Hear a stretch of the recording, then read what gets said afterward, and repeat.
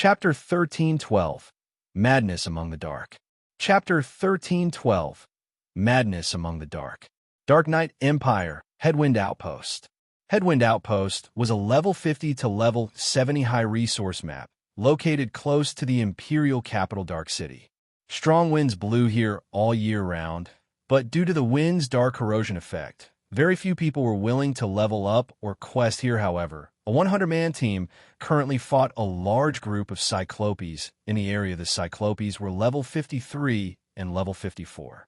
Some wielded swords and shields, some wielded chains, and some wielded bows. The Cyclopes standing at the rear even controlled ballistas to attack from range.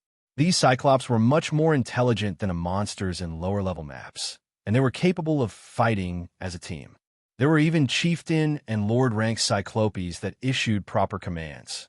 From time to time, they also snuck around the players and targeted the enemy healers themselves. However, the players facing these intelligent Cyclopes remained unperturbed by their enemy's intelligence. A level 43 shield warrior wielding a square, scaled shield easily blocked 3 level 54 lords as they tried to break through the front line. Even after blocking the assault, the shield warrior only lost a little over 4,000 HP. Meanwhile, this HP recovered instantly as the MT received a heal from a healer in the rear suddenly. A level 44 berserker charged forward as he swung his spear horizontally whirlwind slash. Immediately, a violent gale knocked the 3 level 54 Cyclops generals back, forcing them to retreat by 3 steps. A damage of minus 15,000 also appeared above each of their heads. The 3 lords were enraged as they swung their massive stone axes at the berserker from 3 different directions. Scram. Roaring, the berserker relied on a mysterious body technique to avoid the incoming attacks. His spear spun as he reacted cleave. With a single attack, the berserker threw all 3 Cyclops generals to the ground, a damage of over minus 20,000 appearing on each of their heads. The 3 Cyclops generals' ambush attempt was thoroughly foiled. Boss Brute is so strong. He dealt with 3 Cyclops generals all by himself. Someone on the team exclaimed, "This is nothing for Boss Brute." Boss Brute is the number 2 berserker in our Sin of Pride. If Boss Brute transforms, he can easily handle 10 Cyclops generals at once, much less 3. A black-clad ranger boasted. Many of the team members looked at Brute Spear with reverent gazes throughout the Sin of Pride. Brute Spear was the first person to become a demon baron. When Brute Spear entered his demonic state, he even had the power to rival Tier 2 players. If he completed his promotion and became a Tier 2 player himself, his prowess would be unimaginable. He might even rank within the top 10 in the Sin of Pride. In a super guild, he would be peerless. Aside from those old monsters, stop chit-chatting and finish these Cyclops off. We're not here to grind monsters. Brute Spear reprimanded his people in the team chat. Hearing Brute Spear's words, everyone refocused as they began to attack in a frenzy. Suddenly, they all heard the sound of system notification. System, Demon God Paimon has sent out a recovery order for the Soul Orb. As long as one can kill the Soul Orb's wielder and obtain the Soul Orb, Demon God Paimon will personally promote them to the Viscount rank, as well as reward them with an abundant amount of rewards. Those who wish to accept the quest needs to pay 2,000 magic crystals. Do you wish to accept the quest? This quest is valid long-term and can be accepted at any time. This quest does not have a time limit. Crap, am I seeing things? A Viscount. The notification stunned every member of the team throughout the Sin of Pride. Only Brute Spear had become a baron. There wasn't a single Viscount among all of the players in the Flower of 7 Sins, much less the Sin of Pride. A Demon Viscount was on an entirely different power level. When they transformed, their physiques would improve by 50%. The boost was even greater than when players completed their Tier 2 promotion. Even now, no one throughout the Flower of 7 Sins was close to becoming a Viscount, yet a single quest offered the position as a reward. Boss Brute, the rewards are intense. Should we accept the quest? The black-clad ranger, Chun Su, quietly asked Brute Spear. Only a few of them knew that Frost I currently had the Soul Orb. Previously, the demon god had only stated that those who recovered the soul orb would earn a reward. At most, the quest awarded some reputation. This was of little use to Brute Spear, who was already a baron. However, the situation had changed. If the Sin of Pride had a demon viscount, it would gain an edge over the other 6 sins a viscount. Even Brute Spear was tempted. Immediately, however, he shook his head and said, "We're talking about taking on Frost Eye. I think we should inform Big Sis and let her decide." Chen Su nodded in agreement. Chen Su had witnessed Frost Eye's strength personally. Frost Eye was an expert capable of killing Hell Fiend, someone who held the title of adjudicator in King's Return, and he had gotten away safely. Moreover, Frost Eye had defeated Brute Spear in just a few moves. He was not an expert to be underestimated. Meanwhile, on a bronze speedboat in the Reef Sea, 100 Leaves, who currently led the Freedom Alliance's 8th Fleet, had also received the message from Demon God Paimon. When she read the system notification, she was stunned. Just what did he do to Demon God Paimon? He's caused enough trouble for Paimon to announce one bounty after another.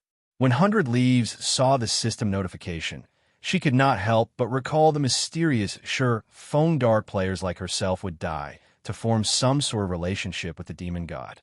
However, Phone was driving the demon god mad, going as far as to offer the rank of Viscount as a bounty reward. This is going to be interesting. The guild leader might even decide to stop ignoring the guy. 100 Leaves could not help but smile. She had been greatly displeased when her guild leader had told her to give up on pursuing Phone. However, the situation had changed. If the Sacred Temple had a demon Viscount, it would greatly help the guild's future plans. For a time, Demon God Paimon's bounty tempted many dark experts, and many of them accepted the quest. They also began to research the Soul Orb and its wielder's identity. Meanwhile, Phone was wholly ignorant of this matter. As he inspected the golden ring, the more he inspected it, the more excited he became. Everything was as he had guessed. The golden ring was indeed the ring of gospel. Meanwhile, it was because of this ring that Raymond had obtained the confidence to contend with God's domain's various countries. In the past, the various super guilds had been helpless against the NPC individually. Only after working together and sacrificing tons of expert and elite players had these super guilds destroyed the ring and defeated the Dark Shaman King Raymond. Ring of Gospel, unfinished product, epic rank item. Crafted by the Dark Shaman King after gathering the world's energy, this ring contains a miniature world. The ring can suppress an area's space, granting the wielder absolute dominance over the space. Additional skill 1 dash. World projection. Suppress a radius of 3,000 yards. All enemies within the area cannot use teleportation tools or teleportation type skills, and communication with the outside world is severed. Weakens enemies' physiques by 30% and decreases basic attributes by 20%. Maintaining world projection costs 5,000 magic crystals every 10 minutes. No cooldown. Cannot be used before binding. Additional skill 2 dash. Ring of Brilliance. Improves all allies' physiques by 10% and increases basic attributes by 10% within a 1,000-yard radius. Increases an area's mana density by 100%. Maintaining Ring of Brilliance costs 2,000 magic crystals every 30 minutes. No cooldown. Cannot be used before binding. As the Ring of Gospel's external divine runes and magic arrays and inner world are incomplete, the ring cannot exhibit its full strength. Only after the divine runes, magic arrays, and inner world are complete will the ring exhibit its full strength. Current completion rate, 30%. Not bound. As soon as Phone finished reading the statistics, the sound of a system notification reached his ears. System, do you wish to bind the Ring of Gospel? Chapter 1313, World Barrier. Chapter 1313, World Barrier. Seeing the system notification, Phone immediately thought to click the bind button. In God's domain, some weapons and equipment needed to be bound before they could be used. Once bound, the item could no longer be traded, and only the player was bound could use it. The item's value would reduce significantly. When bound items became outdated and players no longer needed them, they would become utterly worthless. Unlike non-bound items that could be sold to other players for a low price, bound items could only be stored in a warehouse or destroyed, however. The Ring of Gospel was clearly not in the same category. It was neither a weapon nor armor. It could even be used from within a player's bag. Moreover, according to the description of its skills, the Ring of Gospel was incredibly powerful. It wouldn't become less useful as time passed. Binding it was definitely worthwhile, however. As soon as the first system notification faded, another followed. System. Due to the miniature world's extremely unstable nature inside the Ring of Gospel, if you wish to bind the ring, you must expend 30,000 magic crystals every 7 days to stabilize the miniature world. If you do not meet the requirement within 7 days, the Ring of Gospel will crumble. You will also receive a backlash, permanently decreasing your physique by 30%. What a steep price. Even current first-rate guilds wouldn't be able to keep this thing well-fed. Surephone could not help his astonishment when he saw the second system notification magic crystals had already become a daily necessity for the various large guilds. They expended a frightening amount each day, despite only accumulating a small number. The majority of God's Domain's first-rate guilds only had a stock of around 60,000 magic crystals. It had taken them a long time to accumulate so many, yet it was only enough to sustain the Ring of Gospel for 2 weeks. The Ring of Gospel was practically a crystal-devouring beast armed with this new information. Surephone decided not to bind the Ring of Gospel for now. After all, he couldn't feed it as needed at the moment following which Surephone stored the Ring of Gospel. He decided to bind with the ring only after Zero Wing was capable of earning a sufficient amount of magic crystals. After all, Zero Wing was still in its development phase and urgently needed magic crystals. After a short rest, he decided to explore the Moon God space. His Tier 2 promotion quest goal was to seal the demon King. The Moon God space was vast. It could even rival the game's large-scale maps. Since Surephone didn't know the Demon King's exact location, he had to search the map bit by bit. More demonic patrol squads are showing up.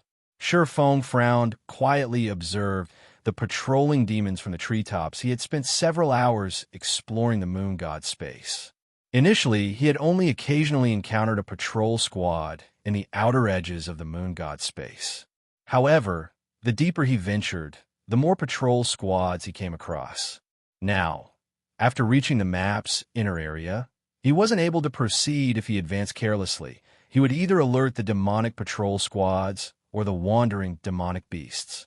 Regardless of which he fought, the outcome would be the same aside from the demonic patrol squads.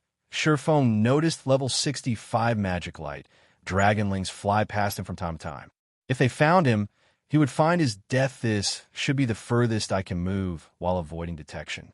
From this point on, I'll have to fight my way through.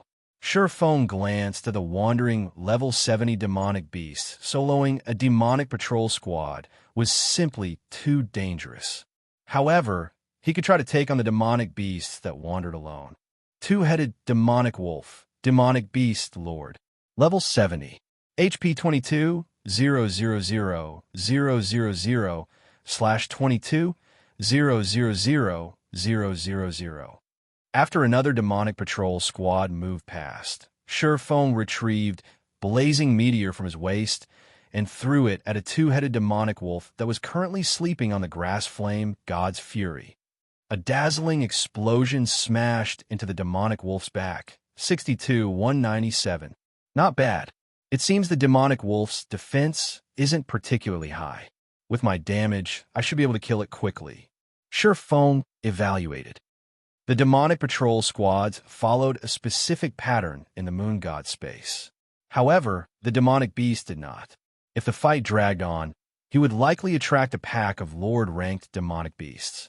At that time, even escape would be difficult as the two-headed demonic wolf whimpered. It turned to Surephone with a chilling gaze. It then dashed toward its attacker.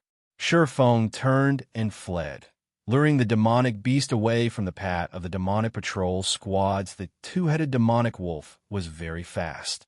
Despite activating Windwalk, it caught up to Surephone quickly. Its two heads then bit at the swordsman from two different directions, turning his feet.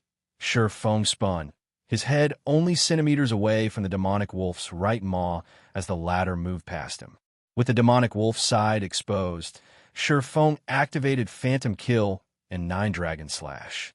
Working with his doppelganger, he then launched a series of attacks at the two-headed demonic wolf's soft belly, both dealing over minus 10,000 damage with each attack, although the two-headed demonic wolf tried to turn and retaliate. Feng's physique rivaled that of a Tier 2 player. Both he and his doppelganger remained at the demonic wolf side. The demonic wolf was too massive to defend itself or counter the attacks. After 10 minutes or so, the level 72-headed demonic wolf collapsed before Feng's feet. From start to end, it hadn't even scratched Feng. This place is quite good. Not only do the monsters here award EXP, but they also drop 7 luminary shards. Feng rejoiced when he noticed an inconspicuous crystal shard beside the two-headed demonic wolf's corpse previously. To reach the research area, he had spent 507 luminary shards. The expenditure had been painful. Now that he knew that the demonic beast gave EXP and 7 luminary shards, he regained his motivation after picking up the shard. Feng proceeded to lure more monsters. Time passed quickly. While Feng grinded demonic beasts, the battles in the Asura mode regional dungeon Frozen Scar were unceasing. However, these battles were not between players. Rather, they were battles between players and snow giants. As more time passed, the commanders leading the teams from the various large guilds discovered something. The snow giants were growing stronger. After fighting repeated fights with the players, the snow giants had begun to learn the players' combat techniques. Becoming increasingly difficult to deal with, this slowed the various large guilds' progress through the Frozen Scar. In contrast, Heaven's Burial's team rested leisurely in the Frozen Scar. Not a single snow giant could be seen. Logically, this shouldn't be possible. This was all due to the dozen or so one-horned humanoid monsters not far from the team. Hundreds of snow giant corpses littered the ground around these humanoid monsters. It's about time.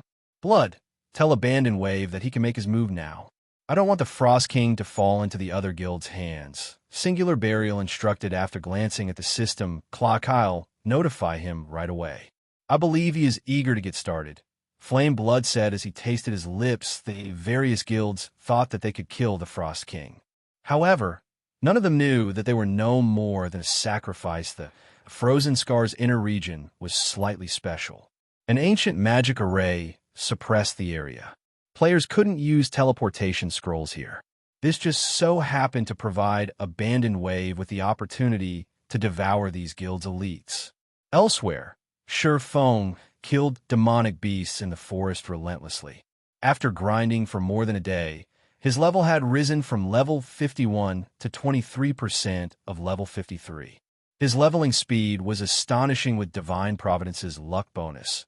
Feng killed a two-headed demonic wolf and obtained a 7 luminary shard and a piece of equipment. Picking up the equipment, Feng appraised it with omniscient eyes. The piece I want is finally dropped. Feng's eyes shone in excitement as he looked at the item in his hands. This piece of equipment was none other than the belt for the Shadow Moon set that he needed. Now that he had the belt, he had finally completed the Shadow Moon set equipment. As Feng was about to store the belt in his bag, a beam of black light shot into the air a short distance away, piercing through the clouds. Immediately after, the roar of a dragon echoed throughout the moon god's space, the resulting tremors nearly causing Feng to lose his balance. One roar after another shook the area. Although these dragon roars sounded different, the pressure they gave off was similarly powerful. How is this possible? Feng was stunned as he looked to the sky. A massive pathway had opened up in the air. It was as if the black beam had pierced the barrier between worlds and linked them. 5 adult dragons stood on the pathway. Chapter 13-14, Challenging the Limit. Chapter 13-14, Challenging the Limit. Why are so many dragons here? The scene in the sky stupefied Feng. Even during ancient times, dragons have been extremely rare. Moreover, dragons normally preferred to live alone instead of in groups. Seeing several magic light dragonlings move as a group was unbelievable enough. Yet now Feng stared at 5 adult dragons that had just appeared. If these 5 dragons emerged in God's domain, they could easily turn an entire empire into Ashdol dragons were Tier 5 legendary monsters. Including their high life rating, not even Tier 5 NPCs could take them down. Slaying a single dragon would require a group of such NPCs. If 5 dragons worked together, the outcome would be simply devastating. Although a path had opened across the world barrier, it was extremely unstable. The spatial turbulence even posed a great threat to adult dragons. It would not be so easy for the dragons to enter the moon god's space from another world. Meanwhile, the beam of black light was attempting to stabilize the spatial channel. However, this gave Xianxia a hint the moon god's space was simply too large. Even after a full day of exploration, Xianxia had only covered a small fraction of the map. He would have to invest a lot more time if he wanted to explore the whole thing now that the black light pillar had caused such a large commotion. Needless to say, the light pillar must be related to his quest. Xianxia immediately set off towards the black pillar's origin, although the light pillar did not seem far away. In reality, it was the complete opposite. Reaching its origin would take a very long time. Furthermore, as Xianxia grew closer to the pillar, so did the demonic beasts. Many of the demonic patrol squads were also gathering towards the light pillar, making them even more difficult to avoid. As Xianxia finished killing several demonic beasts, the light pillar in the sky suddenly disappeared, following which the spatial channel closed. Did it fail?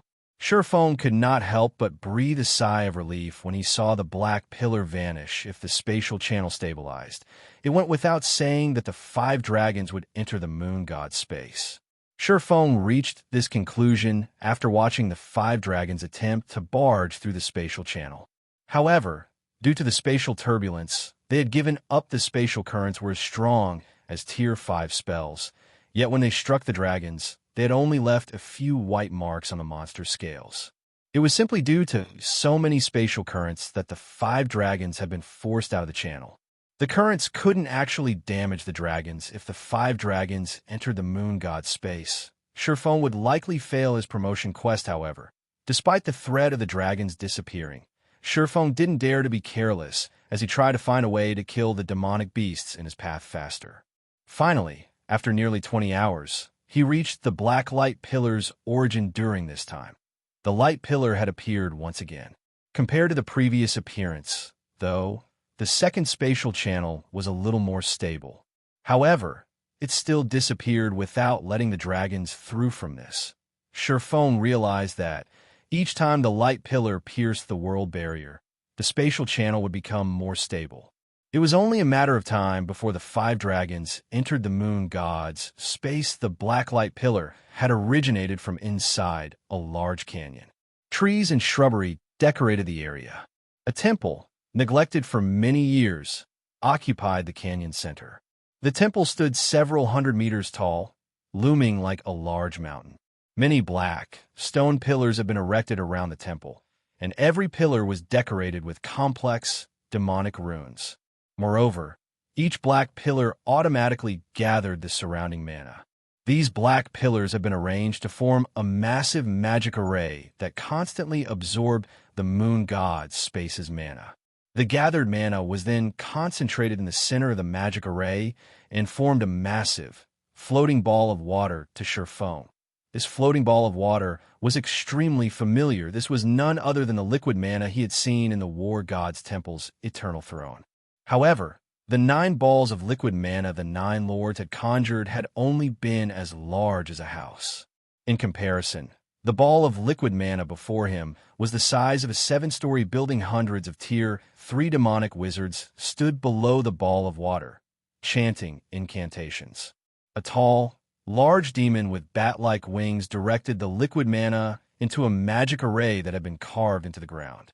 As a result, the magic array gradually activated and released a frightening pressure. The Demon King really is here. Xianxia couldn't help but shift his gaze towards the tall demon, with 2 flaming horns sprouting from its forehead. This demon was none other than his quest target, Demon King Storus. Storus, Dark Creature, Demon King. Level 72. HP? /. However, it wasn't the Demon King that gave him a headache. but the hundreds of Tier 3 demons. Demonic Wizard, Dark Creature, Demon. Level 70. HP 33, 000/33,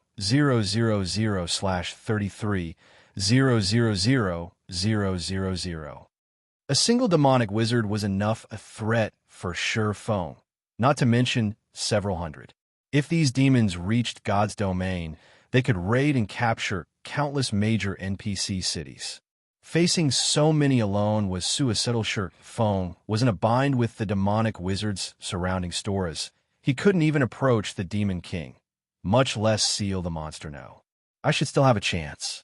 Sure Feng suddenly remembered something as he looked at the massive array the liquid mana powered in God's domain.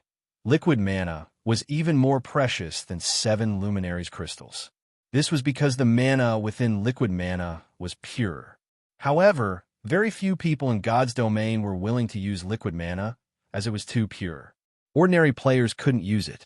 At the very least, one needed to reach the Tier 4 standard before even thinking of using liquid mana. Although Storas maintained a magic array, the demonic wizards were only Tier 3. They should not be able to maintain the magic array for long. Once they reached their limit, they would succumb to a weakened state for a certain period. Considering his options, Sure Feng decided to wait. If things turn out the way he assumed, then he still had a chance to complete his promotion quest. If not, he may have to give up. Time passed quickly. Soon, liquid mana filled the temple suddenly. Storas shouted and activated the magic array. Another pillar of black light then shot up from the temple and pierced the world barrier. After this phenomenon continued for half an hour, the magic array deactivated and the light pillar disappeared. Immediately after, the demonic wizards slumped to the ground, their backs covered in sweat. It was obvious that maintaining the magic array had taken a huge toll on their bodies. Good. It's just as I expected. Sure Feng revealed his excitement as the demonic wizards dropped. These demonic wizards suffered from a debuff called Magic Backlash. Magic Backlash.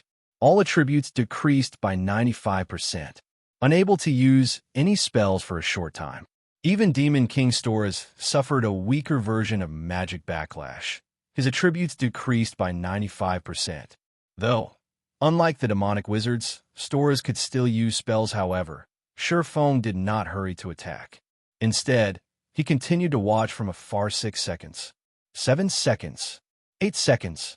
Sure Feng's gaze was fixed on the demon's every action as he inwardly counted the debuffs. Duration. Magic Backlash's description did not state how long it lasted. He would only have one chance to seal a Tier 5 Demon King. He needed to be prepared when he took action. There's only a 10-second gap. This quest is harsh. Sure Feng smiled bitterly as he watched the system clock. After 10 seconds, the demonic wizards began to stand up. Although they were still in a weakened state, their attributes had recovered to 50% of their totals. Moreover, they could cast spells again. The Demon King Storas had already fully recovered before sealing Storas. Sure Feng needed to damage him severely. However, even if a Tier 5 Demon King only had 10% of its attributes, he was still a frightening existence.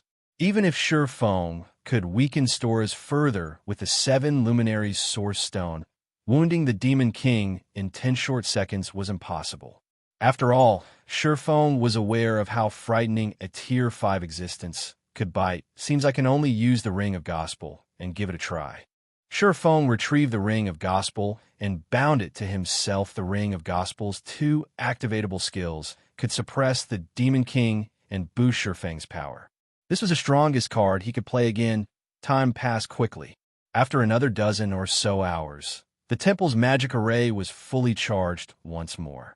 Another pillar of black light pierced the sky. Activate. The instant the light pillar faded, Sure Feng activated World Projection and Ring of Brilliance before charging towards Demon King Storas. Chapter 13:15. Asura vs. Demon King. Chapter 13:15. Asura vs. Demon King. The instant the black pillar disappeared, the demonic wizards and Demon King Storas breathed a sigh of relief. In the next moment, however, a powerful pressure descended on them. The demons, weakened from the ritual, succumbed to yet another attribute decrease in the blink of an eye. The demonic wizards, who originally had 33 million HP, only had 1,320,000 HP remaining. In terms of basic attributes, they were not even a match for level 70 common monsters. That Demon King Stora's HP was still unknown, and his aura was still considerably powerful. Any normal player bathed in this aura would feel as if they had just stepped into a muddy swamp as their movements grew sluggish.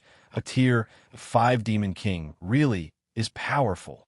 Feng inwardly celebrated the fact that he had the 7 Luminaries Source Stone. If he had only relied on the magic backlash debuff and the Ring of Gospel skills, Storas would have killed him, following which Feng activated the 7 Luminaries Source Stone, the stone releasing a dazzling red glow. Miniature, golden magic arrays began to form around Storas. Golden chains then emerged from the magic arrays, the chains sapping away the Demon King's power. Now, Feng no longer saw Storas as an unreachable opponent, despicable human.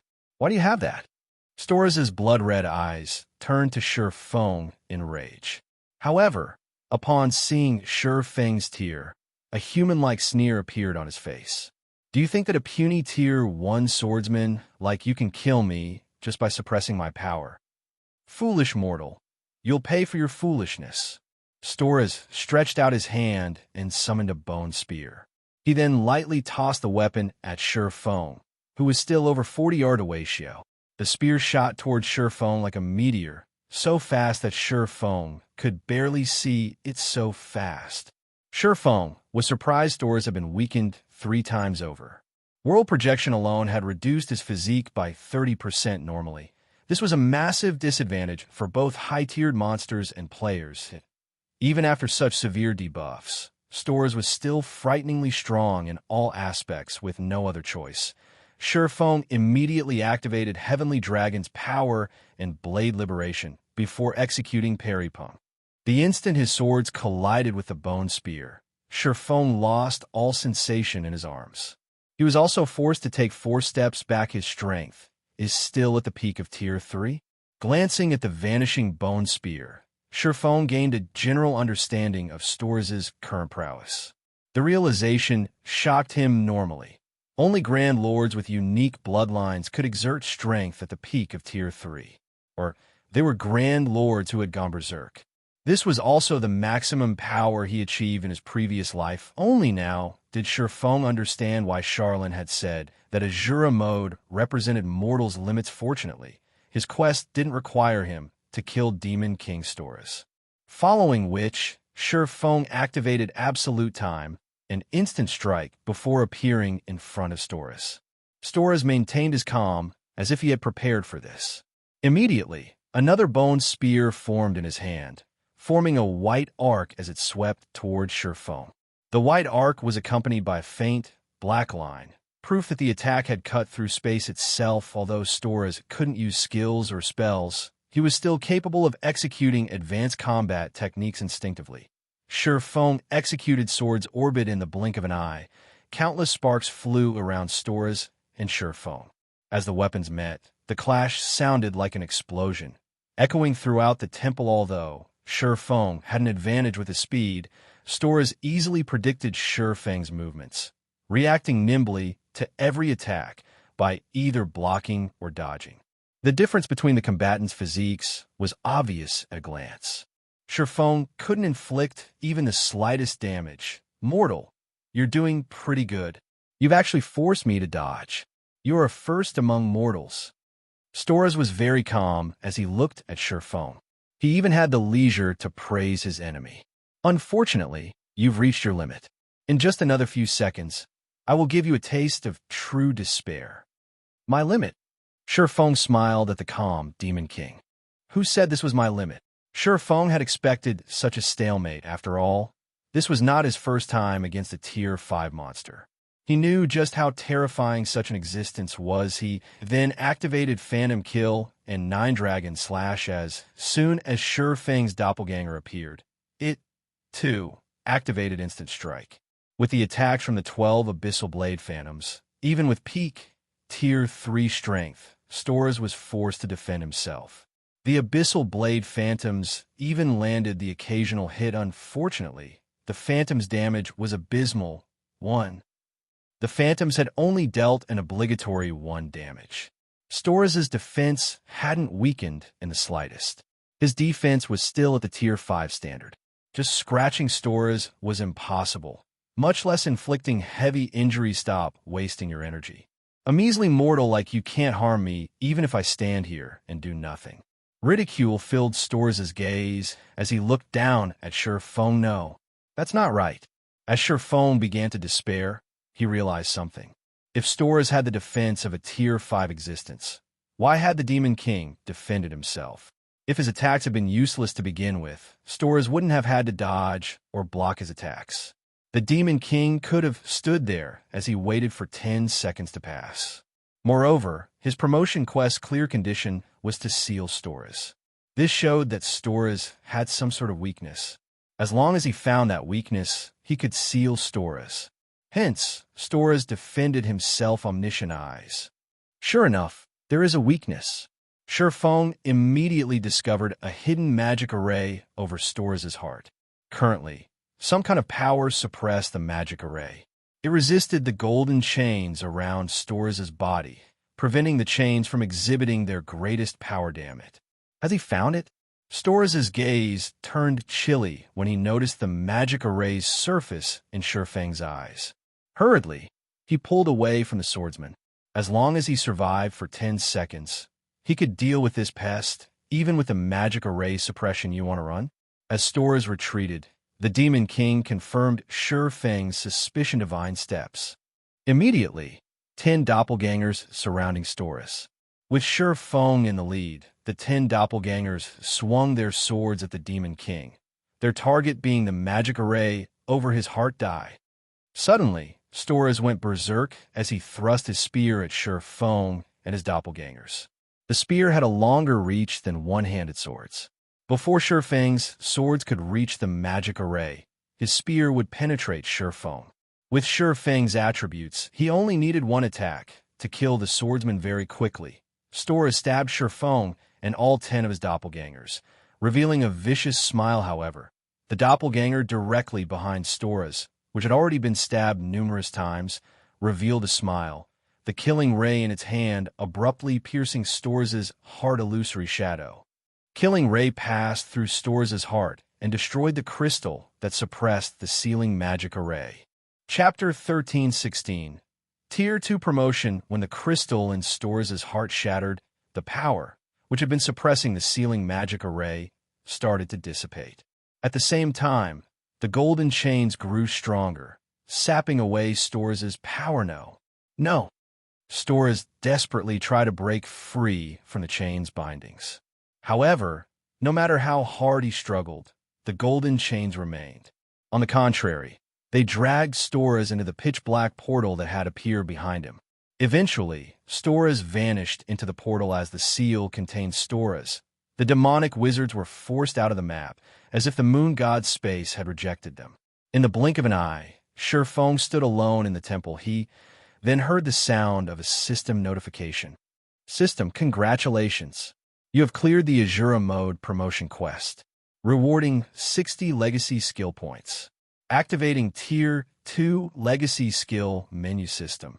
Congratulations. You have been promoted to a Tier 2 Blade Saint. All attributes plus 150.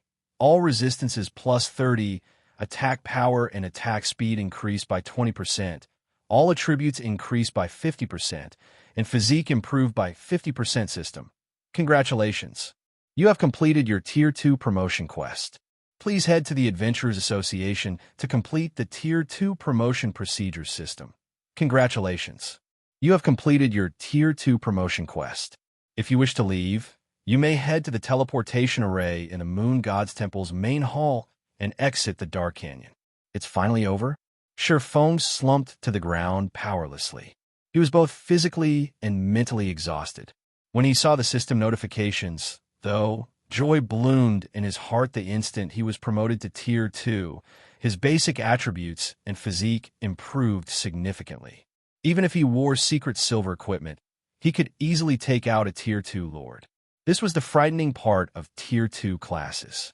Their strength was on an entirely different level compared to Tier 1 classes moreover. Because the Blade Saint class was one of the 10 Great Saint classes, his Tier 2 boost was even greater than normal classes normally. Hidden classes only provided some extra basic attributes.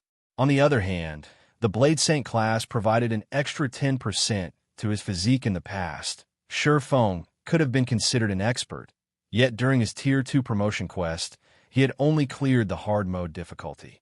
Now, however, he had completed the Asura mode Tier 2 promotion quest. The difference between his present and past self was like heaven and earth in God's domain. Expert players attempted to complete higher difficulty promotion quests due to the potential rewards. This was especially true when it came to legacy skill points normally. Players only obtained one legacy skill point every 3 levels. One could also obtain some by completing special quests. However, these special quests were extremely rare, and they didn't award many legacy skill points. Accumulating legacy skill points was typically very difficult depending on the promotion quest difficulty.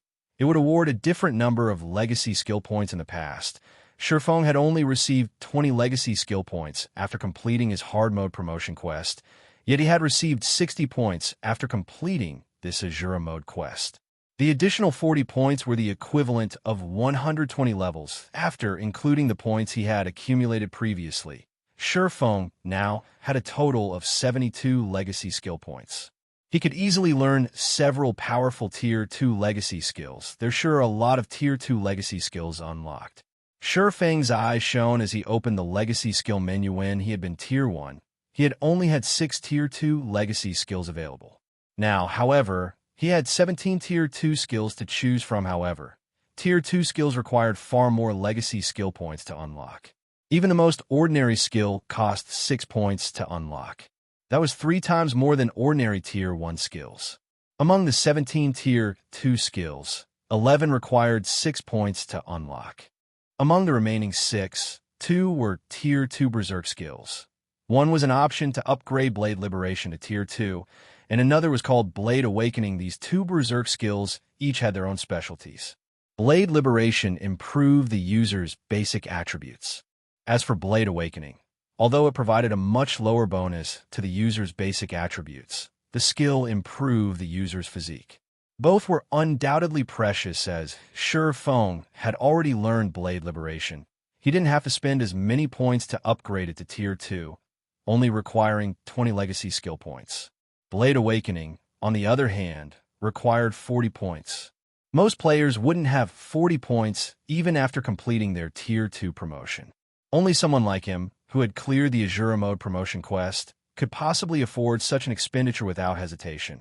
Feng learned both Berserk skills. Spending all 60 legacy skill points he just earned instantly. Legacy Berserk skills were extremely rare, even among hidden classes. Not many hidden classes possessed such skills. Moreover, legacy Berserk skills could stack with non-legacy Berserk skills. They were must-have legacy skills as they could save his life during crucial moments. Blade Liberation had already saved his life many times. He had decided to spend the points to upgrade it due to how much time it took to increase his proficiency with the skill. He did not have the time to wait for the skill to reach Tier 2. As for Blade Awakening, needless to say, an additional Berserk skill was an additional trump card. Although Blade Liberation and Blade Awakening couldn't be used at the same time, they were interchangeable, further increasing his survivability. Blade Liberation, Action Type, requires Sword. Tier 2, proficiency needed to upgrade to Tier 3, 0/50, 000. Grants player unparalleled strength for 24 seconds. Effect varies based on the weapon's unlocked potential. Player is weakened once the duration ends. All attributes decrease by 70% for 2 minutes, 30 seconds cooldown, 7 hours. Blade Awakening, Action Type, requires Sword. Tier 2, proficiency needed to upgrade to Tier 3, 0/50, 000. Improves the player's attributes and physique for 24 seconds. Effect varies based on the weapon's unlocked potential. Player is weakened once the duration ends.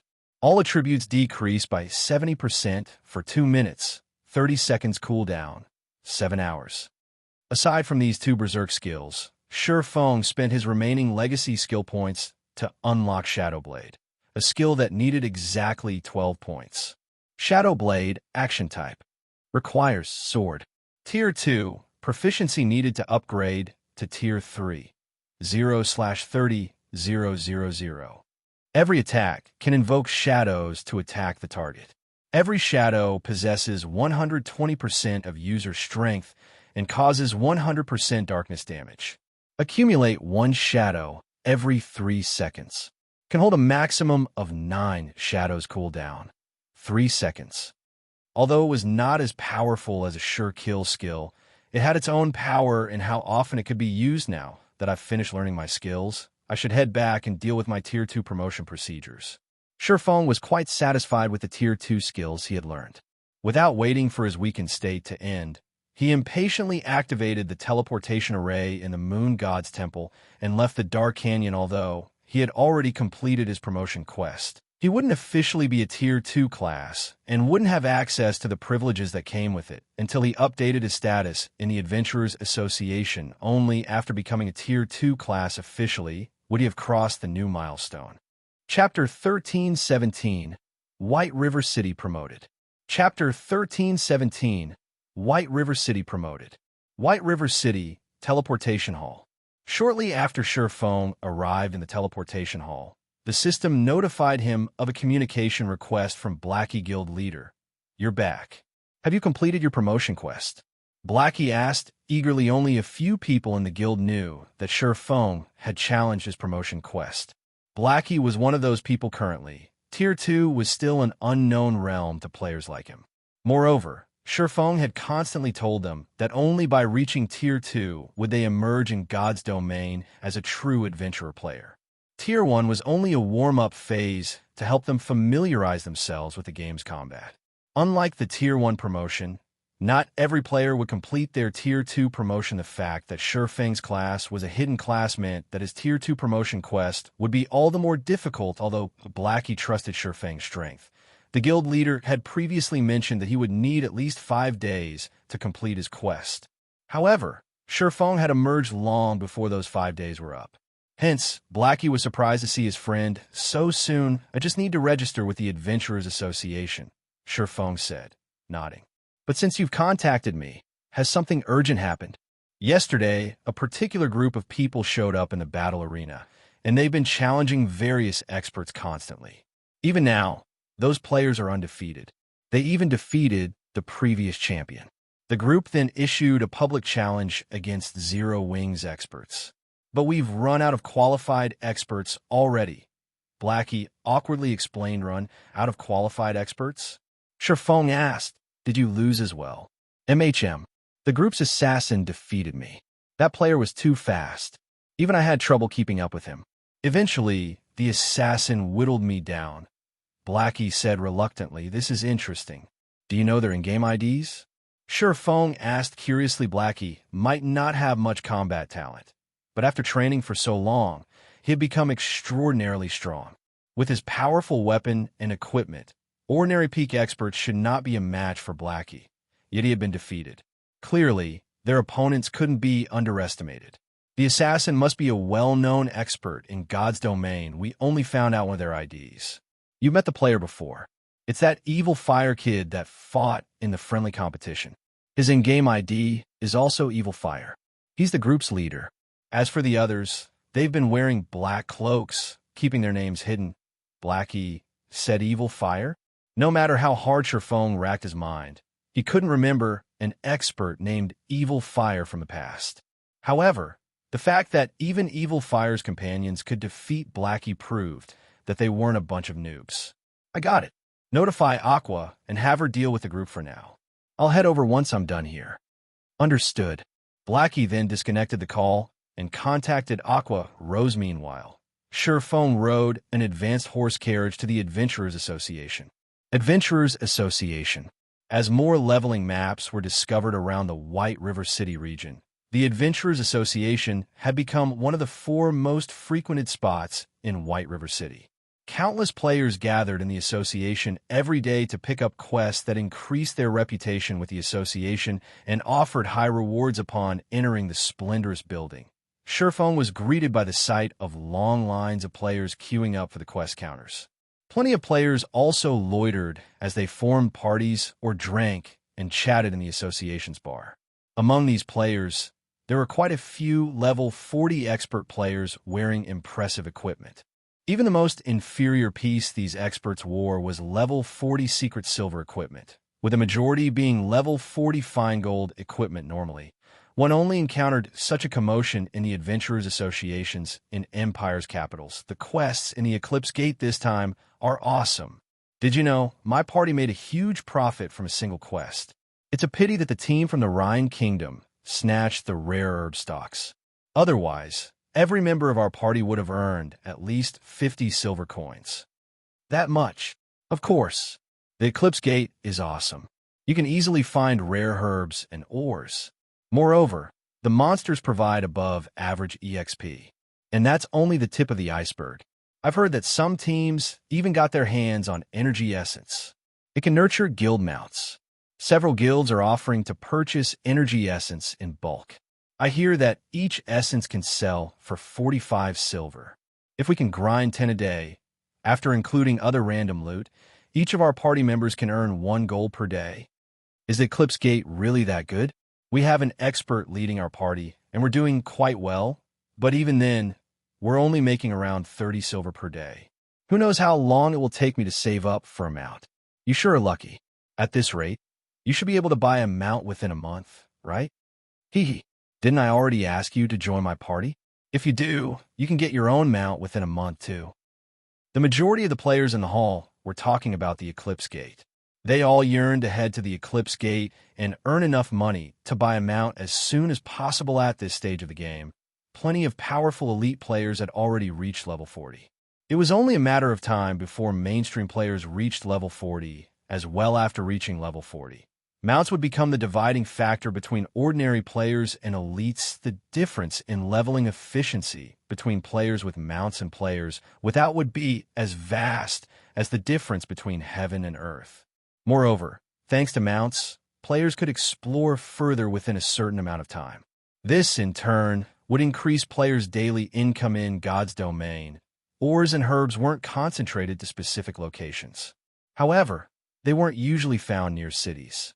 Hence, a player's daily income largely depended on how much distance they could cover in a given time.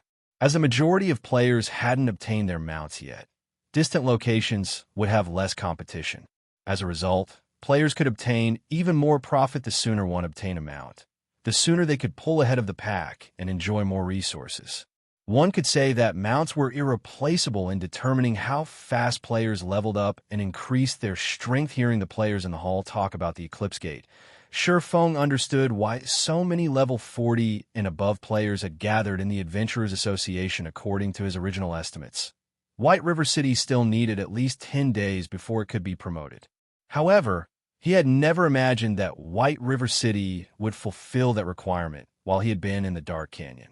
This was definitely an unexpected surprise. With a high-resource map like the Eclipse Gate, Zero Wing wouldn't have to worry about its development in White River City. They could send a large group of players to the Eclipse Gate to level up instead of crowding in the limited, high-resource maps in the White River City region. In addition, guild members could level up far more quickly at the Eclipse Gate. Most importantly, however, this was a huge opportunity for Zero Wing to make a fortune. The Eclipse Gate's outer area might be bearable for most players, but the farther players ventured, the more severe the environment would become. At the same time, players would encounter more resources and bosses. The drop rate for energy essence would also increase. If players wanted to obtain these resources easily, they first needed to increase their ice and fire resistance. After activating the Eclipse Gate, Starmoon Kingdom descended into madness in the past as players delved farther into the area. The various large guilds had frantically purchased various potions and equipment that increased ice and fire resistance. These items' prices had inflated crazily. When they appeared in the market for a reasonable price, they were purchased instantly. Shortly after Xianxia reached the Adventurers Association's second-floor VIP lounge, An elegant NPC senior administrator entered the room. Lord Protector, how may I serve you today? The middle-aged man asked Shi Feng respectfully. I wish to complete my Tier 2 promotion procedures, Shi Feng quietly announced. Chapter 1318, SSS-Rank Reward. Chapter 1318, SSS-Rank Reward. When the NPC administrator heard that Shi Feng was there to complete his Tier 2 promotion procedures, he retrieved a crystal ball and placed it atop the table. Lord Protector, we need to test your power first. Please place your hands on the crystal ball, the administrator said, respectfully without hesitation. Shi Feng did as he was instructed. Although the system would upgrade players' attributes and physique once they completed their Tier 2 promotion quest, players wouldn't get access to all of the Tier 2 benefits right off the bat. Players first needed to register and get themselves tested at the Adventurers Association. Only after proving that they had completed their promotion quest would players be recognized officially as Tier 2 players. As Shi Feng placed his hands on the crystal ball, golden sparkles flew from the orbit. Is confirmed that your physique has reached the Tier 2 standard. Lord Protector, please follow me. The administrator nodded after confirming Shi Feng's upgrade. He then led Shi Feng out the lounge's back door. Shi Feng wasn't particularly surprised. The crystal ball was only a tool to check whether a player's physique had reached Tier 2 without the bonus of weapons or equipment. The next part was key and would determine what kind of benefits players received after reaching Tier 2. Only after players had officially obtained their Tier 2 class would they be recognized as an adventurer in God's domain and qualify to receive personal commissions. This was one of the major differences between Tier 1 and Tier 2 players. To independent players, this gap would determine how successful they would be in God's domain. The administrator led Shi Feng to the Adventurers Association's arena. The arena wasn't particularly large, with less than a 30-yard radius. However, numerous magic arrays enveloped the arena, and dense mana choked the area. Shi Feng's weakened state even subsided temporarily, his attributes recovering to their peak. Lord Protector, we will test your strength next to determine which rank you can reach. This will also help determine which commissions are most suitable for you. Please display your strongest abilities, the administrator explained. Let's begin. Shi Feng nodded. This wasn't the first time he had taken the test. After officially becoming a Tier 2 player, players could accept private commissions from the Adventurers Association. There were many Tier 2 commission quests. However, players could only accept a limited number of such quests each week. This limit was relative to one's adventurer rank. To put it simply, the stronger one was, the more quests they could accept. They could also accept more difficult quests. The first strength assessment was the most convenient for players when they became high-ranking adventurers. If one wished to raise their adventurer rank later, they would have to fulfill certain conditions first, and doing so would take a considerable amount of time. Even after completing their promotion quests, many players in the past had chosen to train for some time before taking their first strength assessment. Overall, 6 ranks divided adventurer players: Bronze, Mysterious Iron, Secret Silver, Fine Gold, Dark Gold, and Epic. Once mainstream players reached level 50, players would start determining strength based on this adventurer rank. This was just like how players judged each other's combat standards based on their achievements in the Divine Colosseum's Trial Tower. However, unlike the Trial Tower, which only judged one's combat techniques, the adventurer ranks were determined by a player's overall strength. Commission quests would also vary based on players' adventurer ranks. Bronze rank adventurers could accept F rank and E rank commissions. Mysterious Iron adventurers could accept up to D rank commissions, Secret Silver up to C rank, Fine Gold up to B rank, and Dark Gold up to A rank. Meanwhile, Epic adventurers could accept all commissions, including kingdom-level quests and S-rank commissions. There was no limit to the number of people who could qualify for the first 5 ranks. However, each kingdom could only have a maximum of 10 epic adventurers. Once these 10 slots had been filled, players who wanted to rise to this rank needed to pass the epic rank assessment. The Adventurers Association would also hold a competition each month. In this competition, players that passed the epic assessment could challenge any one of the 10 reigning epic adventurers. If they won, they would take that person's place. The epic adventurer that lost would be demoted to Dark Gold rank. If the challenger failed, however, they would have to wait another month before issuing another challenge in the past. The names on this short list had changed practically every month, aside from those monster-like players by becoming an epic adventurer. Players received the highest benefits the Adventurers Association had to offer. They could accept the highest number and difficulty of Tier 2 commissions. This was why Shifeng had rushed to the Adventurers Association as soon as he had completed his Quest 3 SSS-Rank commission quests will be available in every Kingdom's Adventurers Association in the beginning. Once these quests were accepted, they would no longer be available. Even if the player that accepted the quest failed it, no other players could pick up the quest. Moreover, these quests offered astonishing rewards. The rewards of these first 3 SSS-Rank quests could practically rival that of legendary quests. Fortunately, these 3 SSS-Rank quests weren't as difficult as legendary quests. They were roughly on par with epic quests. This was a kind of bonus offered to the players who became epic adventurers before the rest of the player population by the time Shifeng had completed his Tier 2 promotion quest in the past.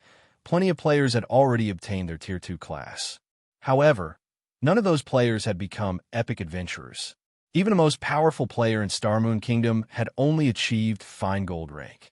Only after some time had someone reached epic rank and discovered the 3 SSS-Rank commission quests. However, Shifeng had only reached Secret Silver rank. He had watched enviously as others got to challenge the SSS-Rank quests, but he was much stronger than his past self. He had to try for epic rank as Shifeng reached the arena's center. The senior administrator activated a magic array. The instant the magic array activated, a humanoid monster appeared before Shifeng. The monster wore pitch-black armor, and through the monster's helmet, Shifeng saw glowing, blood-red eyes staring right at him. Dark Knight, Illusion Lord. Level 53. HP 2-000-000/2-000-000. Lord Protector, you may begin. The administrator side is a Tier 2 strength assessment. Shifeng needed to be capable of taking down a Tier 2 monster at the very least. If he couldn't even kill a Tier 2 monster, he would not qualify to become a Tier 2 class. As soon as the administrator finished speaking, Shifeng took a step forward and vanished void steps. Compared to Shifeng's previous status as a Tier 1 player, his physique was terrifying. In the blink of an eye, he had crossed a distance of 20 yards and appeared beside the Dark Knight, the abyssal blade in his hand lightly slicing at the monster's shadow blade. Before the Dark Knight could defend itself, 9 pitch-black sword lights descended on it immediately. The Dark Knight's HP fell rapidly. 11,049. Minus 10,918. Minus 21,849. Suddenly, the Dark Knight lost nearly 1/10 of its HP. Only now did the Dark Knight react and brandished its greatsword at Shifeng cross-slash. 2 slashes crisscrossed as they flew at Shifeng. However, rather than dodge, Shifeng countered the attack with a simple swing with Killing Rayboom. Shifeng instantly sliced apart the Dark Knight's cross-slash. The swordsman's momentum didn't slow in the slightest as it struck the Dark Knight's helmet. The strike forced the monster to retreat by 3 steps. The difference between the opponent's strength was obvious. There was simply no comparison in less than 30 seconds. The Dark Knight transformed into particles of black light and disappeared. From beginning to end, it hadn't even been able to counterattack. Congratulations, Lord Protector. You have passed the bronze rank assessment and officially become a Tier 2 Swordmaster. Do you wish to continue the strength assessment? The NPC administrator congratulated. Continue. Shifeng roared. Chapter 1319, Epic Adventurer. Chapter 1319, Epic Adventurer. Lord Protector, if you wish to continue, I must warn you, the administrator said as he adjusted the magic array and created another Dark Knight. The last test was only meant to determine if you have reached the Tier 2 standard. The following tests will determine your rank as an adventurer. This will also determine the rank of the commission quests you'll be allowed to accept. The next test will be far more difficult. If the Dark Knight kills you inside the magic array, your soul will be damaged, and you'll suffer a weakened state for some time. Moreover, the stronger the Dark Knight is, the longer the weakened state will last. Are you sure you wish to continue? Continue. Shifeng answered without hesitation. He was very familiar with the consequences. The bronze assessment was the lowest rank for Tier 2 players. The following assessments were the real challenge. Completing the Tier 2 promotion quest was already difficult. Most experts were only capable of passing the Mysterious Iron assessment. One could say that the Mysterious Iron assessment was a dividing line between expert and elite players. As soon as Shifeng gave his answer, the administrator injected a stream of mana into the Dark Knight. Immediately, the Dark Knight's eyes released a bright, red glow, its aura growing stronger. Dark Knight, Illusion Lord. Level 53. HP 3,000/3,000,000.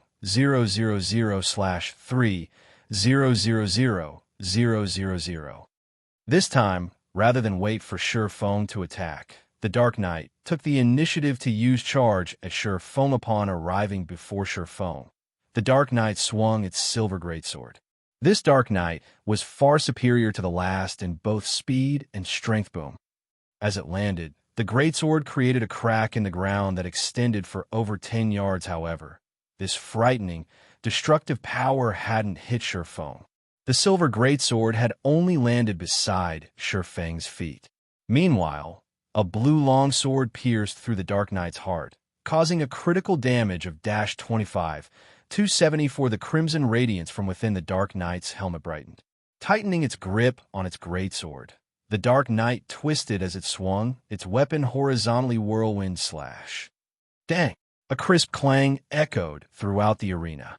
The abyssal blade had stopped the silver greatsword in its tracks, holding it away from Shifeng. Meanwhile, the sacred sword in Shifeng's other hand descended on the Dark Knight. Once more, Shifeng had easily been capable of killing a lord of the same level when he had been a Tier 1 player.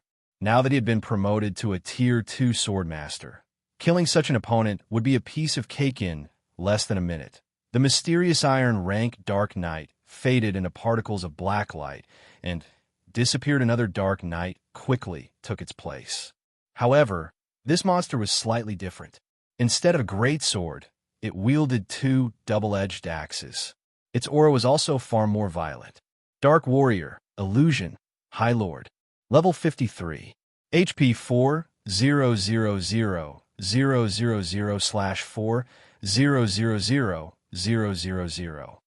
Lord Protector, do you wish to continue? The administrator asked again. Continue. Shifeng nodded. He was very familiar with the Dark Warrior before him. When he had become a Tier 2 player in his previous life, he had faced this Dark Warrior during his first assessment. Afterward, he had spent a lot of time and effort to improve his weapons, equipment, and techniques before he had defeated the Dark Warrior and became a secret silver adventurer. As Shifeng declared his intent, the Dark Warrior roared and dashed towards Shifeng like a wild beast. When only 10 yards separated the two combatants, the Dark Warrior threw one of its axes at Shifeng. An explosion shook the arena as the axe tore through the air, flying straight for Shifeng's heart-death throw. Immediately after, the Dark Warrior raised its other axe before pushing off of the ground. The monster shot forward like a bullet and followed closely behind the axe it had thrown. It was clear that the Dark Warrior intended to take advantage of the moment Shifeng dodged its axe to strike. In terms of combat techniques, the Dark Warrior was undoubtedly stronger than the prior Dark Knights. Only before the thrown axe could reach Shifeng, a blue streak of light struck the weapon and sent it flying off course. The Dark Warrior was stunned. Shifeng then used his abyssal blade to block the Dark Warrior's axe.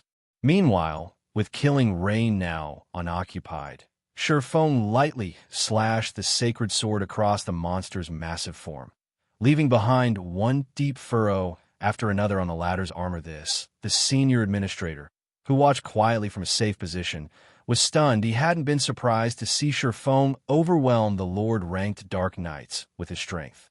However, Shifeng achieved the same feat against a High Lord of the same level. To Shifeng, however, this was only a matter of course. Currently, he wielded numerous epic items, as well as 2 fragmented legendary items. He also had the Blade Saint class, one of the 10 Great Saint classes. If his strength couldn't rival that of a High Lord of the same level after reaching Tier 2, that would be strange according to Shi Feng's estimates. His current strength and speed should be equal, if not close, to a Great Lord of the same level. Even without using his skills, he could easily deal with a High Lord of the same level. Only, it would take some time to finish off his opponent after a minute and a half. Without suspense, Shi Feng defeated the Dark Warrior then. The fine gold rank Dark Warrior appeared. It was similarly a High Lord, though it possessed a few more skills than the secret silver rank Dark Warrior. Its basic attributes were also slightly superior, and its combat standards could rival a player who had reached the Trial Tower's 5th floor. It also had 5 million HP in the past. Only a handful of Star Moon Kingdom's players had defeated this terrifying monster in their first assessment, however. Against Shi Feng, who had an advantage in terms of strength, speed, and techniques, the Dark Warrior only lasted 2 minutes before collapsing to the ground as the fine gold rank Dark Warrior died. A Dark General wielding a spear took its place. The Dark General also had a long sword hanging from its waist. Dark General, Illusion, Great Lord. Level 53. HP 6, 000, 000, slash 6, 000, 000. This was the gatekeeper that had prevented every player in Star Moon Kingdom from becoming a Dark Gold adventurer during their first assessment come. Shi Feng invited the Dark General as he activated Phantom Kill and 9 Dragons slash this time. Shi Feng chose to use his doppelganger to distract the Dark General while he dealt damage from the sides. Although his doppelganger lost some HP each time it blocked an attack, the Dark General lost HP at a much faster rate eventually. When the doppelganger was almost out of HP, both Shi Feng and his doppelganger used Flame Burst. After receiving 30 devastating strikes, the Dark General lost of its remaining HP. With its final struggle, the Dark General took Shi Feng's doppelganger with it the grave as the Dark General disappeared. The magic array covering the arena went berserk as it devoured mana from its surroundings and diverted it to the center of the arena. Gradually, a 3-meter-tall knight decked out in golden armor and dual-wielding 2 crimson greatswords formed. King of Darkness, Illusion, Grand Lord. Level 53. HP 8, 000, 000, slash 8, 000, 000. Although Shi Feng had known about the epic assessment's difficulty, he was a little shocked as he met the King of Darkness for the first time. With this not an assessment, but an actual Grand Lord of the same level, he could simply turn tail and run. After all, a Grand Lord's HP and battle recovery alone were enough to overwhelm him after Shi Feng rested. He started the challenge. Immediately, the King of Darkness waved its 2 great swords. 3 level 53 Lord ranked Dark Knights then appeared by its side. Though, unlike the previous Dark Knights, these only had 800,000 HP each. However, as these Dark Knights died, the King of Darkness could summon them again. Moreover, each Dark Knight's death would heal the King of Darkness for 400,000 HP. To ordinary players, the King of Darkness was an unreasonable opponent, however. Shi Feng had prepared for this fight. Immediately, he stabbed the abyssal blade into the ground abyssal curse. Suddenly, the ground transformed into a dark swamp that trapped the King of Darkness and the Dark Knights. But contrary to Shi Feng's expectation, abyssal curse hadn't decreased the King of Darkness's attribute. Shi Feng no longer held back as he activated Heavenly Dragon's power. His strength attribute instantly surpassed that of the King of Darkness. He then activated Instant Strike and appeared before the Grand Lord Phantom Kill. 9 Dragons slash. His doppelganger also activated Instant Strike the moment it appeared, its attack speed and damage skyrocketing. Shi Feng and his doppelganger then launched a barrage of attacks at the King of Darkness. Shi Feng dealt over minus 90,000 damage with each strike, minus 200,000 with a critical hit.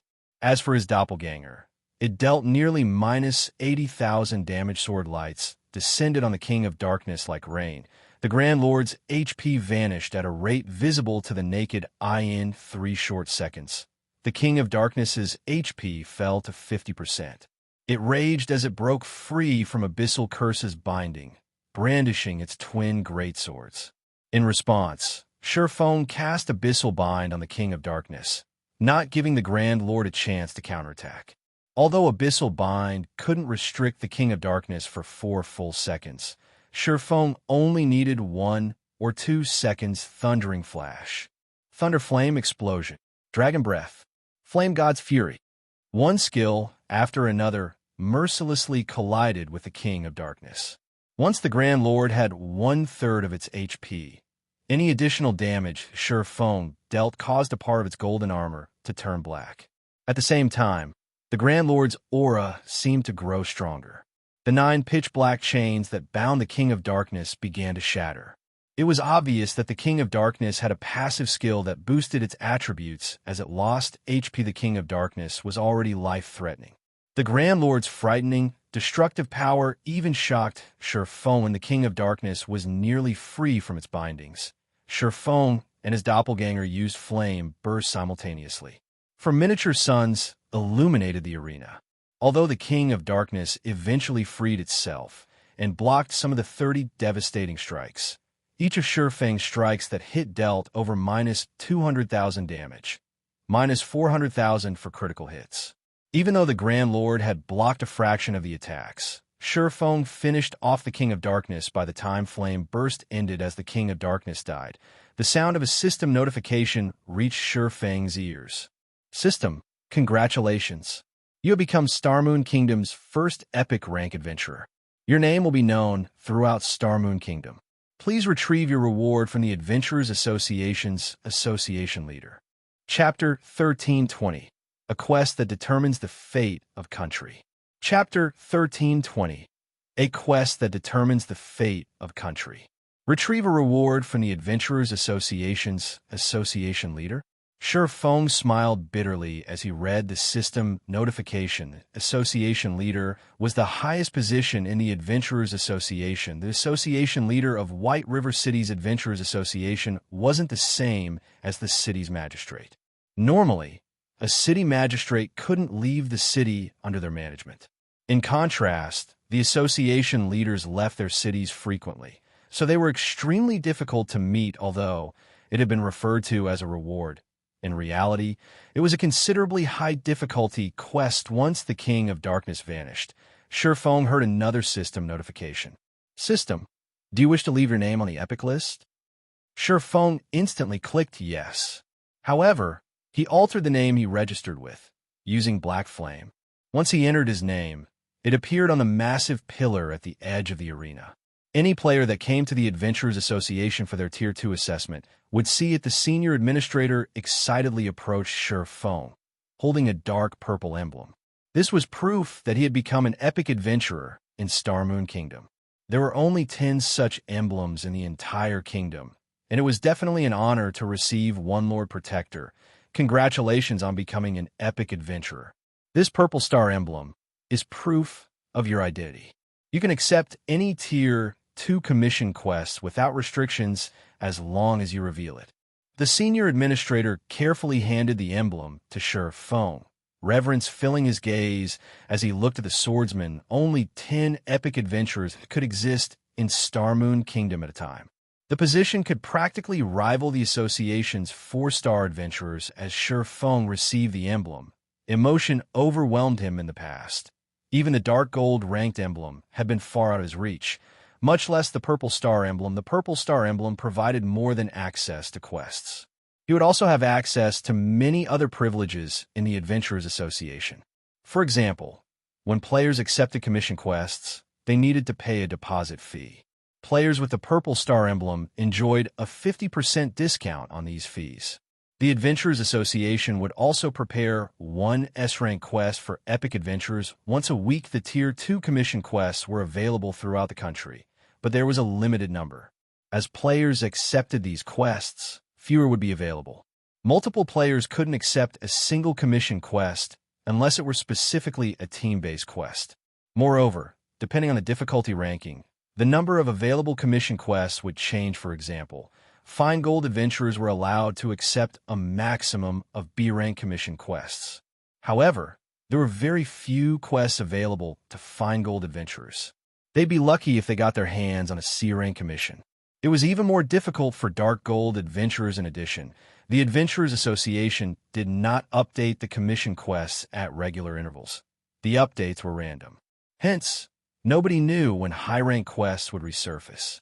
As a result, the competition between high-ranking adventurers became even more intense. Epic adventurers were the only exception, as they would be granted a designated S-rank quest. Each week commission quests were different from public quests. Take epic and legendary quests, for example.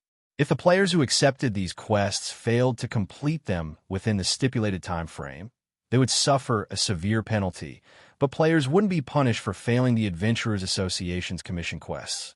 Players only needed to pay a deposit before accepting a commission quest.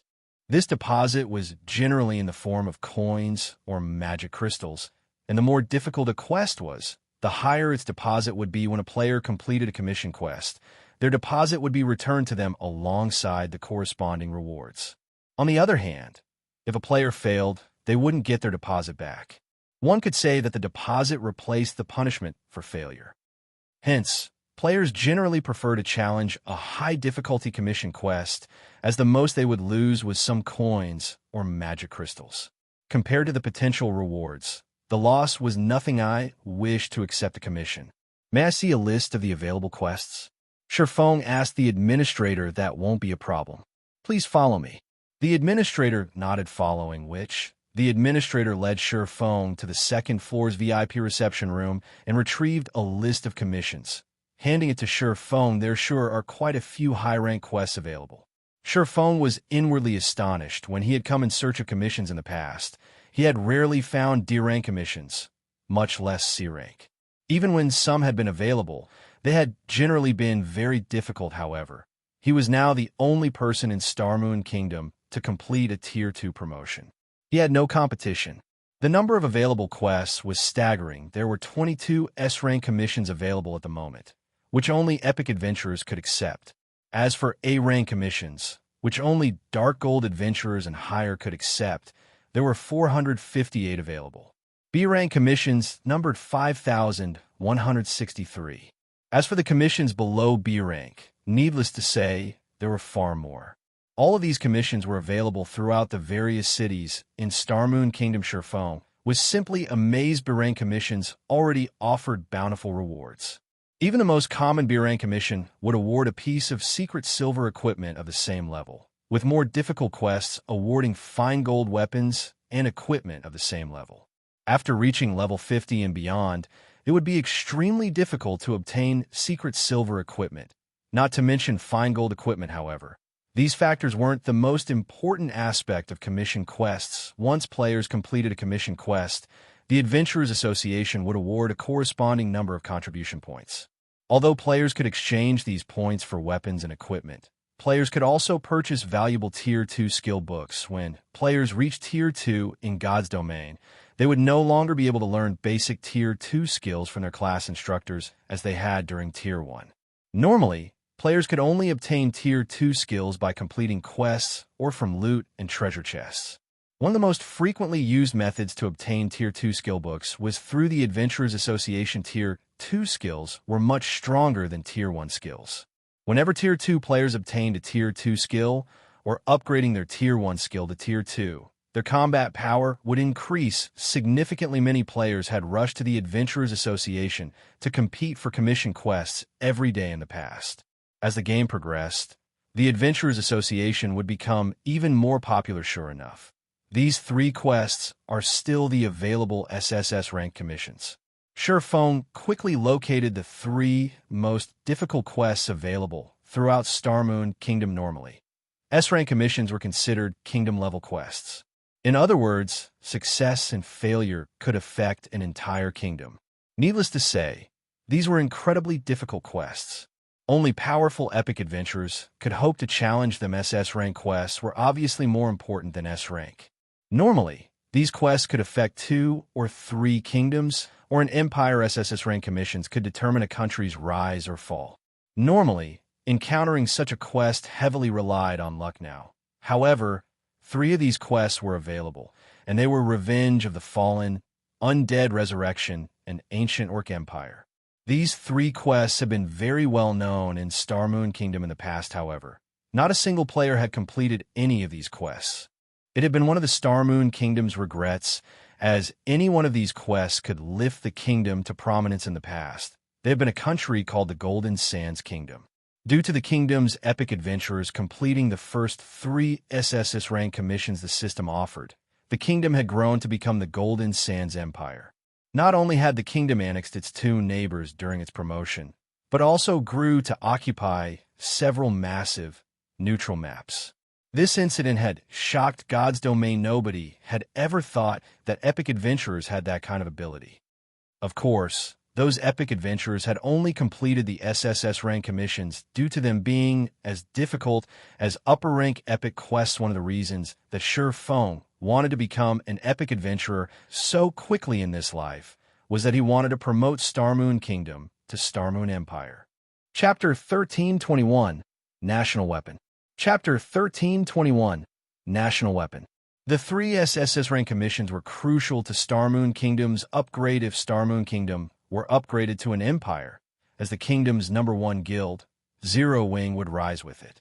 This developmental method was much easier than contesting with other guilds for territory. There were many other benefits to be had when a kingdom upgraded to an empire, as well. One of them was the acquisition of the neutral maps surrounding the kingdom. God's domain's neutral maps occupied more area than all of the empires and kingdoms combined.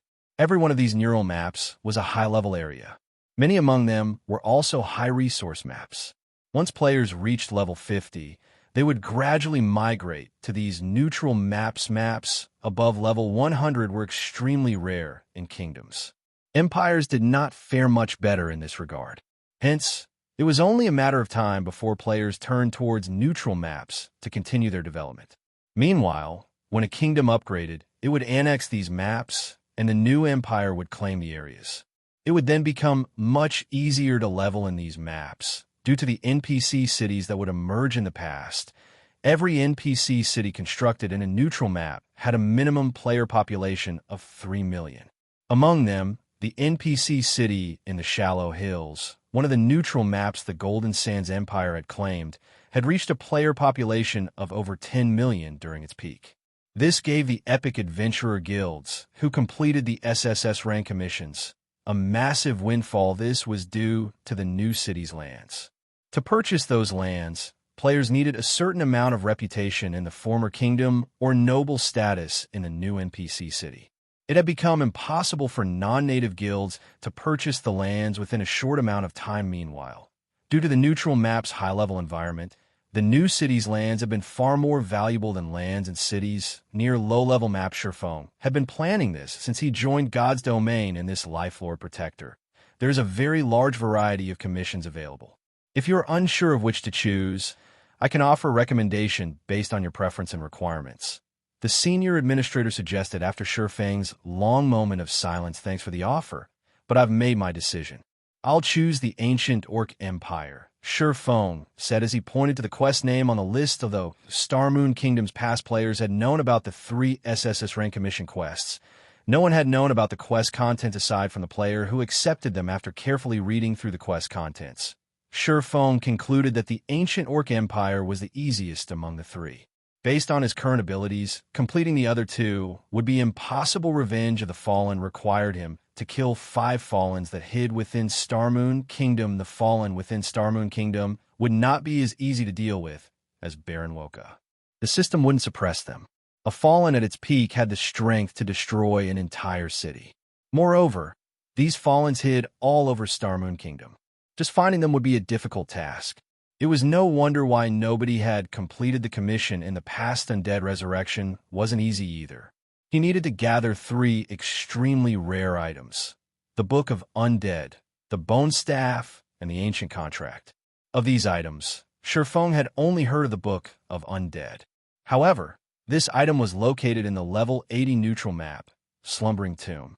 It was the gathering place for undead. The Book of the Undead was even guarded by the tier 4 mythic rank Skeleton King. Xianxia had no hope of obtaining the book, and he had never heard of the other 2 items before. He did not even know where to start looking for them. That only left the Ancient Orc Empire. Once The powerful Orc Empire had its imperial capital in the level 75 neutral map, Morning Battlefield, which was situated between Starmoon Kingdom and Purple Thorns Kingdom. However, after countless wars, the imperial capital had become a battlefield. Powerful orcs currently gathered in the ruins, hoping to restore the glory they once enjoyed and conquer the several surrounding kingdoms. These orcs have been a thorn in these kingdoms' sides for a long time. Now, the ancient Orc Empire Commission's task was to destroy the alliance between the various orc tribes. In order to destroy this alliance, Shurfeng was required to locate the Orc Empire's founding emperor's weapon, the Disintegration Axe, and prevent it from falling into orc hands. If the orcs got their hands on this weapon, they would be able to gather the orcs scattered across God's domain. If they succeeded, God's domain's various kingdoms and empires would be in trouble. Fortunately, the Disintegration Axe had been very famous in the past. Shurfeng knew the weapon's whereabouts. Otherwise, he would have been forced to choose the Undead Resurrection Commission instead. Lord Protector. This commission will require a 6,000 gold deposit. However, as you are an epic adventurer, you're only required to pay half. Are you sure you wish to accept this commission? The senior administrator asked. Shurfeng handed 3,000 gold over without hesitation. As a result, however, he was almost broke. Although Stone Forest Town had earned quite a lot of money while he had been busy, most of that money had been reinvested in the town and guild's development. Part of the money had also been used to purchase Diamondwood. There wasn't much left. He also needed to save funds for his future city's development and construct the 4 Towers of Elements after his rampant slaughter of demonic beasts in the Moon God's space. Shurfeng had a total of 989 7 luminary shards. Although he had wanted to grind a little more, as he obtained more shards, their drop rate decreased. Fortunately, he had enough to synthesize 40 units of 7 luminaries crystals and construct the 4 Towers of Elements. Once the towers had been constructed, his city would be safe from players. However, constructing a high-end building like the 4 Towers of Elements cost an astronomical number of coins. Based on Shurfeng's initial estimates, the other materials alone would cost around 90,000 gold.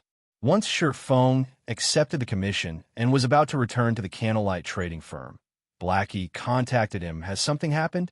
Shurfeng asked. We saw Blackie's grim expression. Guild leader, we lost again. Blackie replied quietly. What? Even Aqua and Summer were defeated?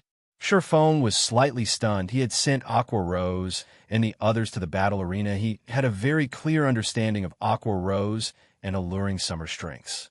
Both were fully geared in top-tier equipment. In addition, not only were they Refinement Realm experts, but the 2 women had also grasped a portion of the secret spell-casting technique with their strength. No one throughout Starmoon Kingdom should be their match. Only the Superpowers Peak experts should be able to offer a challenge. Restoring Zero Wing's reputation should be a piece of cake for them. Well, no. The other side suddenly asked to change the rules of the competition and is now seeking to melee combat. Skills, spells, and tools are not permitted. So, only Kola, Shadow Sword, and Flying Shadow were able to fight.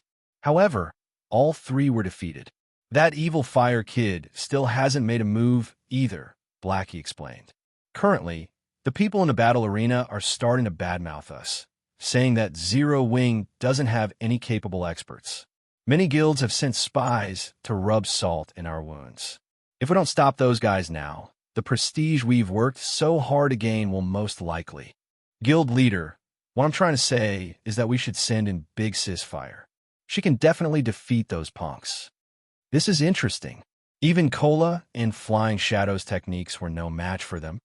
Shurfeng's lips curled up, his interest in Evil Fire growing first. Evil Fire had challenged him, the guild leader of Zero Wing, publicly. He then went to Stone Forest Town a day before the competition to make a name for himself. With this, Shurfeng would have no choice but to accept Evil Fire's challenge. Guild leader, should I ask Big Sis Fire for help? Blackie asked. Anxiously, Fire Dance had been busy dealing with important guild affairs. Moreover, Shurfeng had already stated that without his permission, nobody was to disturb Fire Dance. However, they had no choice but to involve Fire Dance, the number 2 melee expert in Zero Wing, to teach those challengers a lesson now that trouble was knocking on their door. Unfortunately, involving Feng wasn't an option. If their guild leader fought a bunch of nameless challengers, it would humiliate Zero Wing and its members. After all, Zero Wing was no longer some small upstart guild. It was Star Moon Kingdom's #1 guild now. I'll make a trip myself. Feng smiled as he shook his head. Chapter 1322, Unlocking a New Function. Chapter 1322, Unlocking a New Function. Stone Forest Town. When Feng stepped out of the guild residence, the sight before him was 4 rows of 1- and 2-story houses had stood before the guild residence previously. Now, various virtual shops occupied both sides of the street. There were also advanced hotels, restaurants, bars, and other establishments. The street was now as busy as White River City's most popular areas. There was no lack of expert players that had exceeded level 40. Some players even roamed the street atop mounts aside from adventurer players. Quite a few lifestyle players chatted merrily on the street. Many wandering merchant NPCs hawked their wares from temporary stalls along the main street. The NPC traffic was just as shocking as the number of players. The lively scene made Stone Forest Town look like a city rather than a town. Feng was surprised after just a few days. Stone Forest Town had undergone such a massive transformation. If the town continued to develop at this rate, it wouldn't be long before it could be promoted to an advanced town. If Feng hadn't already started his city's construction, Stone Forest Town could have served as Zero Wing's main headquarters. As Feng slowly made his way to the battle arena, he eavesdropped on the conversations throughout Stone Forest Town. More experts are gathering in the battle arena each day. Before this, I could have easily ranked among the daily tournament's top 100 and earned the consolation prize. Now, I can't even get within the top 300. That's right. Only our team leader can hold his rank in the top 100 now. However, I heard that Zero Wing plans to extend the consolation prizes to cater to the top 300 soon. The top 100 contestants will get priority in purchasing exotic stamina potions from the Candlelight trading firm. They'll even get a 10% discount, but they will be limited to 3 bottles. Priority in purchasing the exotic stamina potion? That's great. Candlelight only sells a limited number each day, and the various large guilds and second-hand dealers usually claim them. That's right. Fortunately, we have our team leader. We'll be able to buy 3 exotic stamina potions every day. As long as we stockpile, we'll be able to explore those high-level maps. Our income will be amazing.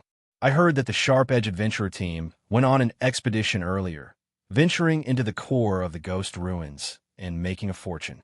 I've also heard that they're already preparing to buy their second private house in Stone Forest Town. All that's left is to wait until Zero Wing sells more. They made that much money? I heard that the private houses auctioned for more than 600 gold. I'm guessing that they'll be far more expensive during the next auction. Of course, they came across a fine gold treasure chest during their expedition and obtained a secret silver-ranked combat boots designed from it. They sold it in the auction house for a fortune. The exotic stamina potion is awesome. Practically nobody explores those distant maps. I wish we could get a private house in Stone Forest Town. We'd be able to participate in the Battle Arena's daily tournament every day. We could also purchase special tools from the wandering merchants. That's right. Unfortunately, our leader is still hesitant. He's unsure of whether or not we should equip each team member with a mount first. The players' eyes sparkled as they discussed Stone Forest Town's private houses. No one had thought much of the town's private houses previously. After all, there were transport carriages that traveled to and from other NPC towns, saving them plenty of time. However, these players realized that there was a world of difference between the teams that owned a private house and those that did not. Not only could the teams that owned private houses send their strongest expert to the battle arena, but they could also purchase various items from the wandering merchants when the NPCs restocked. Most importantly, team members could accumulate the double EXP buff. They also had the option of using their private houses as warehouses. It seems people are starting to realize the benefits of private houses. However, this is only the beginning. Feng's confidence in his plans grew as he listened to the public's growing interest in Stone Forest Town's private houses. In reality, private houses offered more than just easy teleportation for their owners. Their companions could also utilize this function. Unfortunately, only a small number of players could teleport at a time. Moreover, the cooldown between each teleport was considerably long. In addition, private houses needed to reach a certain rank before this function would be available. To put it simply, private houses could be upgraded like guild residences, private rooms, and shops. In fact, player-constructed private houses were much easier to upgrade. It simply depended on whether or not the house's town had reached the required standard to unlock the group teleportation function. This was also why players preferred to purchase private houses in large guilds, towns, and cities. First, it granted them some security. Players wouldn't have to worry about other guilds invading and capturing the town. Second, large guilds' towns tended to develop quickly. This, in turn, meant that the private houses could be upgraded very quickly. Currently, Stone Forest Town was an intermediate town. Owners could already upgrade their private houses. Unfortunately, the town had yet to unlock the group teleportation function. Two conditions needed to be met to unlock this function. The first condition was a player population of over 300,000. For Stone Forest Town, meeting this requirement was a piece of cake. The second condition was the town's security. This condition was a little more complex. The town needed a sufficient number of defensive structures and a certain quality of the NPCs guarding the town. Once these conditions were met, the town would unlock the group teleportation function. Stone Forest Town had already met the requirement for defensive structures. The only problem remaining was the quality of the NPC guards. Although the guild could recruit NPC guards, it couldn't nurture them. Hence, the quality of the NPCs depended on the town's standard and luck. It would take time to meet the requirement. Fortunately, things had changed. Shifeng had intended to use the Heroes chapter in his new city. After reviewing the situation, though, Shifeng decided that this was a good opportunity to develop Stone Forest Town. Before Shifeng had realized it, he had already reached Stone Forest Town's most popular location, the Battle Arena. A large crowd of players was trying to squeeze into the Battle Arena, now the size of Jinhai City's city center sports arena. The scene wasn't any less lively than the White Tiger Dojo's friendly competition. Meanwhile, in the Battle Arena's fourth-floor tournament hall, players filled the stands as they constantly cheered on the fighters on the stage. Among them, many were level 40 and above experts. At this moment, the fight on the stage reached its conclusion. The victor was a cloaked berserker. However, the spectators hadn't cheered because the match was so exciting. Rather, their cheers were due to another Zero-Wing expert's defeat. Sure enough, Turtle Dove isn't a match for them. Blackie sighed as he watched the stage. Both Rampant Blade and Yi Wumian had fought as well. However, their opponents had been too strong. Neither had lowered their opponent's HP below 50%. Only Flying Shadow and Shadow Sword had reduced their opponent's HP to nearly half. The unknown challengers were ridiculously strong. It seems Zero-Wing's experts only amount to this much. They're only slightly stronger than those first-rate guild peak experts we challenged before. Zero-Wing, just send whatever expert you've got. I'll accept the loss if you can get my HP below 50%. A 2-meter-tall, cloaked berserker said, laughing. Damn it. They're looking down on Zero-Wing. Shadow Sword slammed his palms on the guardrail, wrathful flames burning in his eyes. If Big Sis Fire were here, she would beat them to a pulp. Zero-Wing's other members nodded in agreement. Fire Dance was the undisputed number 2 melee expert in Zero-Wing. Only the Vice Guild leader Gentle Snow could put up a fight against her. No one else could even offer a challenge. Suddenly, a familiar figure slowly approached the stage. When Blackie and the others saw this figure, their jaws dropped. Guild leader. Chapter 1323, Overwhelming. Chapter 1323, Overwhelming. Blackie, Aqua Rose, and the other core members of Zero-Wing and the spectator stands blinked in surprise. Guild leader. They're gonna fight? Turtle Dove, who stood by the stage, could not help but ask in surprise as Shifeng walked towards her. Shifeng wasn't wearing his black cloak, his appearance on display for all to see. However, even with an identification skill, players would only see his name, nothing else. I want to see their true strength for myself. Feng nodded, although Blackie had sent him some of the opponent's battle videos. Flying Shadow and the others hadn't been able to force them to exhibit their true strength. They hadn't used anything unique, so it wasn't easy to relate them to God's Domain's past Experts Guild leader. You need to be careful. When I fought him, I had the feeling that I couldn't exert my full power. It was as if all of my attacks had struck a ball of cotton. The technique he used to finish me off was particularly mysterious. When I watched the battle videos of when he had used the same technique during the previous rounds, I only saw him move. There were no afterimages or anything, but when I had faced him myself, it felt as if he had been everywhere around me. Ghost Steps. Hearing Turtledove's experience, the only combat technique that came to Feng's mind was Ghost Steps. Like Void Steps, Ghost Steps was an advanced footwear technique. The technique made it difficult for opponents to predict the user's attack trajectory. In the past, very few people in God's Domain had used this technique. However, of the players Feng could remember, none resembled the man on the stage. Feng? It seems that Zero Wing is finally taking us seriously. Evil Fire, who sat in the VIP stands, said, smiling as he watched Feng according to his knowledge. After Black Flame, the next strongest experts were Fire Dance, Gentle Snow, Feng, and Violet Cloud. Is he strong? The menacing-looking man carrying a blood-red shield on his back and holding a hammer asked curiously unwavering. Based on Evil's reaction, he must be. It's a pity that it is still Tiger's turn to fight. If that player had just waited a little longer, it would have been my turn, a gorgeous, graceful woman said as she toyed with the pitch-black dagger in her hand. The woman wore the Light of Darkness set equipment, a level 45 dark gold set equipment for assassins.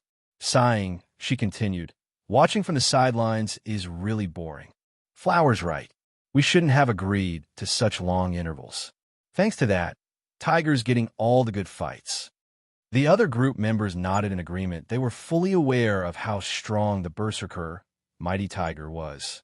He was already level 44. He could easily rank among the top 10 on an Empire's ranking list.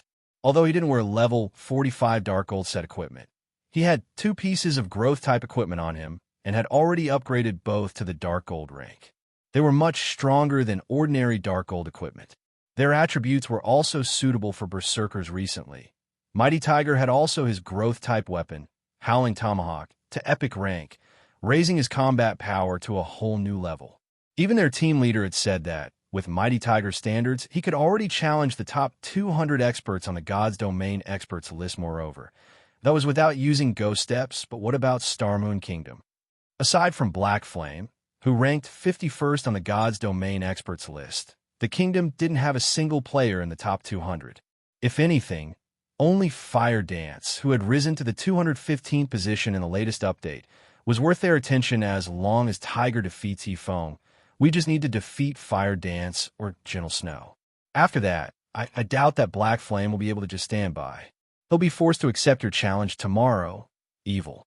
Unwavering Hand said as he shifted his gaze to Aqua Rose and the other Zero Wing core members. Evil, make sure to give it your all. The leader has a very favorable view of you. You will be representing our adventurer team in its debut fight. You can't lose. Big Brother Unwavering, I thought you were aware of my abilities. Just sit back and enjoy the fight tomorrow, Evil Fire said, smiling. He paid no attention whatsoever to Black Flame's title of Sword King. He only had one goal, to rank among the top 10 on the God's Domain experts list. Meanwhile, an uproar shook the spectator stands. Crap. Isn't that Feng, Zero Wing's honorary elder? After losing so many matches, it seems Zero Wing had finally decided to get serious. That Berserker's winning streak will come to an end. That's not certain. The previous Zero Wing experts were defeated so easily. Although the rumors about Feng's feats are impressive, that doesn't mean he can defeat that Berserker. That's right. None of Zero Wing's experts could reduce the Berserker's HP to below 50%. This is also a melee battle. They can't use any skills, spells, or tools. This shows how high the Berserker's combat standards are. Even if he is going up against Feng, I'm willing to bet that he has more than a 60% chance of winning. If anything, I don't think anyone but Black Flame and Fire Dance can put up a fight. I guess that's true. Although the rumors about Yi Feng say that he is very powerful, his battle records are old. Now that everyone's been playing God's Domain for so long, their combat standards have improved significantly. I don't think that Yi Feng can win that easily. The audience discussed the upcoming fight heatedly. Meanwhile, members of the various large guilds were eager to watch the fight. They hoped to watch Zero Wing humiliate itself. Meanwhile, on the stage, Mighty Tiger glared at Shifeng. He asked, "What? You want to be my opponent?" "That's right," Shifeng answered calmly. Nodding, the previous fights were over before I could even warm up. They were boring. Hopefully, you don't disappoint me as well. Mighty Tiger laughed as he glanced at Flying Shadow and the others, who sat in the spectator stands. He had gained some insight about Shifeng from Evil Fire. Rumored to be as strong as Fire Dance, who was ranked 215th on the God's Domain experts list. He should serve as a decent opponent. Flying Shadow and his companions gritted their teeth when they heard Mighty Tiger's comment. However, they couldn't do anything about it. Despite having the advantage in terms of basic attributes, they had been defeated. This proved that Mighty Tiger's combat techniques were superior to theirs. "How do you want to set the rules of the match?" Shifeng asked calmly, unperturbed by Mighty Tiger's provocation. Same as before. No spells, skills, or tools are allowed. We'll compete using only our techniques. Mighty Tiger set the duel's rules and sent Shifeng a duel request. "If you're not used to melee battles, I can only use 70% of my HP against you. You'll win if you take me down to 30%. Hearing Mighty Tiger's terms, the spectators gasped. They hadn't expected Mighty Tiger to be so bold. However, Mighty Tiger earned his arrogance. After all, none of Zero Wing's experts had reduced his HP to below 50%. "That's fine. Let's begin," Shifeng said nonchalantly. Once both sides had agreed to the duel, a timer appeared above the stage. 5, 4, 3, 2, 1.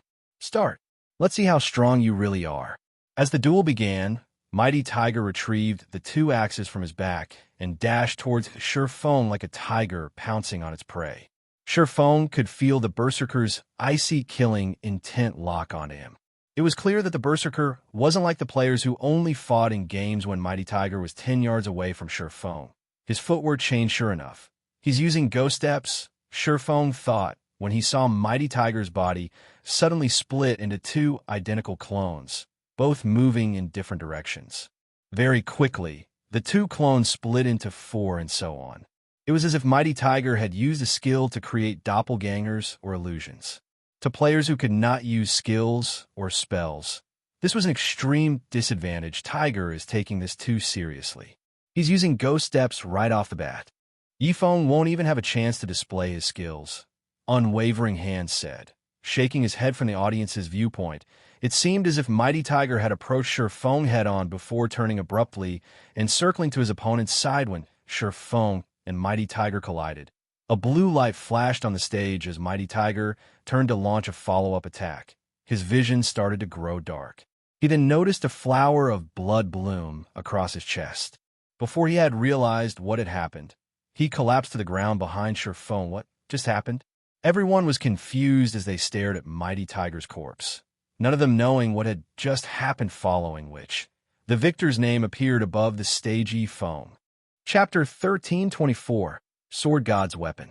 Chapter 1324, Sword God's Weapon. Tiger lost. What just happened? How did Tiger die so quickly? Was Tiger even attacked? He used ghost steps. How could he get hit in a melee battle? Can someone explain to me what just happened? Falling Flower stared at Mighty Tiger's corpse in astonishment from the VIP stands. She was practically shouting as she questioned the companions who sat beside her from start to end. Her eyes hadn't left the stage. She had been focused on the combatants. However, when Mighty Tiger had circled to Shifeng's back and was about to land a blow, he died instead. Just what had Shifeng done during that brief moment? Meanwhile, the players in the spectator stands were even more confused. Mighty Tiger had already been so fast that they couldn't keep up with him. Now, the battle had ended before they could understand what had happened in Act. Is Zero Wing trying to hype up the competition? No, that's not right. Even if this is an act, the system recognized it as an official duel. It won't declare a victor until one of their HPs hits 0. But how could anyone eliminate over 30,000 of a Berserker's HP in an instant? The match confused every spectator, so much so that they had forgotten to cheer. The tournament hall was utterly silent as everyone stared at the stage. What did the guild leader do? Blackie had to ask with his eyesight. He had barely been able to keep up with Mighty Tiger's movements. He hadn't seen anything when Shifeng had attacked. Is this a Tier 2 class? Aqua Rose was stunned as she looked at Shifeng. Big Sis Aqua. Do you know what happened? Flying Shadow asked eagerly. No, I just reacted. When that Berserker circled the guild leader, I saw a flash of blue light. The guild leader must have attacked him. It seems that the Berserker failed to react in time. After watching the recording in slow motion, I saw a guild leader use a standard slash. His attack speed wasn't on par with his instant strike. This speed isn't due to high attack speed. He just used his reaction speed. The guild leader's reaction speed has already surpassed the level that our eyes can keep up with. Aqua Rose explained after giving the matter some thought. The guild leader really is a monster. Realization dawned on Flying Shadow when he heard Aqua Rose's explanation. He had thought that after training arduously for so long, he had shortened the distance between Shifeng and himself. However, the gap had continued to widen. Meanwhile, after the duel, Mighty Tiger resurrected below the stage. When he looked up at Shifeng, fear, respect, and confusion filled his gaze rather than bewilderment.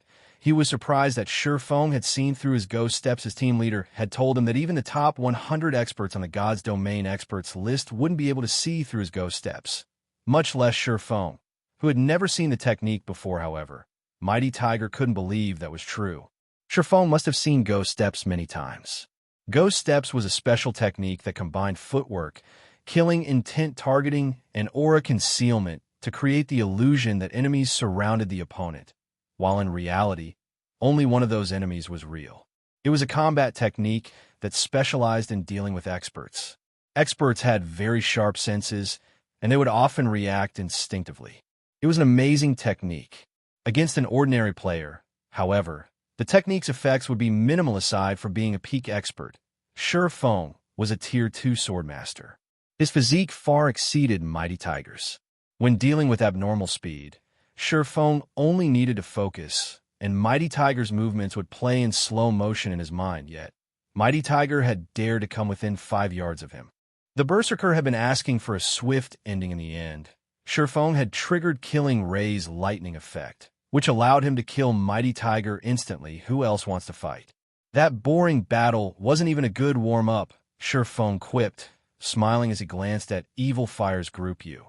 Mighty Tiger nearly choked when he heard Shifeng's come in unwavering hand, and the others also wore grim expressions, hesitation lingering in their eyes. Shifeng's performance had thoroughly stunned them. Sure enough, the rumors about Yifeng weren't credible in the least. How was this supposed to be an expert on fire dance's level? Yifeng was practically on the same level as Black Flame. He might even be superior to the guild leader. Zero Wing has truly earned its fame. No wonder it became Starmoon Kingdom's mythical guild.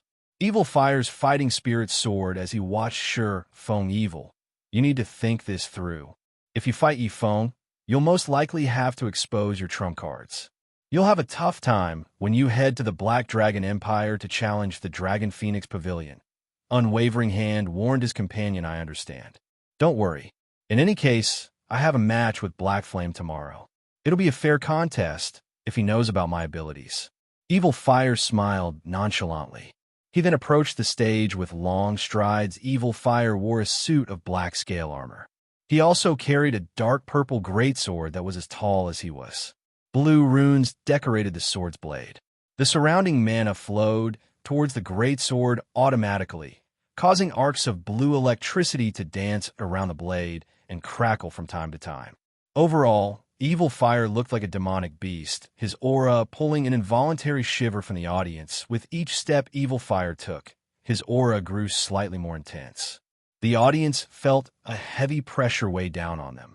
Moreover, he had removed the concealment on his weapon and equipment's glow effect, as well as his level 45. How is this possible? Even a #1 player on the Black Dragon Empire's ranking list is only level 44 right now. Strong. So strong. No wonder why these people dared to challenge Zero Wing. Zero Wing is in trouble. Why does it feel like I should be running for my life when I look at him? Crap. He has 3 pieces of epic equipment on him. The glow effect on his greatsword looks unique as well. What rank is that weapon? The audience gasped when Evil Fire removed the concealment. Evil Fire's items hadn't only stunned the independent players watching. Blackie and the others from Zero Wing were astonished as well. Evil Fire's equipment could already rival that of Fire Dance and Gentle Snow Phone. However, didn't pay any mind to his opponent's equipment. Rather, the Berserker's dark purple greatsword attracted his attention. Why does he have the Storm Warblade? Phone could not help his growing confusion. The Storm Warblade was one of God's Domain's 36 famed swords. Moreover, it was a higher rank than the Sacred Sword, Killing Ray. The two-handed weapon ranked 14th among the 36 famed swords. This greatsword had been very famous in the past. The weapon was the reason that the sword god, Celestial Pole, had become so famous. The weapon had made its debut when Celestial Pole had been a Tier 3 player. Celestial Pole had only switched to a different weapon after reaching Tier 6. The fact that Celestial Pole had used the Storm Warblade until Tier 6 showed that the greatsword's attributes were frighteningly high yet. Now, a player whom Phone had never heard of wielded the Storm Warblade. It was baffling. Do you want a melee battle as well? Phone asked as Evil Fire stepped onto the stage now. You are quite strong enough to face me in an official duel, Evil Fire said, shaking his head. Proudly, he continued, I don't want you to hold back. Otherwise, the battle will end too quickly. Although Phone had already displayed overwhelming power, it didn't affect Evil Fire. Evil Fire was still confident that it wasn't possible for him to lose Phone then sent Evil Fire a duel request, following which the timer above the stage began to count down. Chapter 1325, Difference in Tiers.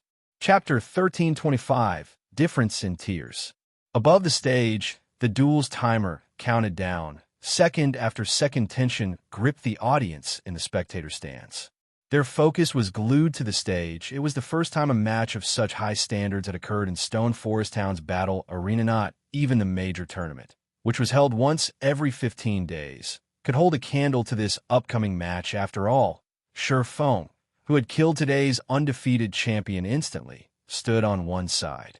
On the other side stood Evil Fire. Although Evil Fire had yet to fight, his weapon, equipment, and frightening aura were enough proof of his strength. There was also the fact that Evil Fire's group treated him like a leader. All these factors suggested that Evil Fire was far stronger than Mighty Tigers. However, while nobody knew what kind of outcome to expect, they knew that they would miss the clash between these two players if they didn't pay close attention. When the timer reached 0, Evil Fire unsheathed the Storm Warblade from across his back and shouted. Arcs of blue electricity danced across his body. The intensity of his aura increased considerably. Right now, he seemed like a ferocious, prehistoric beast. Evil Fire had just used his Berserk skill, Lightning Beast Rampage. It was a super rare Berserk skill that increased its user's strength, attack speed, movement speed, and HP by 100% for 90 seconds. Let us begin. Evil Fire's gaze sharpened as his near-tangible killing intent enveloped Phone. It seemed as if Phone was the only person in Evil Fire's world. In his mind, the audience members below the stage and crowding the building didn't even exist. Why is his killing intent so powerful? The approaching Berserker surprised Phone. His mind constantly warned him of an imminent threat, and he couldn't help but focus on his opponent with his current strength. He could even go toe-to-toe against a Grand Lord. Only Tier 4 mythic monsters might be able to give him a challenge. Yet Evil Fire achieved the same by activating a Berserk skill. For a moment, Phone even felt as if Evil Fire had surpassed a Tier 4 mythic monster.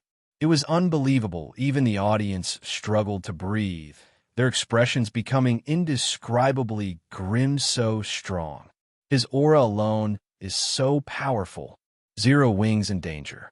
Many expert players looked at Evil Fire with fear in their eyes. Meanwhile, Evil Fire left an afterimage behind him as he used charge against Sure Feng, his speed increasing tremendously as he approached his opponent like a violent gale. When Evil Fire was only 10 yards away from Sure Feng, he adjusted his footwork like Mighty Tiger.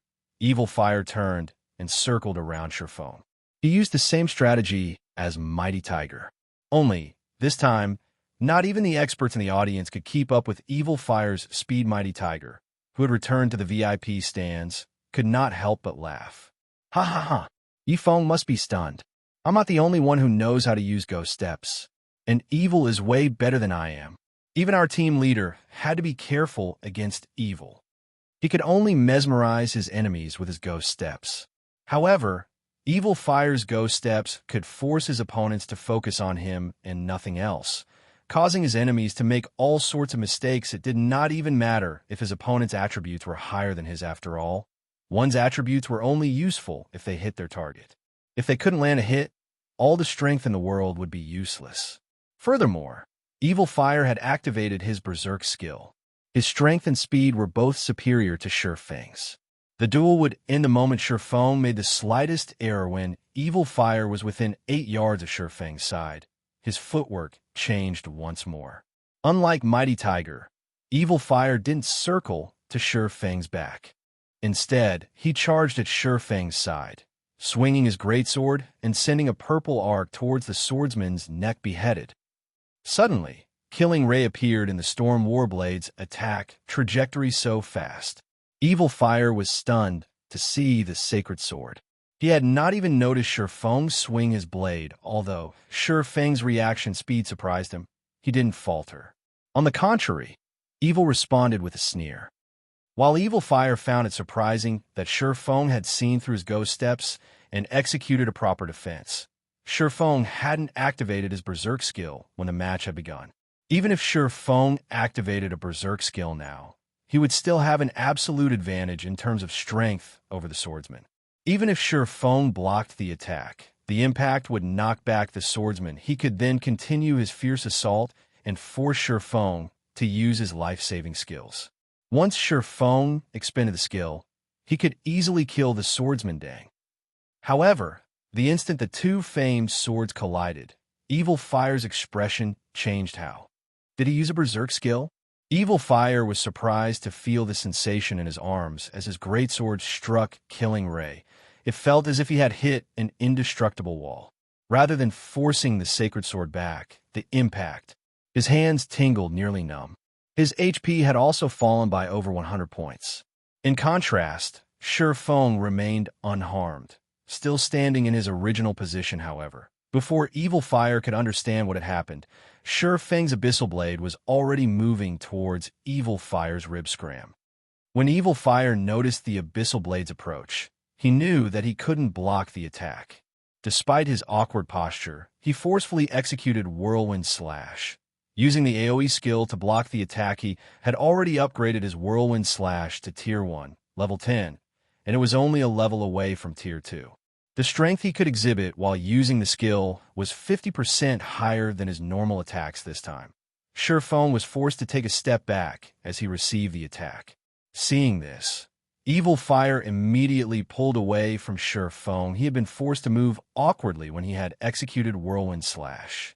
Although he had managed to deflect Sure Feng's blade, he was not in a good position to launch another attack. He needed to readjust his stance before doing so. 10 yards separated Sure Feng and Evil Fire once more, both fighters observing each other quietly. Although both sides had already clashed twice, the encounter had only lasted a brief moment. The clash had occurred so quickly that both fighters were 10 yards away from each other before the audience could react. The tournament hall fell silent. Impossible. He saw through Evil's ghost steps and blocked the attack. Is he even human? Mighty Tiger's eyes nearly fell from their sockets as he looked at Sure Feng previously. After activating his Berserk skill, Evil Fire had relied on this same attack strategy to kill a superpowers peak expert, yet Sure Feng had deflected the move effortlessly. The swordsman had even forced Evil Fire to use Whirlwind Slash. Excitement filled Evil Fire's gaze as he watched Sure Feng. He felt as if he had just found a worthy rival. You really can't trust rumors. I never expected Zero Wing to have such an impressive expert. Since you blocked my previous move, you must rank within the top 100 on the God's Domain's expert list. Evil Fire could not help but praise his enemy. However, I told you that this duel would end very quickly if you hold back. This is my last warning. This will be the first time I try this next move. I had planned to save it for Black Flame, but I've decided to test it out on you first. Saying so, silver divine runes began to surface on Evil Fire's arms and forehead, giving the Berserker a sacred feeling. Evil Fire's aura also grew stronger divine warrior. Shurfeng was shocked to see the silver divine runes on Evil Fire's forehead in God's Domain. Aside from the 10 great saint legacies, which he had only learned about in this life, there were the 16 great peak legacies. These were the strongest among peak legacies. One of them was the divine warrior. As Evil Fire used ghost steps once more clones appeared around Shurfeng. To the audience, Evil Fire had just left long-lasting afterimages behind him. Before anyone had realized it, Evil Fire arrived a short distance away from Shurfeng's side. It seemed as if 2 Evil Fires graced the stage die. Evil Fire tightened his grip on the Storm Warblade as he swung it at Shurfeng. The great sword created a powerful gale as it sliced through the air. It seemed as if the great sword had split the air as it descended on Shurfeng. Chapter 1326, A Moment of Splendor. Chapter 1326, A Moment of Splendor. So fast. Although Evil Fire's ghost steps hadn't confused Shurfeng, Evil Fire moved so fast that he could only catch a glimpse of the Berserker's afterimage. In the blink of an eye, Evil Fire had reached his side while under the effects of twofold Berserk, Evil Fire's strength was on par with a Great Lord. Moreover, he had surpassed an ordinary Great Lord as the purple glow descended on him. Shurfeng intercepted it with Abyssal Blade, although Shurfeng's attack speed could not outstrip Evil Fire's. His Tier 2 physique gave him godlike reaction speed. Before Evil Fire had begun to swing his greatsword, Shurfeng had already started swinging the Abyssal Blade parry. When the Storm Warblade collided with the Abyssal Blade, a loud boom shook the tournament hall, the resulting impact scattering the dust on the stage suddenly. A figure flew out of the dust cloud and slammed into the ground over 10 yards away. This figure was none other than Shurfeng. The Abyssal Blade in Shurfeng's hand still vibrated from the impact. Sure enough, he has the strength of a strength-based Great Lord of the same level, Shurfeng thought when he felt his hand numbed. No wonder why he is so confident against me. Meanwhile, the audience members in the spectator stands were stupefied. Is he a monster? What kind of strength is this? Was his strength just as high as Yifeng's? Due to Evil Fire's attack, the air above the stage seemed as if it had split in half. It looked like a cracked mirror. What? He can use twofold Berserk as well. Blackie's jaw dropped. Just who are these people? As far as they knew, twofold Berserk was Shurfeng's trademark move. By activating twofold Berserk, he could gain the strength to fight opponents of a higher tier for a short time. Against players without twofold Berserk, he had an overwhelming advantage throughout Zero Wing. No one, aside from Shurfeng and Gentle Snow, could block Evil Fire's attacks. Even Fire Dance was no exception. Blackie found it truly hard to imagine that a group of independent players would not only possess so many skilled fighters, but also have someone in possession of a peak legacy. Not even most first-rate guilds had players with peak legacies. The majority of those guilds' legacies were limited to basic and advanced rank. Yifeng is doomed. Evil's Divine Warrior Hidden class is a peak legacy famed for its destructive power. Not only does its legacy Berserk skill increase strength, agility, and endurance by 120%, but it also boosts the user's reaction speed and movement speed by 100%. It's one of the strongest Berserk skills available. Even if Yifeng has the attributes of a Great Lord of the same level, this is still a one-sided fight. Falling Flower's words were tinged with admiration as she watched Evil Fire after their team leader had obtained the Divine Warrior Legacy item. Everyone in the team had attempted to obtain the legacy. Unfortunately, only Evil Fire had succeeded in the end. As long as players with peak legacies had a little talent, they would qualify to reach the peak of God's Domain. Whether or not the player in question succeeded would depend on luck and effort. Once the dust settled on the stage, Evil Fire charged at Sure Foam again. However, he didn't use ghost steps this time. Instead, his dash was straightforward without techniques. He also completely disregarded his defenses as he reached his opponent. Evil Fire used Cross Slash, which could even injure a Tier 3 Great Lord, against Sure Foam against one of the publicly acknowledged strongest peak legacies in God's domain. Sure Foam couldn't beat Careless Heavenly Dragon's power. Suddenly, golden scales covered Sure Fang's body dragon's authority. Suddenly, Sure Foam exuded an aura that froze the space above the stage, creating an eerie silence. The change forced Evil Fire to slow slightly. However, he quickly reacted by activating a control removal skill. Although he couldn't dispel Dragon's authority suppression, holding it off for 2 or 3 seconds would be enough with only 8 yards separating the fighters. Evil Fire adjusted his attack method abruptly, changing his Storm Warblade's trajectory. In the next moment, 4 purple arcs flew at Sure Foam. All 4 arches moved at the same pace and targeted Sure Fang's blind spots. This is 4 extreme slashes. Sure Foam could not help his surprise when he saw this move. The extreme slash was Miracle Dragon's trademark move, unavailable to outsiders, although Evil Fire used the same technique as Miracle Dragon, who could easily execute 6 extreme slashes. Executing 4 extreme slashes was impressive. Sword's orbit. Dang, dang, dang. Sure Foam blocked all 4 slashes perfectly before they were within 5 yards. Stunned, Evil Fire stopped his advance. How is this possible? How is his strength higher than mine? Evil Fire stared at Sure Foam in shock. Not only had his slashes failed to damage Sure Foam, but he had also lost over 800 HP. Although he had more than 150,000 HP in total, the fact that he had lost in a direct confrontation was unbelievable. However, Sure Foam did not intend to give Evil Fire any time to think as the Abyssal Blade soared towards the Berserker's next Shadow Blade.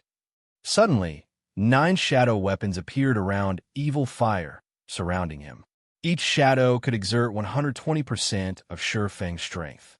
The attack was already close to that of a Grand Lord as Evil Fire realized the precariousness of his situation. His gaze turned serious, and he shouted suddenly. Countless wind blades formed around Evil Fire's body. The wind blades then flew out in all directions, shattering Sure Fang's shadows. The swordsman was forced to stop his assault as he used Defensive Blade to protect himself. Even so, Defensive Blade's block count was insufficient to stop all of the wind blades. Once the block counts were exhausted, each wind blade dealt around minus 3,100 damage. In total, Sure Foam had been struck 11 times, his HP decreasing by over 34,000 inches the blink of an eye. Sure Foam had lost 1/10 of his HP. This the Storm Warblade Storm Assault? What a terrifying weapon. Without Heavenly Dragon's powers defense and HP boost, I would have been forced to activate Absolute Defense. Evil Fire, who was enveloped in flowing, purple-hued air, had surprised Sure Foam. Once again, the Storm Warblade had 2 major skills. The first was Storm Assault.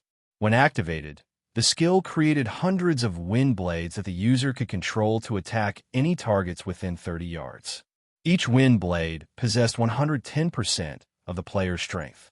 However, they could only cause 50% of the player's damage.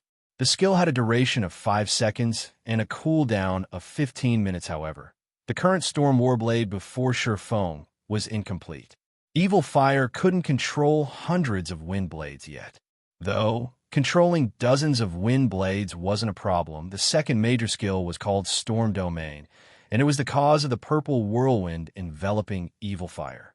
When activated, the skill allowed the user to suppress any target within a 50-yard radius using powerful wind.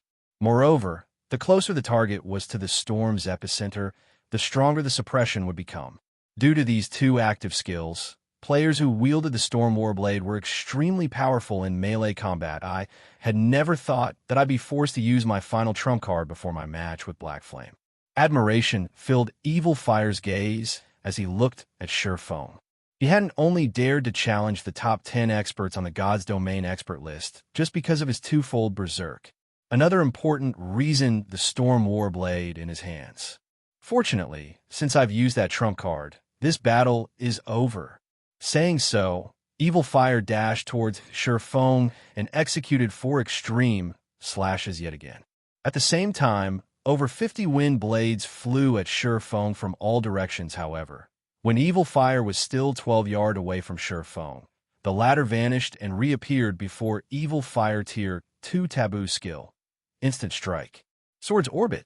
Even with Storm Domain Suppression, Shifeng created a beautiful galaxy around him and bombarded Evil Fire with 1 star after another. Not only had Shifeng shattered Evil Fire's 4 extreme slashes, but the resplendent stars also pierced Evil Fire's body, each star devouring over 90,000 HP before Evil Fire could react. His vision darkened and his body collapsed to the ground. The screen above the stage revealed the victor's name, Yifeng. Chapter 1327. Impossible competition. As the system announced the duel's victor, silence fell over the tournament hall, followed by the gas swats going on. Hadn't the Berserker, Evil Fire, had the advantage? Are those 2 monsters? They are so fast.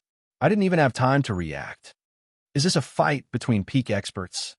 The sudden reversal and end of the duel befuddled the ordinary players present.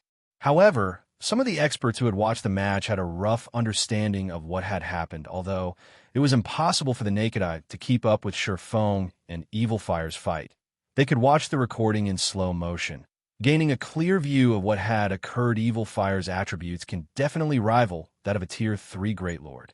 If we fought, he'd most likely annihilate our 100-man team, yet he couldn't block Yifeng's attacks.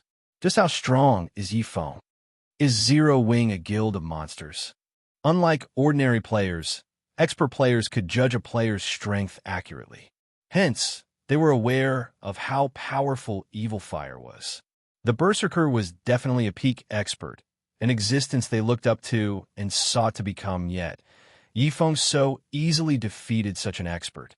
The spectating experts even began to wonder if they had made a mistake in their judgment of Evil Fire's strength. Meanwhile, among those present, no one was more excited about the outcome than Zero Wing's members. Zero Wing's members looked at Shifeng with reverence. The guild's many consecutive losses had frustrated them.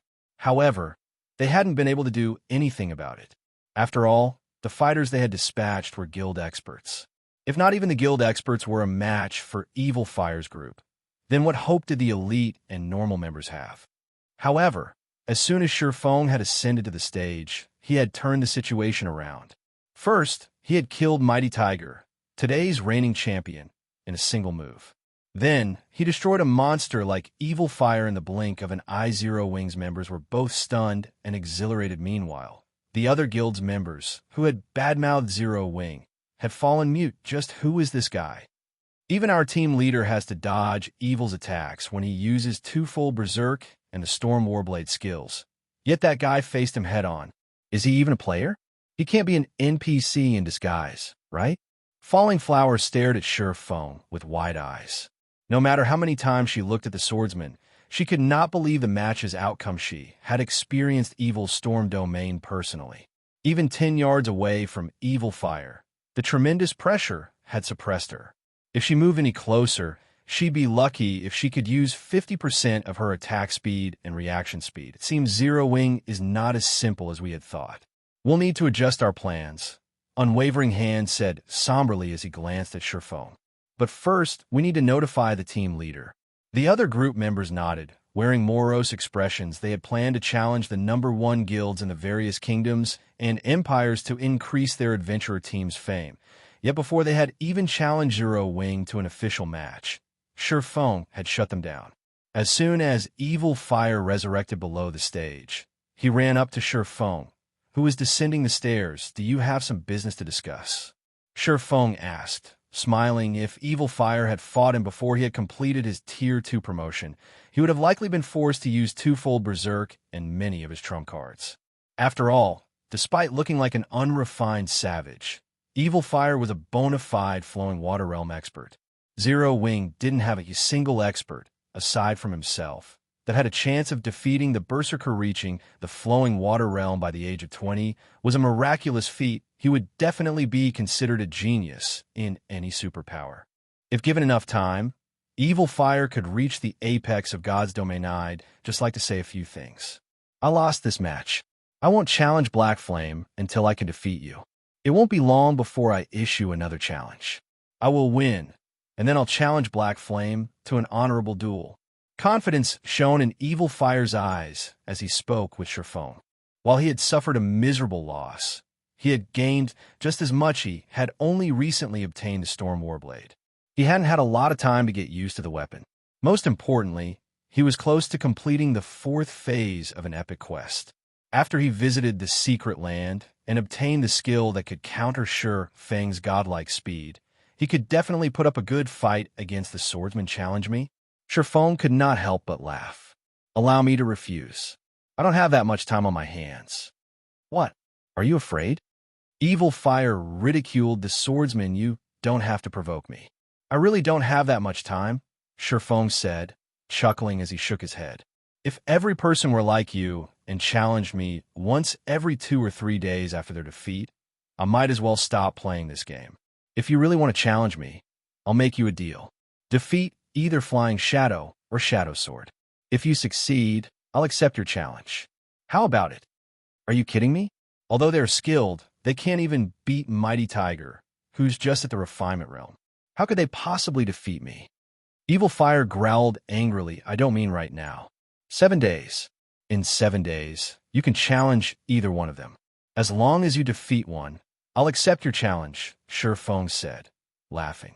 If you don't feel up to it, you can always give up. It'd be easier for me. 7 days? Evil Fire gave Xianxia a cold look. You think they can grow strong enough to defeat me in just 7 days? What a joke. Since you don't believe me, why don't we make a bet? Xianxia offered as he turned to the distant Flying Shadow and Shadow Sword.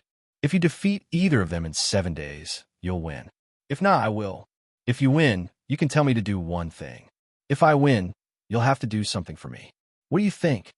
If I win, I'll make you leave Zero Wing. Are you willing to do that? Evil Fire said, scoffing of course. Xianxia nodded seriously. Fine. You better not regret this. Evil Fire glanced at Flying Shadow and Shadow Sword. Although he did not know what kind of trick Xianxia was trying to play, those two wouldn't be able to defeat him in God's domain, even if they had another 10 years to train as Evil Fire left. Aqua Rose walked over to Xianxia guild leader. Have you lost your mind? Aqua Rose said, clearly angry. In her eyes, Xianxia was simply too irresponsible. He had actually agreed to such a bet. What if he lost? You are fully aware of how strong Evil Fire is. Snow is likely the only one, aside from you, with the strength to fight that man.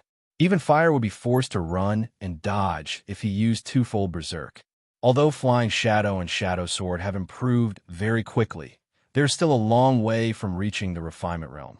How can they possibly defeat Evil Fire in 7 days? Relax. God created the world in 7 days. I should be able to do this much, Xianxia said, chuckling at Aqua Rose's wrath. Evil Fire was a bona fide genius. Although he had not heard about the Berserker in the past, with Evil Fire's status as an independent player, it would be a huge waste not to poach such a talent. He wanted to recruit a prideful expert like Evil Fire. This was the quickest and most effective method. It might have been impossible to train Flying Shadow and Shadow Sword to defeat Evil Fire in just 7 days before. But the situation had changed. Seeing Xianxia's confident smile, Aqua Rose could not help but sigh and give up her attempt to persuade him. All she could do now was assign as many resources as possible to Flying Shadow and Shadow Sword, helping them improve as much as possible. Once the duel had ended and everyone prepared to leave the tournament hall, Xianxia walked onto the stage once more. Immediately, he attracted everyone's attention. What? Is there going to be another match? The money I spent to watch today's fights were worth every coin. Everyone grew excited when they saw Xianxia on the stage. Although the majority of these players couldn't keep up with battles between experts of Xianxia's level, such fights were an eye-opener. Ladies and gentlemen, thank you for coming to watch the competition today. On behalf of Zero Wing, I have 2 announcements. Starting tomorrow, Zero Wing's Candlelight trading firm will sell a limited number of Stone Forest Town's private houses each day. Zero Wing has also activated the private house upgrade system. From now on, owners can upgrade their houses. The players in the venue gasped and cheered like raving lunatics. Many of those present contacted their companions to convey the shocking news. The news spread like the plague, causing a commotion throughout Starmoon Kingdom. Chapter 1328, Kingdom in an Uproar. Chapter 1328, Kingdom in an Uproar. Shortly after Shurfeng had made his announcement, a commotion erupted on the Starmoon Kingdom's forums. Zero Wing is selling private houses again? Even when I offered 1,000 gold, no one was willing to sell their houses. Now that Zero Wing has finally decided to sell more, I have to get one. Stone Forest Town will most likely become even more popular. I've heard that the adventurer teams with private houses have improved considerably since the purchase. These teams have almost cleared out the rare tools sold in Stone Forest Town. Wonderful. Our adventurer wasn't able to attend the previous auction. This time, we'll get our own private house. Players are going to fight over Stone Forest Town's houses. I hadn't expected Zero Wing to activate the private house upgrade system. It really makes you wonder how Zero Wing did it. I've looked it up. Currently, Stone Forest Town's private houses are only 1 star. After one upgrade, each house can register another 10 players. These 10 players can then teleport to and from the house, although it does have a 1-day cooldown. The house's owner can teleport without a cooldown. This won't do. I need to go borrow some money right away. Initially, everyone was overjoyed to hear that Zero Wing had decided to sell more of Stone Forest Town's houses. However, after gaining a clearer understanding of the private house upgrade system, many adventurer teams began to look at the houses as potential gold mines after the upgrade system activated. These private houses seemed tailor-made for the various adventurer teams. Now, by owning one of these private houses, an adventurer team could explore further and return an entire team to Stone Forest Town at a moment's notice. Enjoying the town's various benefits, Stone Forest Town wasn't the least bit inferior to Red Iron Town, which Heaven's Burial developed with everything it had ever since Heaven's Burial had gained access to Evernight City. It had established Evernight City's teleportation array in a high-resource map, not far from Red Iron Town now, that a guild had. Gained access to Evernight City, it was much easier for players to venture to the city. Players only needed to complete some corresponding quests to gain access themselves. Later, they could travel between Red Iron Town and Evernight City easily.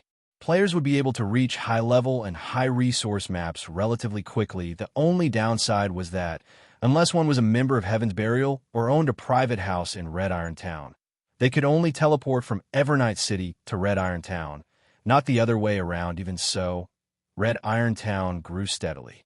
Wandering merchants had already begun to visit the town. Meanwhile, Heaven's Burial's private houses were much cheaper than Stone Forest Town's. This tempted many independent experts and adventurer teams to invest. As long as they bought a house in Red Iron Town, their development would be reliant on Heaven's Burial. Furthermore, Heaven's Burial would undoubtedly construct teleportation arrays connected to Evernight City in other towns in the future. Using Evernight City as a waypoint, players could then freely teleport to any of Heaven's Burial's guild towns. This would be very convenient. Many players considered purchasing a house in Red Iron Town. However, after Zero Wing's announcement, the various adventurer teams in Starmoon Kingdom changed their minds. After all, Stone Forest Town was now far stronger than Red Iron Town for a time. Even adventuring teams in Starmoon Kingdom's neighboring kingdoms and empires were tempted as they secretly collected funds. Only 2 players occupied a secluded bar in the Apocalypse Empire's capital. One was a man, and the other was a woman. The man had a dignified appearance, and although he seemed young and well-groomed, there was a look in his eyes that spoke of a variety of life experiences. He was clearly older than he looked. As for the woman, to put it simply, she was an absolute beauty. She had long, flowing hair that fell to her thin waist, and her every action could easily mesmerize both men and women. 2 glasses of purplish-red wine had been placed before these players. Despite being untouched, mana constantly gathered around the purplish-red liquid. The liquid also gave off a faint red glow, giving it an attractive appearance. Its aroma could make anyone salivate, tempting them to drink it if Shurfeng were present. He'd be shocked to see this wine. The wine within the 2 glasses was none other than one of the Apocalypse Empire's 5 great wines, Tears of Purgatory. Not just anyone could obtain this beverage. It would only be awarded to those who obtained the key to the Purgatory barrier and cleared it. Although Tears of Purgatory wasn't as effective as Soul Water, it wasn't far off either in the past. Wine-collecting players had even been willing to pay 1,000 gold to purchase a single bottle. However, Surephone would be more surprised to see the woman at the bar, the Midnight Tea Party's vice commander, Endless Scar's old ghost Heartless. "Why did you come looking for me so suddenly?" Endless Scars asked the man looking to be in his 30s across from her. Smiling faintly, she continued, "Or are you here to tell me that your apprentice has lost? Little girl, why do you insist on calling me old ghost? Am I really that old?" Heartless Sword rolled his eyes. "Well, I'm right, aren't I? Zero Wing isn't as simple as you assume." Endless Scars paid no attention to Heartless Sword's grumbling. "Since your apprentice, Evil Fire, has lost, according to our agreement, I am allowed to invite Black Flame to join our operation, yes? This doesn't count.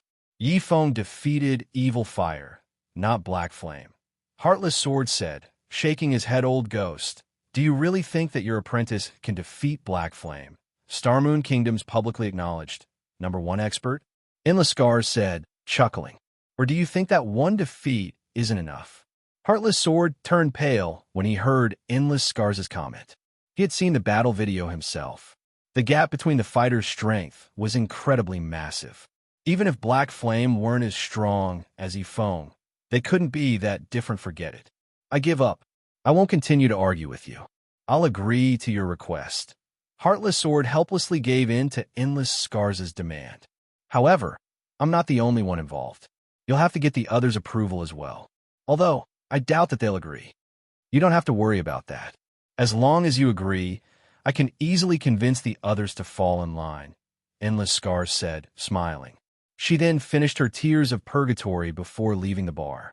Meanwhile, in Heaven's Burial's residence in Starmoon City, an uproar shook the guild. "Damnable Zero Wing. They dare to ruin my good fortune." Singular Burial cursed as he read the latest statistics report on Red Iron Town. He could have made a fortune by selling Red Iron Town's private houses.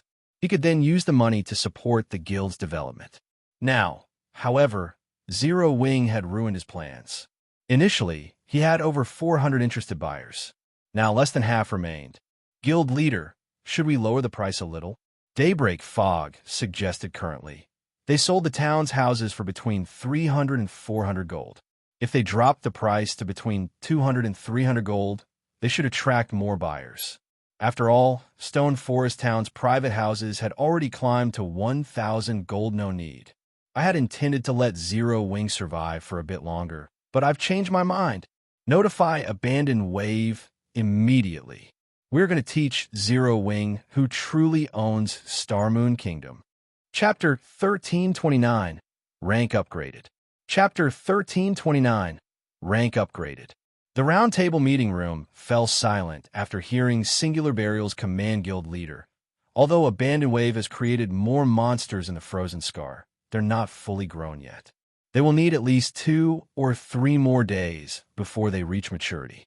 If we declare war on Zero Wing now, everyone attempted to persuade Singular Burial to be patient and wait a little longer. What's there to worry about? You've witnessed these evil beasts' strength for yourselves. Even before reaching maturity, they're terrifying creatures.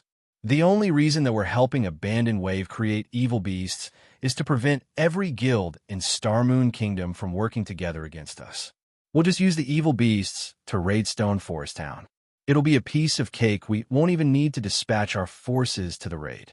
Abandoned Wave can take care of it easily without our help.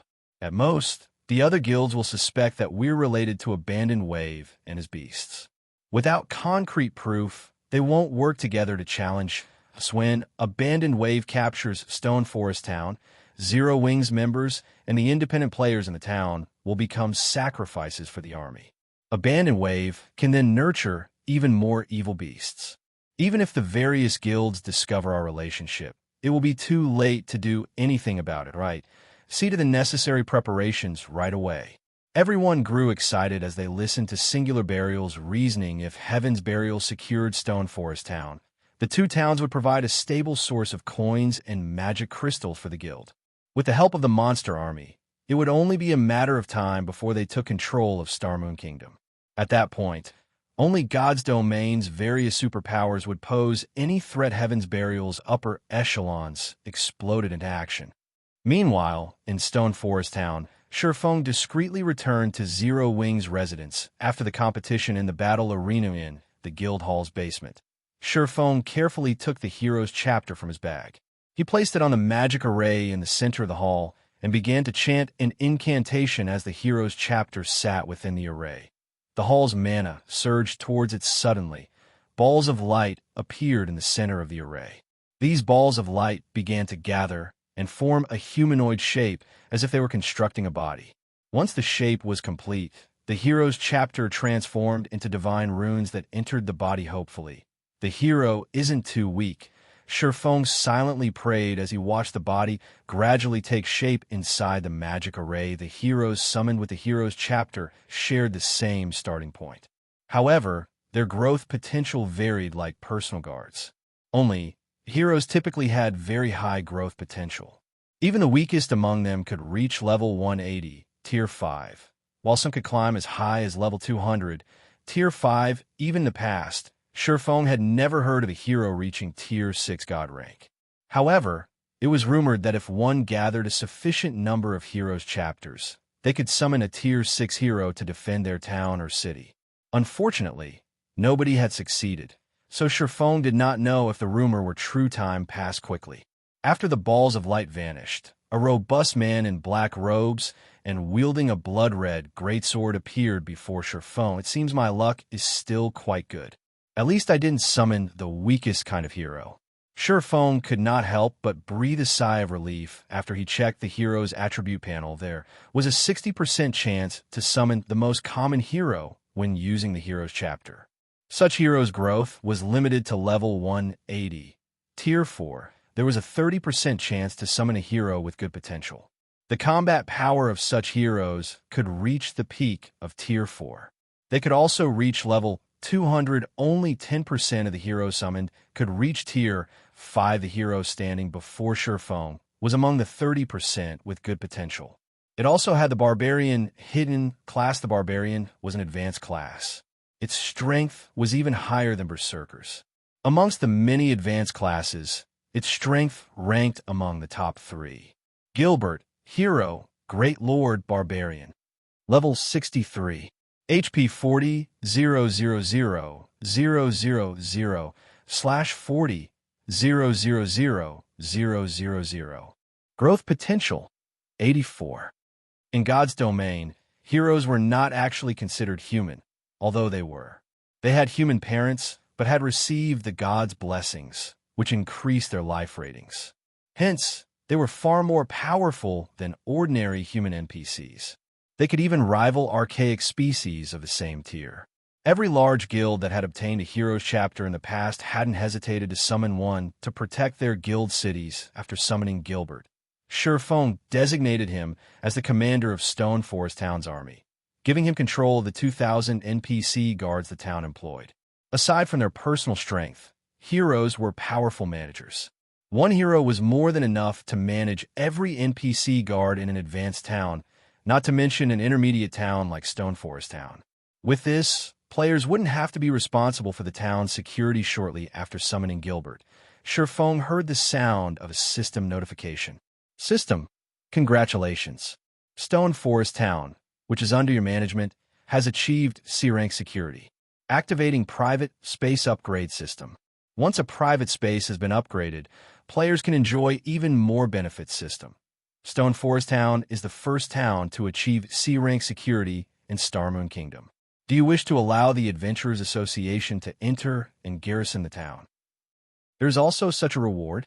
Shifeng was ecstatic. Players couldn't construct the Adventurers Association, Lifestyle Association, War God's Temple, Library, or the bank. Similarly, there were no designs for these establishments. Only after a player town reached a certain rank would these establishments occupy the town. Practically every player in the game visited the Adventurers Association. For example, normally, the Adventurers and Lifestyle Associations would only occupy a town after it upgraded to Advanced Rank and B-Rank security.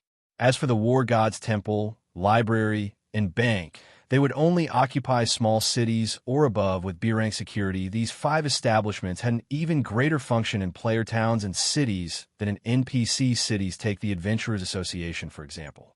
As long as the establishment occupied a player town, players would be able to accept commission quests unique to the kingdom and commission and rare quests unique to the town. As the town flourished, more quests would become available. The chance of high-ranking commissions appearing would also increase. Some players had even received SSS-Rank commissions in a particular player's city in the past. However, that player's city hadn't been just any city. It had been the Secret Pavilion's main city. If Stone Forest Town could attract the Adventurers Association now, it would become far more popular with players. Independent players would no longer have to return to NPC cities to turn their quests.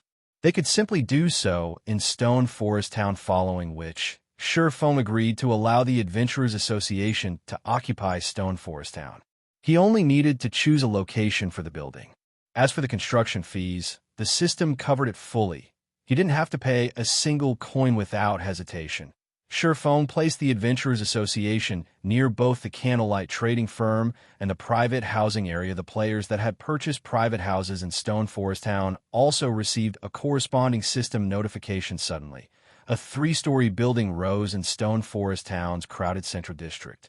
The building took shape as players watched. What is Zero Wing constructing this time? That can't be it. If it were a player-constructed building, it wouldn't complete so fast. The system must be generating this. Could it be a shop for wandering merchants? That might be the case.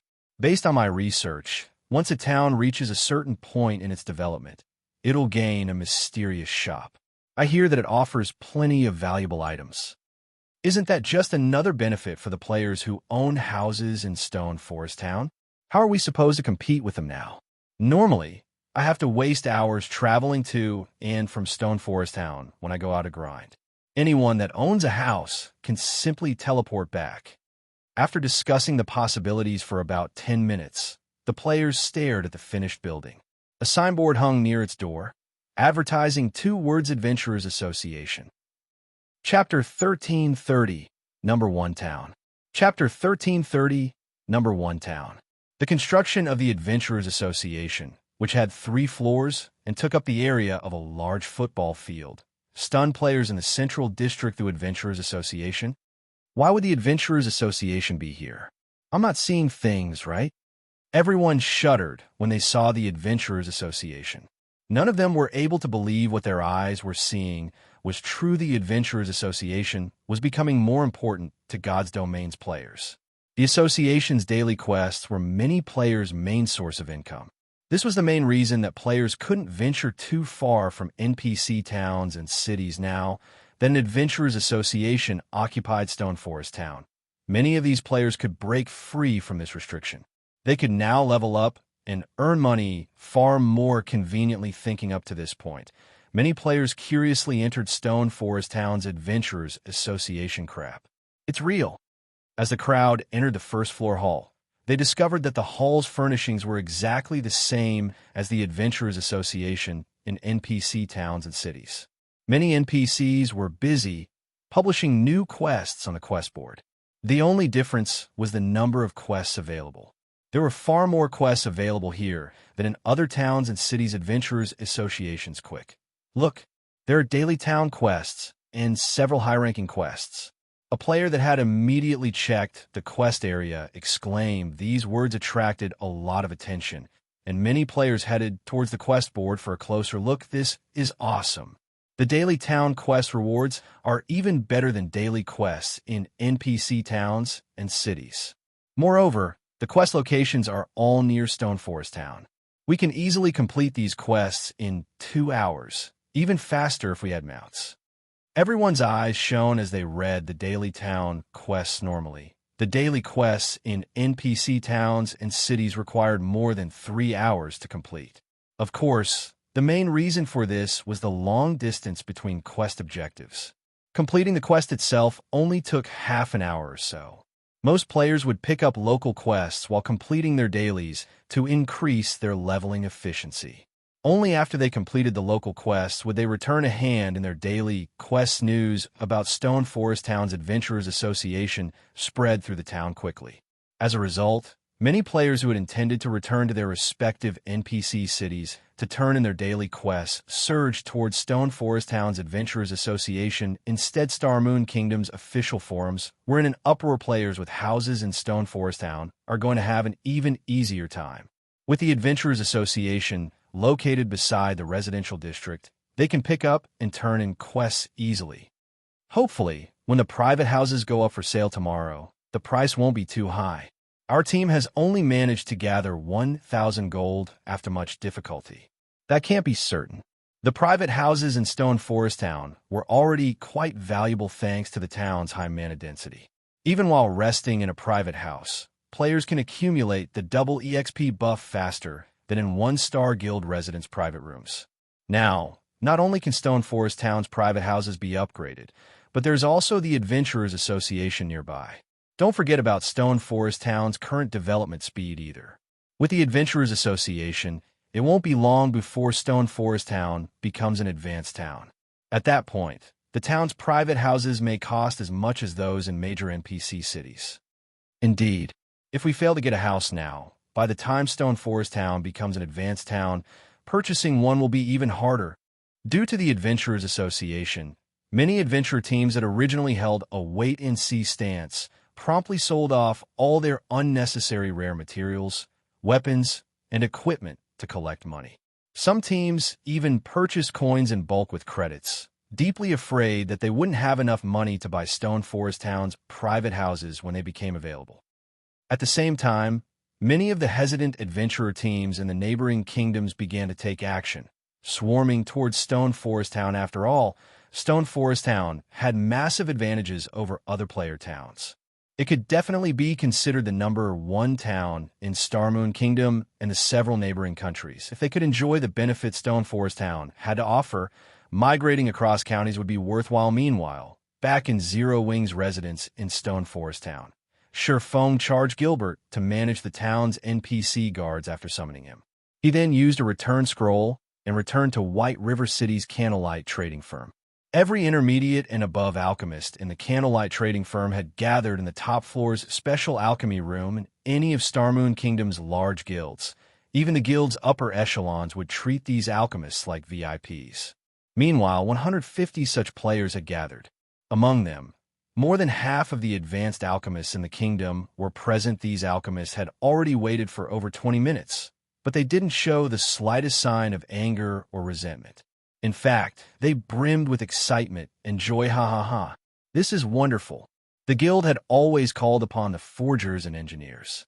Now it's finally the alchemist's turn. I wonder why Big Sis Melancholic has called us here? Does the trading firm plan to select alchemists for Titan City? That's possible.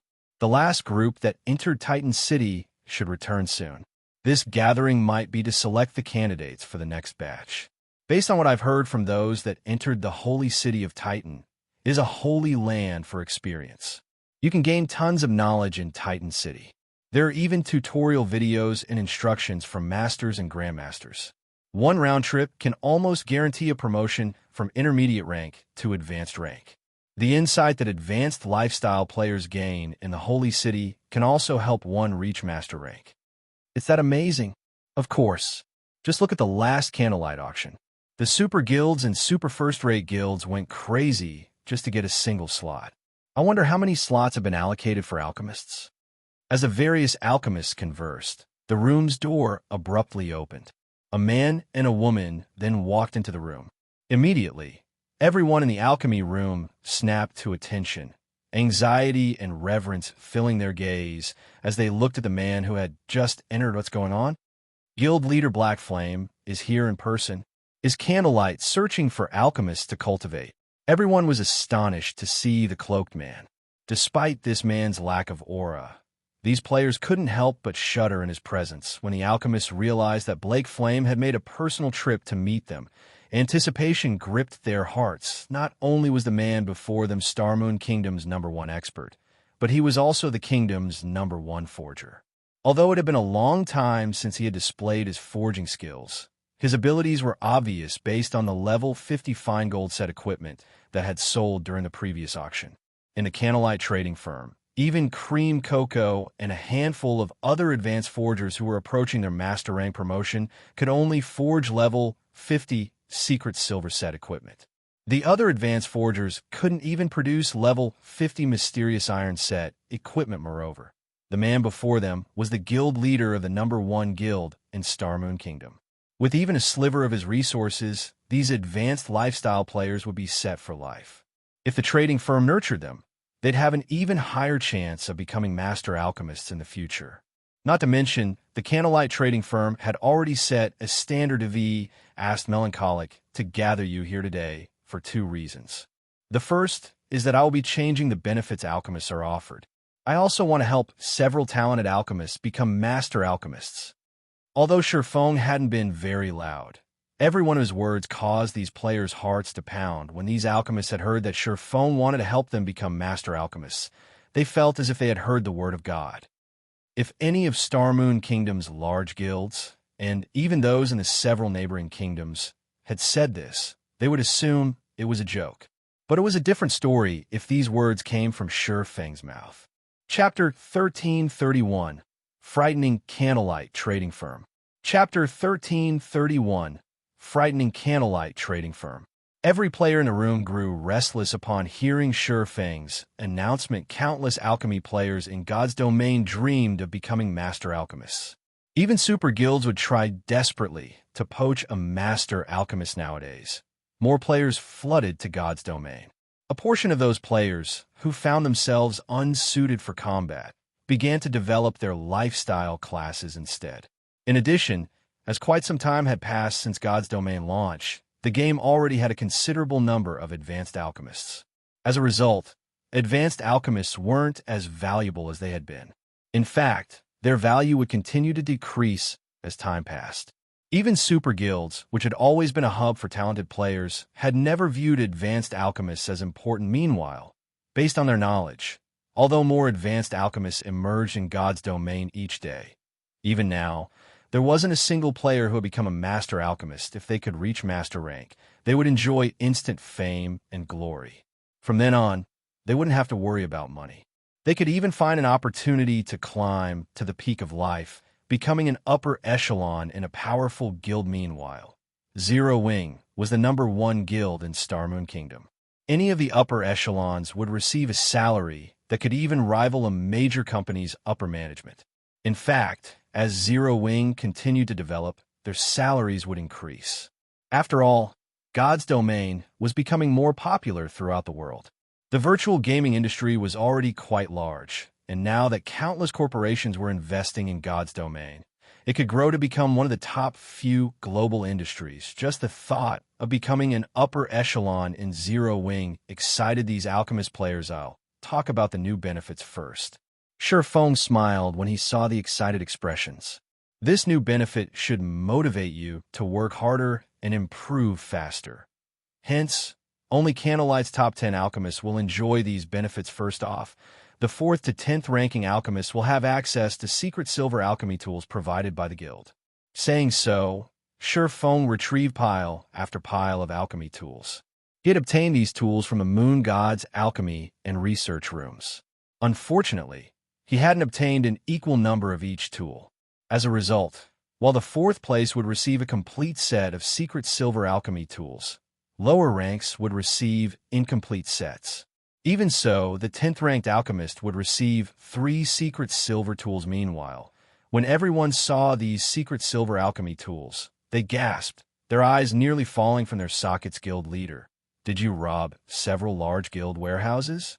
Melancholic smile could not help her shock when she saw the large pile on the table. Even bronze alchemy tools were rare on the market, each selling for more than 50 silver.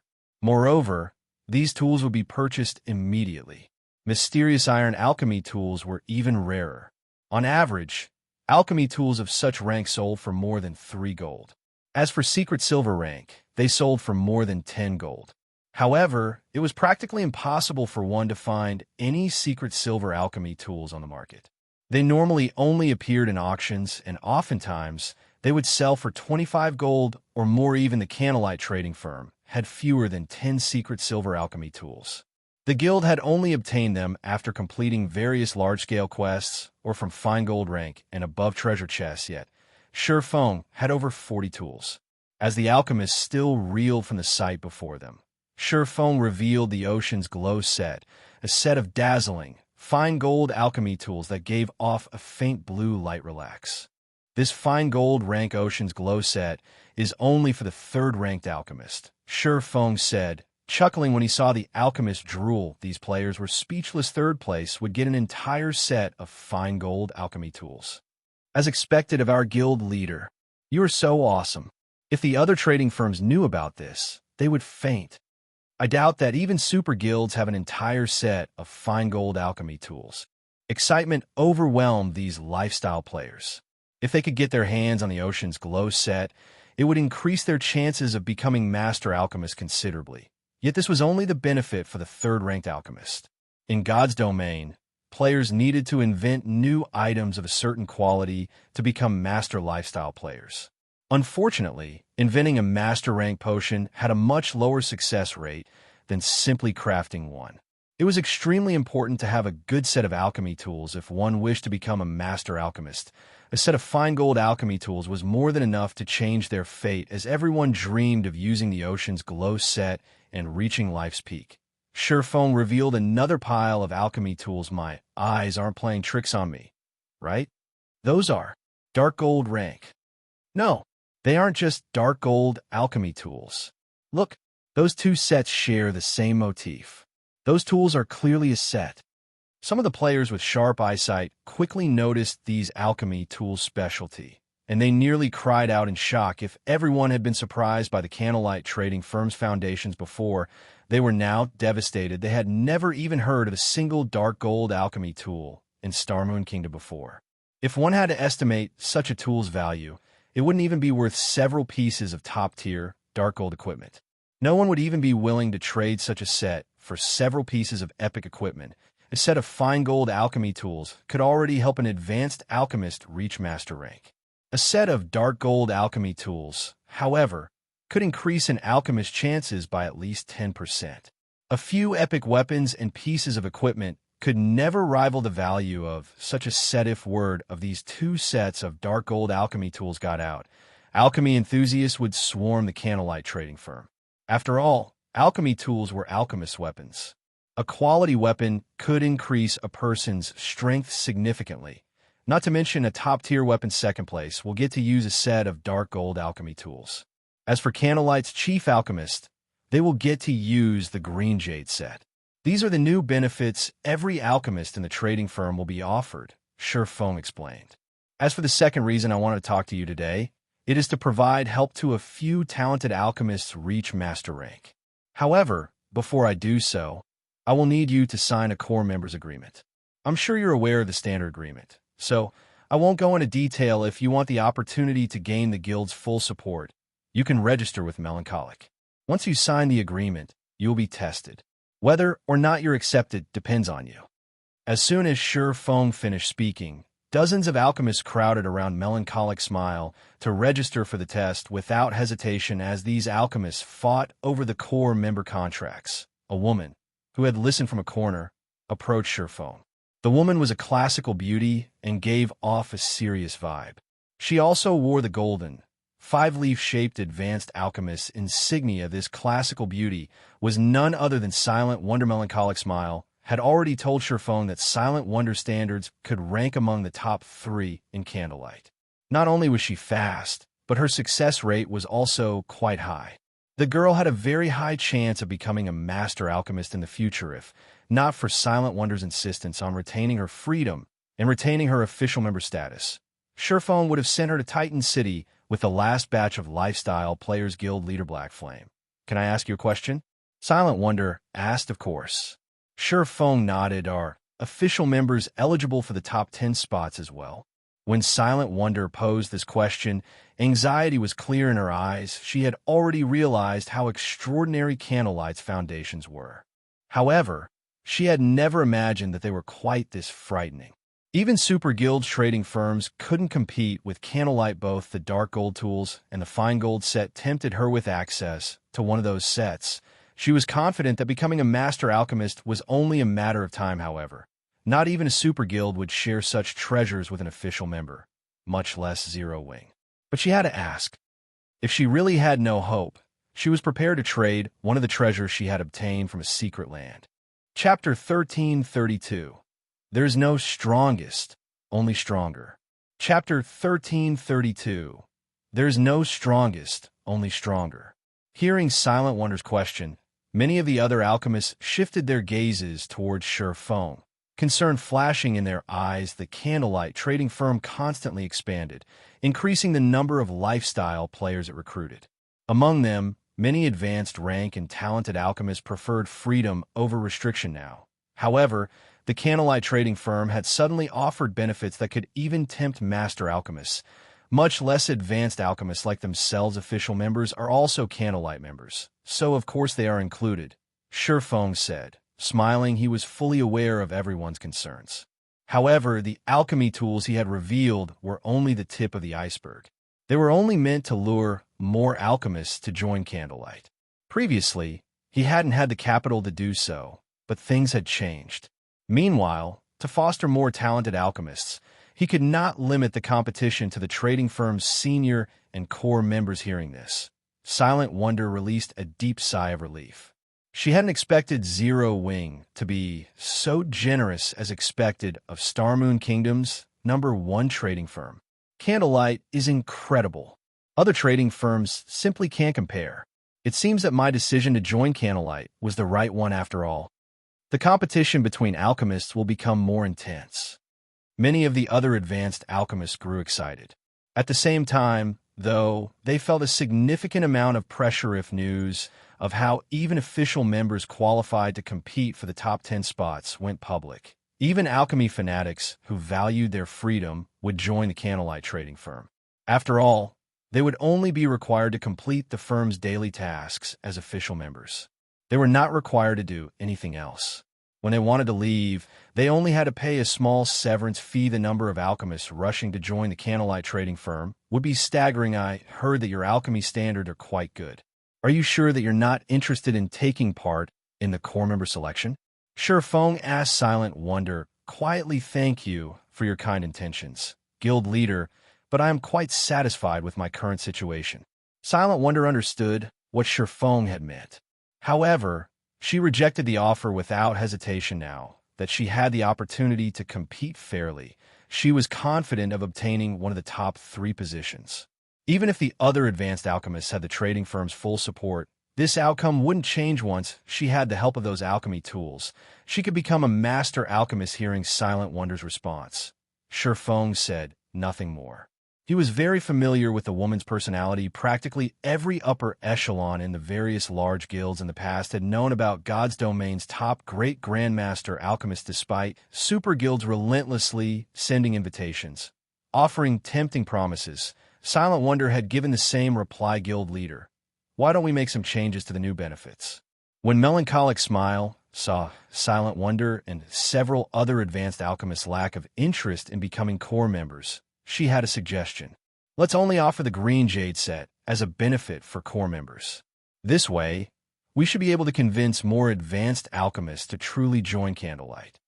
Although giving every one of Candlelight's alchemists a chance to compete for a set of dark gold alchemy tools was effective in attracting capable alchemists to join the firm, it wasn't an incentive to become a core member. Melancholic Smile's suggestion was a wise one. If they tweaked the new benefits now, it would encourage the previously hesitant alchemist to sign the core member contract. After all, even a master alchemist would be hard-pressed to refuse access to a set of dark gold alchemy tools. Relax. Do you think the benefits I've set will be easy for official members to obtain? Xianxia responded, chuckling. If they can get their hands on the set, it'll be my loss. They can't obtain them? Melancholic Smile was confused. Since Xianxia had already promised that official members could participate in the competition, That meant that everyone would be competing fairly using their alchemy abilities. Currently, Silent Wonder and several other alchemy fanatics, who had not signed up to become core members, were considerably skilled. Melancholic was certain that Silent Wonder, in particular, would rank among the top 3. If Silent Wonder worked harder and got lucky, it would not be impossible for her to obtain first place. So, how could she possibly not gain access to the new benefits? However, Shifeng did not bother to explain.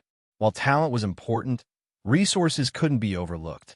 Although players value their resources, they did not truly understand just how important external resources were to their development following which, Shifeng held the alchemists that had signed the agreement back while the rest returned to their work.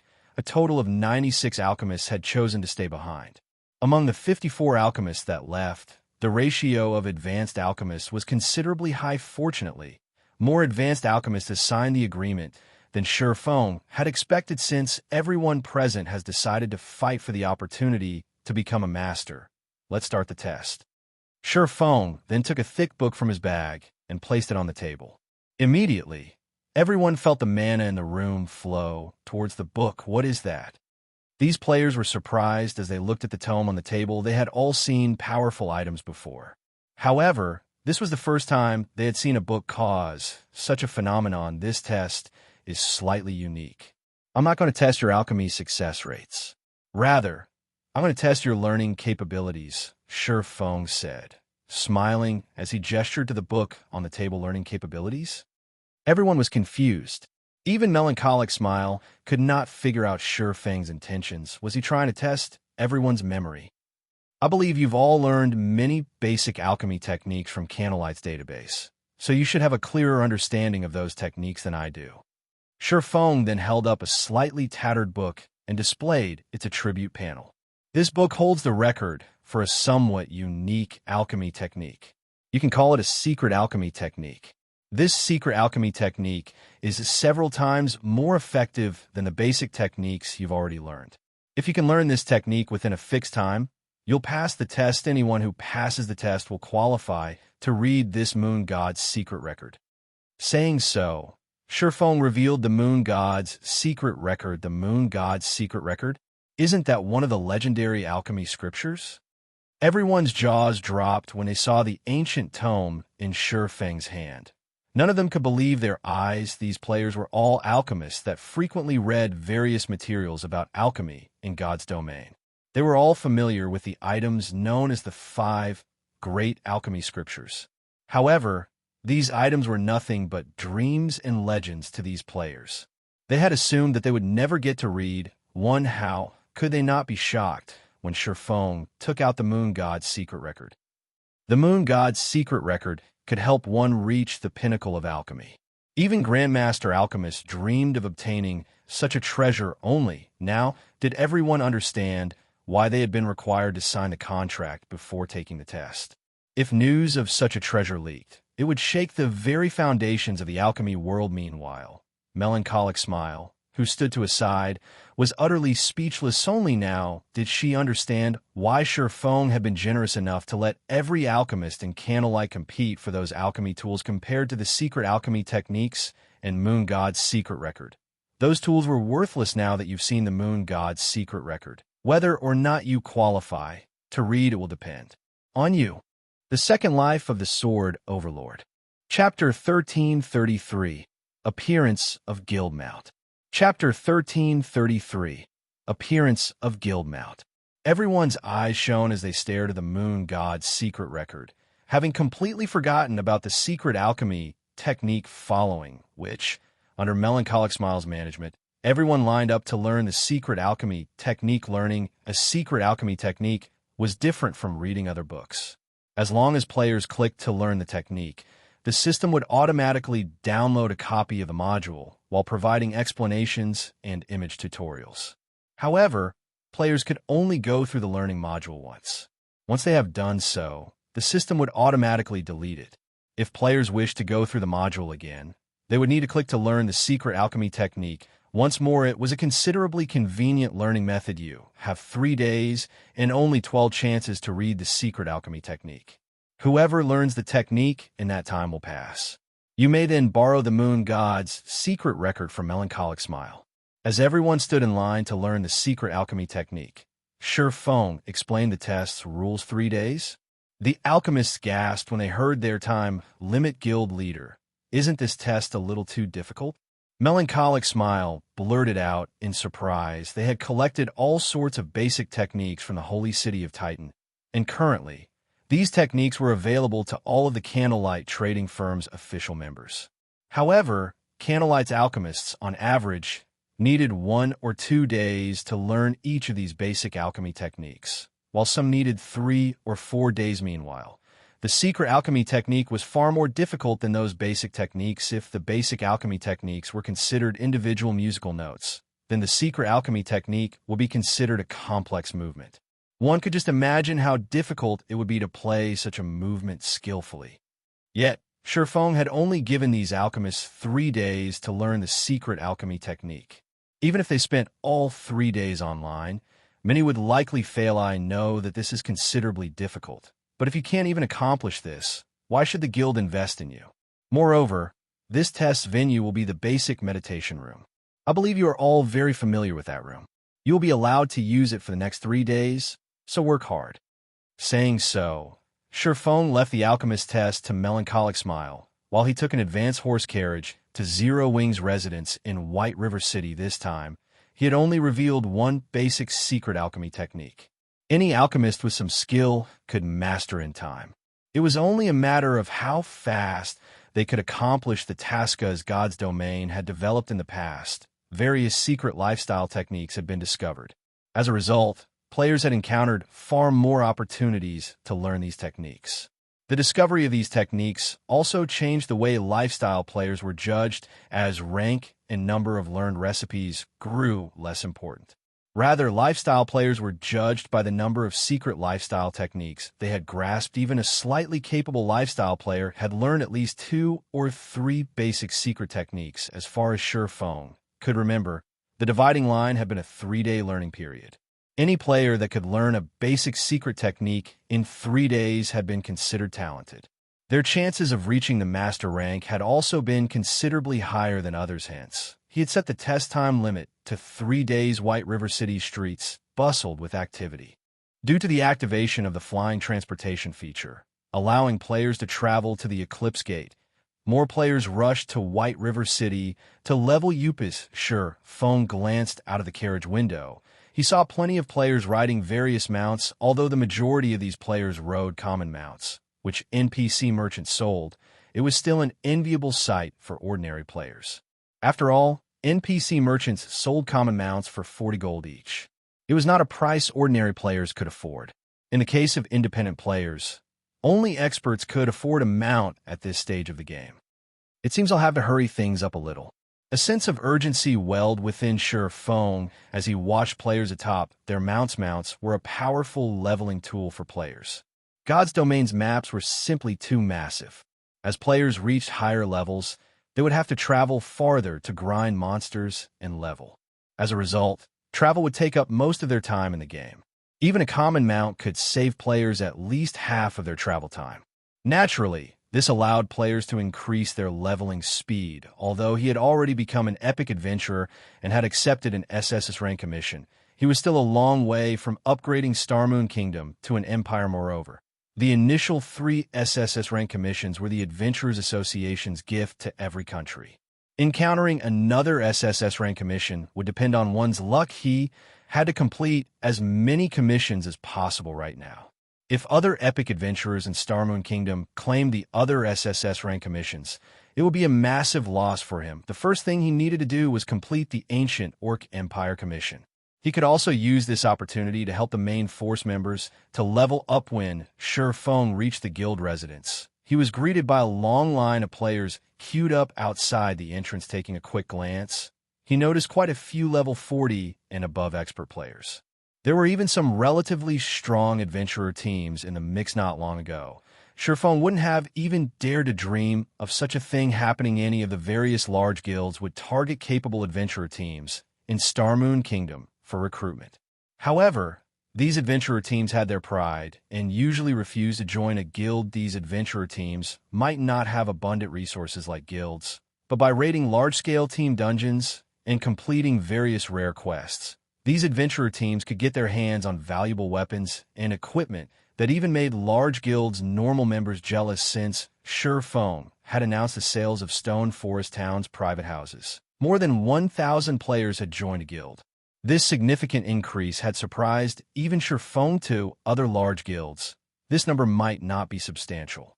In Zero Wing's case, however, it was astounding. Zero Wing was famous for having the highest recruitment standard in Starmoon Kingdom. Anyone that joined the guild had either great potential or was stronger than other large guilds' elite members. Hence, an increase of 1,000 members in Zero Wing was the equivalent of a large guild suddenly gaining over 1,000 elite members. At this rate, Zero Wing would have an extra 10,000 elite members by the end of the day. Even for first-rate guilds, this was unthinkable. After all, a first-rate guild normally only had 100,000 plus elite members. By gaining 10,000 elite members in a single day, Zero Wing would catch up to a first-rate guild's elite member count within 2 weeks, of course. This situation wouldn't continue for so many days, but Zero Wing shouldn't have a problem gaining an extra 30,000 elite members in a short amount of time. At that time, Zero Wing would finally have enough elite members to truly rival a first-rate guild with so many elite members. Not only could Feng alleviate the pressure on the branch guild in Lakeheart City, but he would also have enough manpower to defend his new city. He wouldn't need to reallocate manpower from Stone Forest Town, as Feng was about to enter the guild's warehouse to clear out his bag and prepare the necessary items for his trip to the morning battlefield. He received 2 system notifications. System, congratulations. You have finished taming the 5-star mount Thunderwolf. Please visit the stable. System, congratulations. Master Tamer Owen, who is under your employment, has been promoted to Grandmaster Tamer. Chapter 1334, Flocking to Zero Wing. Chapter 1334, Flocking to Zero Wing. The 2 system notifications momentarily stunned Feng. The taming's done already? Feng was confused. A 5-star mount was not easy to tame. Even Owen had estimated that he would require 25 days to complete the task. However, the mount had been tamed much sooner than expected. Now that the Thunderwolf had been tamed, Zero Wing could finally activate the guild mount system. Guild members could start purchasing the Thunderwolf from the guild stable. Unlike the mounts NPCs sold, guild members only needed to pay 25 gold for a guild mount, with the price difference of 15 gold. Not only could guild members obtain their mounts sooner, but the Thunderwolf's movement speed also rivaled that of bronze mounts. Zero Wing's development speed would even surpass first-rate guilds with abundant funding. The most surprising news, however, was Owen's promotion to Grandmaster Tamer. Although the Tamer class was not a particularly popular one, even Starmoon Kingdom's king would have to treat a Grandmaster Tamer with respect. Grandmaster Tamers would also become targets for countless guilds seeking their employment. Unlike Master Tamers, Grandmaster Tamers could strengthen the wild beasts they tamed, and they required far less time to complete the task. At the same time, they could help players upgrade their guild mounts much more easily. If a Master Tamer had a 15% chance of upgrading a guild's common mounts to bronze rank, a Grandmaster Tamer success rate was at least 30% immediately. Feng hurried to the guild stable. The guild stable hadn't changed, as Feng hadn't activated the guild mount system yet. Guild members had no reason to approach the stable. There were only a dozen or so NPCs managing the place. The only difference was that right now, Owen stood guard before a large cage, inside of which obediently lay the Thunderwolf.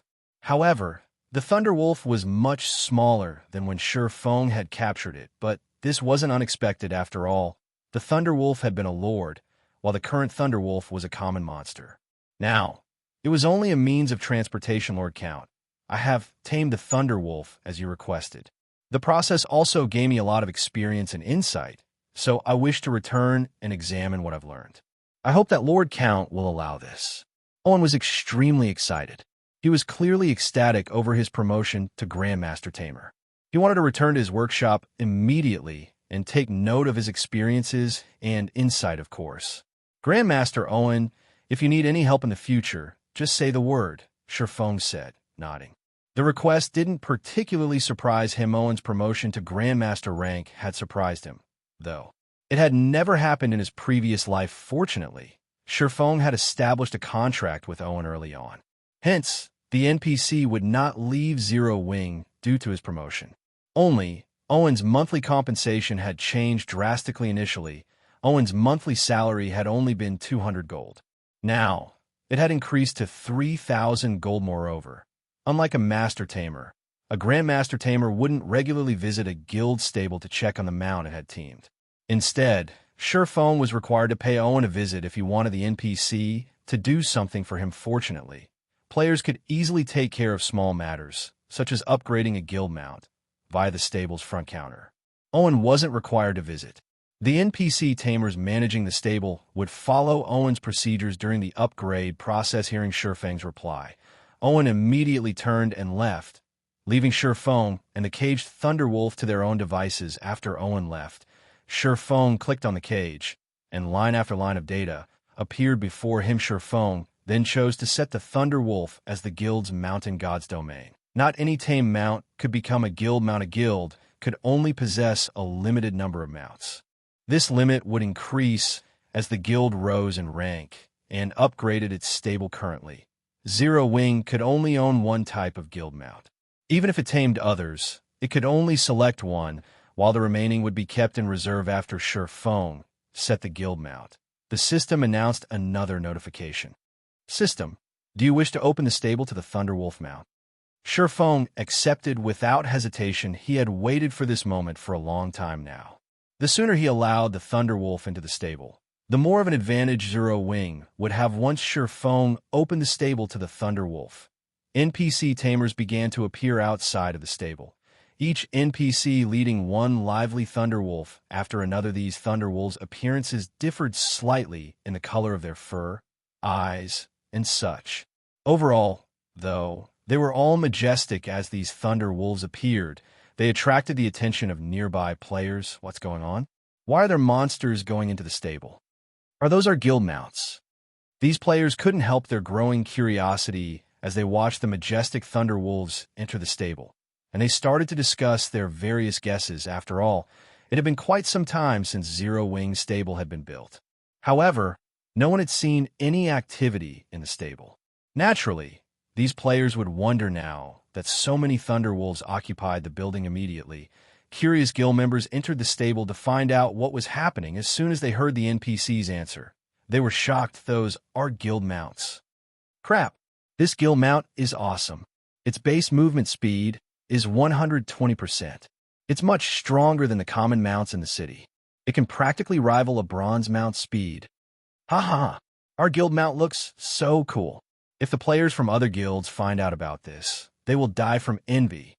My patience has finally paid off. I've long since saved up 25 gold. I'm going to get that purplish-black Thunderwolf. Its color scheme will match my weapons and equipment perfectly. Scram, I got my eye on that one. For a time, the stable exploded with activity. The guild members that had already saved 25 gold to purchase a mount, afraid someone would snatch the Thunderwolf, they had set their sights on. News of the Thunderwolf immediately spread throughout Zero Wing. This information also reached Starmoon Kingdom's official forum. Zero Wing's guild mount makes its first appearance. Pictures and videos available. Crap, that mount looks so cool. It only costs 25 gold, too. This won't do. I must join Zero Wing. Zero Wing is so amazing. I just looked it up in the library. It turns out that the Thunderwolf is an extremely rare, high-ranking wild beast in God's domain. How did Zero Wing get its hands on this mount?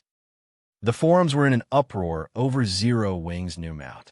Expert players who had already purchased a common mount envied and admired Zero Wing, members some of the adventurer teams, and independent experts that had hesitated to join Zero Wing changed their minds immediately. Determined to join the guild, not only was the Thunderwolf cheap, but it also had superior attributes and an impressive appearance. Moreover, the mount could be upgraded before anyone knew it. The line of players outside of Zero Wing had doubled. More players joined the line by the minute. The guild recruiters were stupefied, however. In Heaven's Burial's residence in Starmoon City, When Singular Burial received the news, he felt an indescribable pressure weigh down on him. Zero Wing. Singular Burial fumed. If not for his collaboration with Abandon Wave, Heaven's Burial wouldn't be a match for Zero Wing. What a pity. Even if you release your guild mounts now, it is too late to change anything. Relay my commands. Instruct Ghost Shadow to lead the Ghost Shadow Legion to White River City. As soon as Abandon Wave's people take action, have them destroy Zero Wing's stable. Chapter 1335, Darkness Strikes. Chapter 1335, Darkness Strikes. Inside the guild leader's office, Daybreak Fog and Heaven's Burial's several other upper echelons were stunned by Singular Burial's command. They hadn't expected Zero Wing's guild mounts to inspire such a firm decision in God's domain. The guild structures inside NPC cities could be destroyed. If one wished to rebuild a structure, they would require a new design to do so. However, these structures were generally protected by defensive magic arrays. They weren't easy to destroy normally. A guild structure's defensive magic array could absorb up to 15 million damage. As for a crucial structure like the stable, the guild would employ a far more powerful magic array to protect it. Inside a 2-star guild residence, the strongest magic array one could establish to protect its stable could absorb up to 30 million damage, while the weakest magic array in a 3-star guild residence could absorb up to 40 million damage. Taking into account the stable's own durability and defense, it would take a considerable amount of time to destroy the building. In addition, White River City was a major NPC city. An attack at night might have a chance of success, but now they had been ordered to attack the stable during the day. The NPC guards patrolling the city were incredibly diligent. Even the slightest disturbance would attract a large number of these NPC guards. White River City was also Zero Wing's main headquarters. There were now fewer than 3,000 or 4,000 members stationed in Zero Wing's residence at a time. The guild had also hired tons of NPC guards to defend the residence. If they attacked, these players and NPCs would respond immediately unless they invested several times the number of players Zero Wing had. It would be impossible to destroy the stable under such tight security. The Ghost Shadow Legion only had 2,000 members. Although these players were all elites or experts, there were plenty of elites and experts defending Zero Wing's residence guild leader. Although Zero Wing's guild mount poses a threat, we're talking about an assault in White River City. Even if we dispatch the entire Ghost Shadow Legion, it won't even be enough to get through Zero Wing's main entrance, Daybreak Fog persuaded. I suggest that we follow the original plan and take things one step at a time. First, we'll secure Stone Forest Town. Then, we'll kill the Frost King. Even with their guild mounts, we can whittle Zero Wing down. Such a forceful assault isn't necessary. The other upper echelons expressed their agreement. Zero Wing had a massive advantage over the other large guilds, which did not possess guild mounts. As time passed, this gap between Zero Wing and its competitors would only widen. It was wise to deal with this situation as quickly as possible. However, Heaven's Burial was an exception. With the evil beast army, Heaven's Burial could flatten any guild town it wanted. To a large guild like Zero Wing, losing a town meant losing an important income source. It would impact the guild's development if Zero Wing lost its guild town. How could it possibly compete with Heaven's Burial? I understand your concern. Singular Burial could not help but laugh. Sending the Ghost Shadow Legion into action isn't profitable, but aren't you jealous of Zero Wing's stable? Of course we are, guild leader, but so what? Constructing a stable requires a design, yet we haven't even found a lead to the stable design. We might not have had the opportunity to build a stable in the past, but now we do. Saying so, Singular Burial revealed a thick, ancient tome and displayed it before everyone. Book of Replication consumable. Saves a copy of a building for 10 days. When used, creates an exact replica of the building. Cannot be used if copied building exists. After Daybreak Fog and the others read the introduction text, they wore shocked and ecstatic expressions. With this Book of Replication, they could copy and destroy Zero Wing's stable, obtaining one for Heaven's Burial when Abandon Wave attacks. Zero Wing's members will flock to Stone Forest Town's defense. As a result, the guild's main headquarters will be left unguarded. That's our opportunity, Singular Burial said, smiling. Don't we have 8 gnome cannons? Give them all to the Ghost Shadow Legion. With 8 gnome cannons, the magic array protecting Zero Wing's stable can only last a few volleys at most, regardless of how powerful it is. Hearing this, the upper echelon's eyes shone with excitement. It wasn't possible for the Ghost Shadow Legion to destroy the stable by itself. However, employing the gnome cannons against Zero Wing's defenses wouldn't be a problem, although they would undoubtedly lose all 8 cannons and many members of the Ghost Shadow Legion. The losses would be worth stealing Zero Wing's stable, however. As a preventive measure, lead the 3rd Legion to White River City Fog. You can hand the 8 gnome cannons over to Ghost Shadow while you're at it. Destroy Zero Wing's stable once Ghost Shadow copies it. I want to see how Zero Wing intends to hold its position as Starmoon Kingdom's #1 guild after losing both Stone Forest Town and its stable. Understood. I'll see to it right away. Daybreak Fog turned and left the office. Zero Wing might have many experts, but after today, it would be Heaven's Burial's era in Starmoon Kingdom. Meanwhile, many adventurer teams and guild players lay siege to the Bloodring Bandit group at the border between the Stoneclaw Mountains and the Limestone Hills. The Bloodring Bandit group was one of the dark forces residing in this area. The group consisted of level 45 and above half-orcs. Among them, powerful chieftains and lords ambush passing players and NPCs.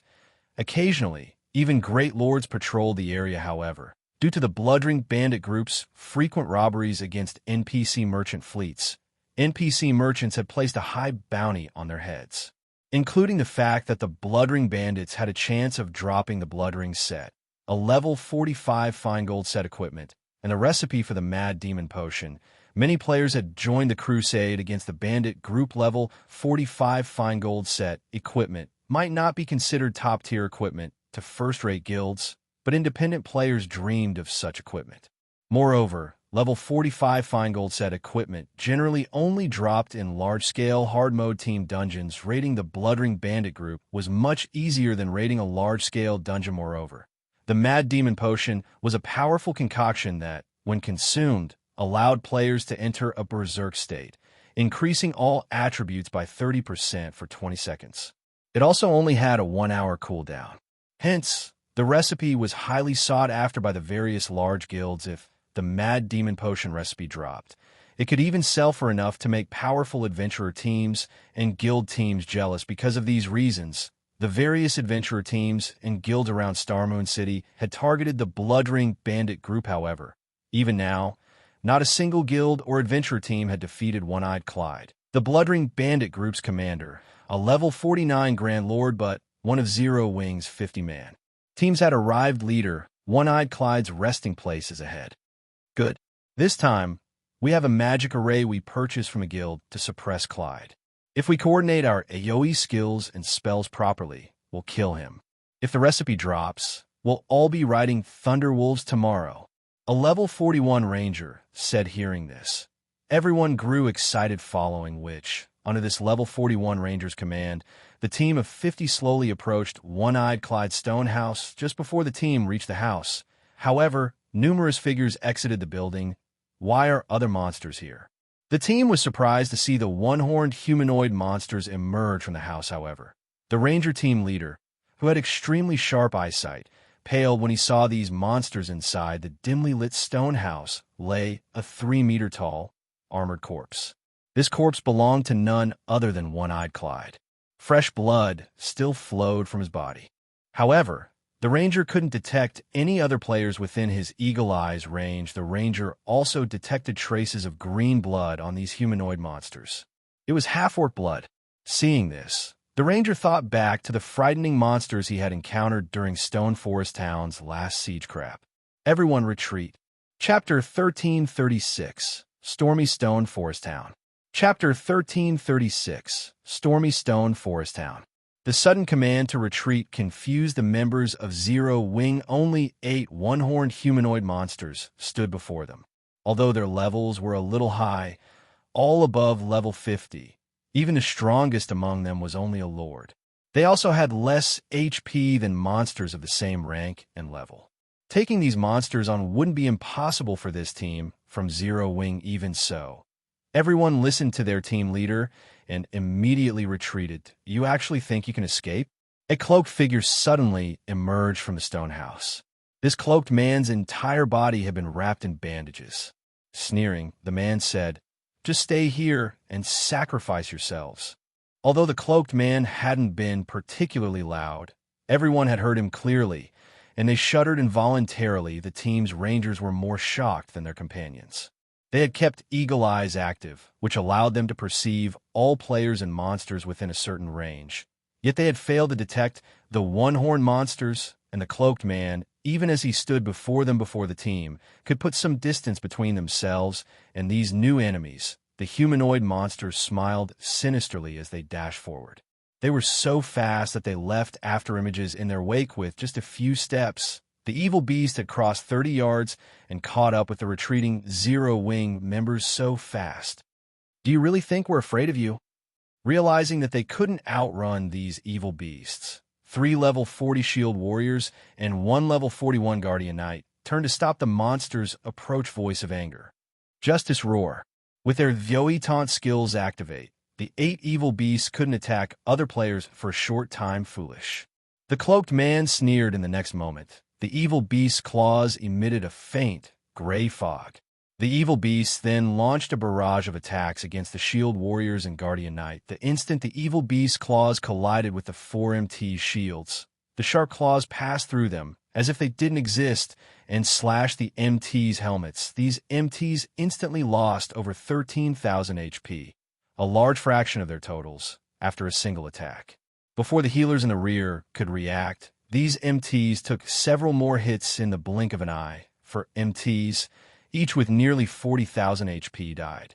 Their companions were stunned, however. Several calm elementalists and rangers had reacted quickly and responded with attacks of their own immediately.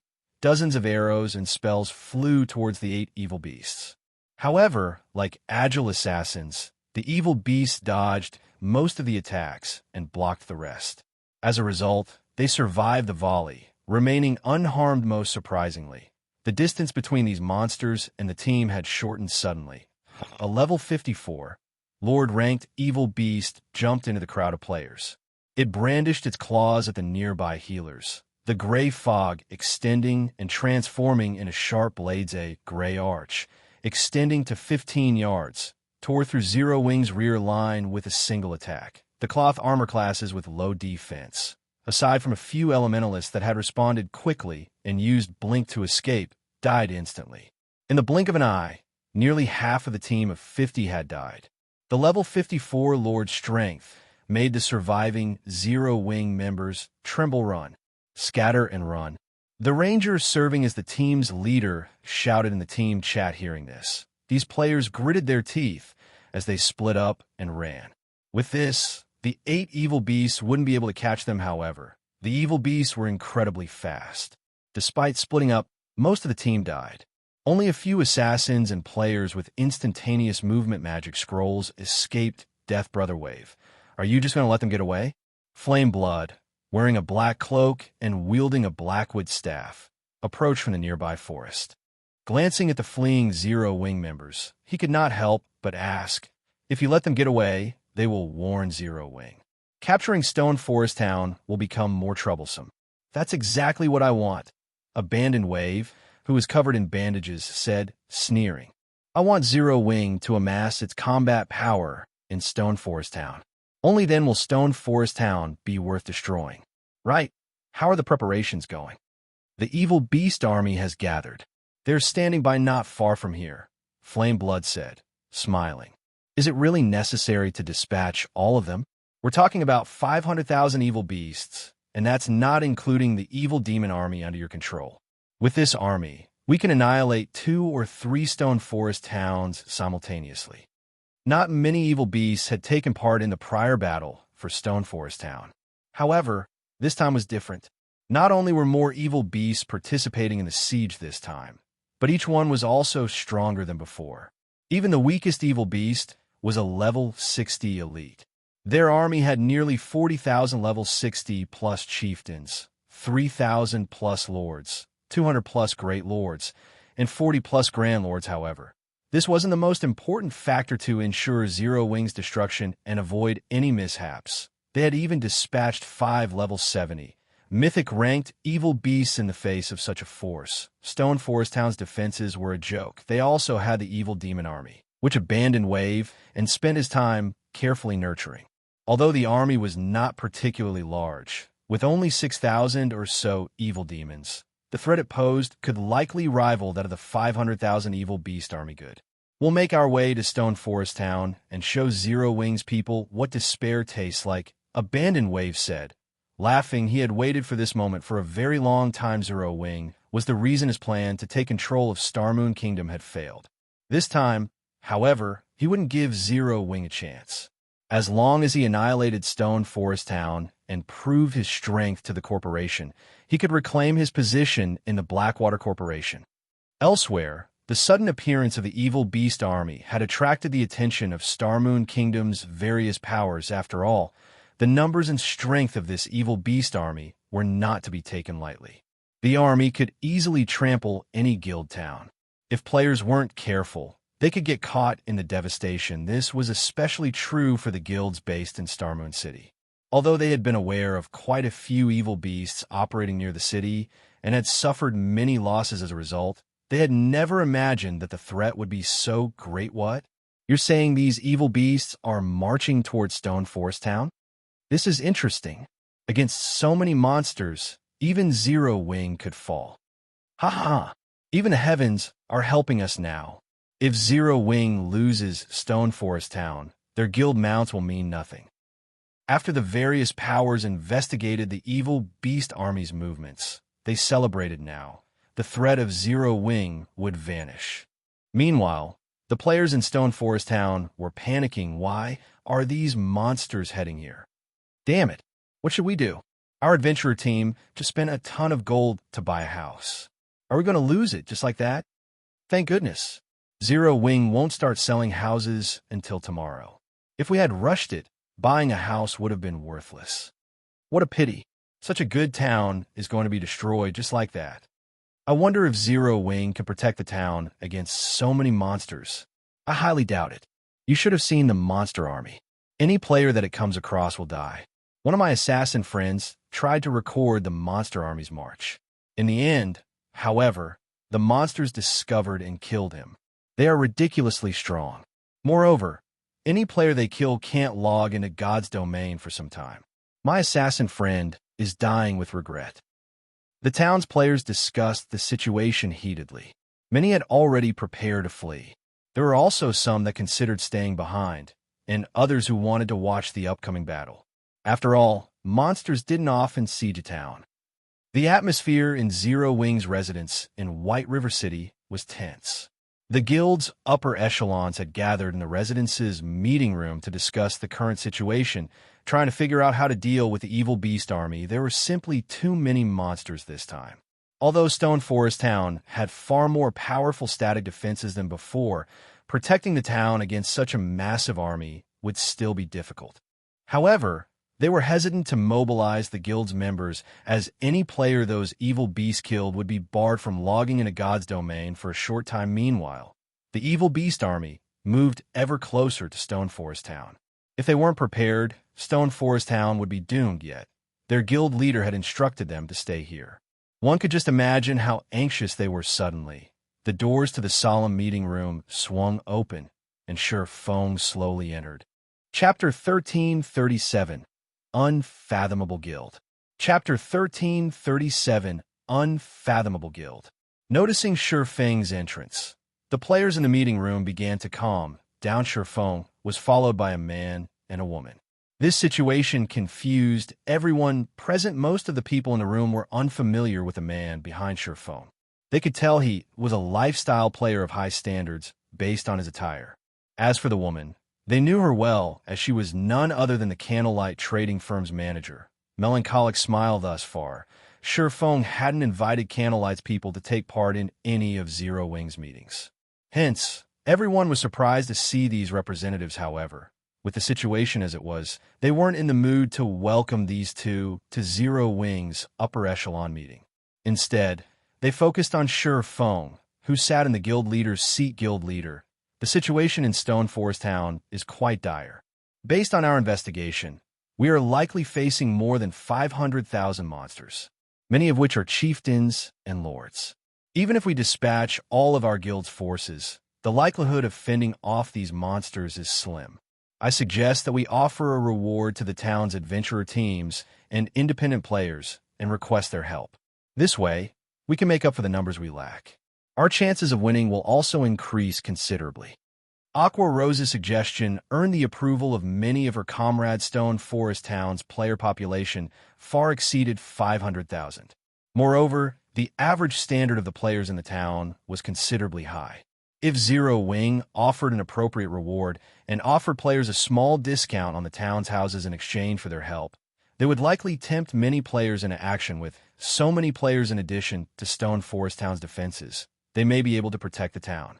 At most, they would have to pay a huge price to do so. It was likely that the guild's development would stagnate for a considerable amount of time. However, paying such a price was better than losing Stone Forest Town entirely. After all, Zero Wing had invested too much into the town to lose it now suddenly. Gentle Snow spoke up. Guild leader, we've discovered some hidden ruins in the Black Dragon Empire and obtained over 600 intermediate thunder bombs. Although they are not as powerful as the mana pulse bombs, they can rival tier 3 spells.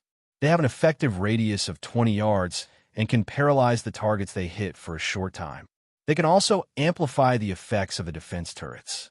Aside from these thunder bombs, we have also obtained 2 advanced gnome cannons that are roughly equal to the defense turret's firepower.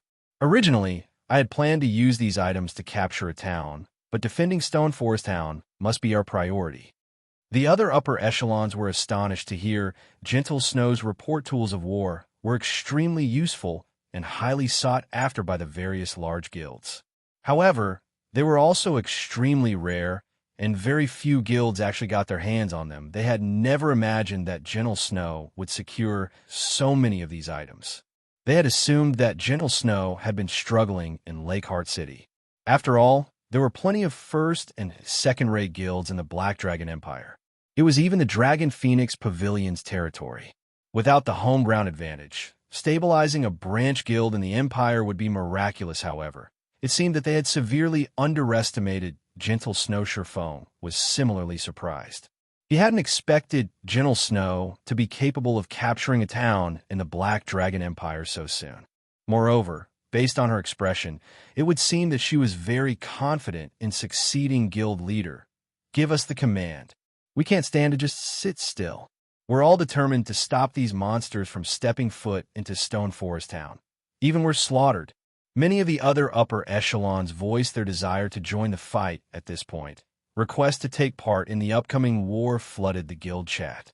Even the guild's normal members, who were not required to take part, wanted to defend the town. With some already forming their own team, Zero Wing had defeated many guilds to become Starmoon Kingdom's #1 guild. How could it abandon Stone Forest Town and accept defeat at the hands of a mere monster army? I understand your sentiments. Shi Feng could not help but laugh when he heard everyone's opinions. However, Zero Wing has not fallen so far that we need to resort to such methods. I've only called you here to tell you to continue your duties. The 40,000 elite and expert members stationed in Stone Forest Town are enough to defeat the monster army. But before everyone could argue, however, Shi Feng stood and continued. Let me introduce you. This is Melancholic Smile. I believe you are familiar with her by now. This gentleman here is Candlelight's chief engineer, Burning Abyss. He has had a hand on many of our precious engineering tools. Both will participate in our guild meetings from here on out. Whenever I'm not around, Zero Wing and the Candlelight trading firm will be able to work together. Shi Feng's announcement confused his commanders. They couldn't figure out what he was trying to do. The monster army was quickly approaching Stone Forest Town. Yet Shi Feng's goal for this meeting was to tell them to continue their tasks and introduce Candlelight's managers. First, Melancholic, tell everyone about your recent results, Shi Feng said as he implied that the others stay silent. He then let Melancholic Smile take charge of the meeting after Candlelight obtained the miniature ballista design, We invested a lot of time into manufacturing miniature ballistas each day. Thus far, we have manufactured 73 miniature ballistas. We have also successfully researched the exploding arrow. The arrows rival Tier 2 spells, and any engineer can craft them. Moreover, both the arrow's production success rate and speed are considerably high thus far. We have produced 200,000 exploding arrows. We've secretly moved these arrows to Candlelight's warehouse in Stone Forest Town. They can be retrieved and used at any time. In addition, if Candlelight's 200-plus engineers who have learned the exploding arrows design produce them quickly, they can craft 4,000 arrows per hour. As everyone listened to Melancholic Smile's brief report, they were stunned into silence. Even Aqua Rose, who was very familiar with the ins and outs of Zero Wing, was dazed when she heard this. It was obvious that she struggled to process the information. 73 miniature ballistas, 200,000 exploding arrows that could rival Tier 2 spells. These players began to doubt that their guild was actually Zero Wing. Not even super guilds had this kind of weaponry. Apocalypse Empire Dragon Phoenix Pavilion's residence in the Imperial capital. Over 100 players had gathered in the residence's top-floor lounge. Every one of these people was a level 43 or above expert. They were the Dragon Phoenix Pavilion's core upper echelons. Among these people, there were some that even Pavilion Masters like Phoenix Rain and Nine Dragons Emperor couldn't command and had to treat with respect normally. These people were scattered across the various branch guilds.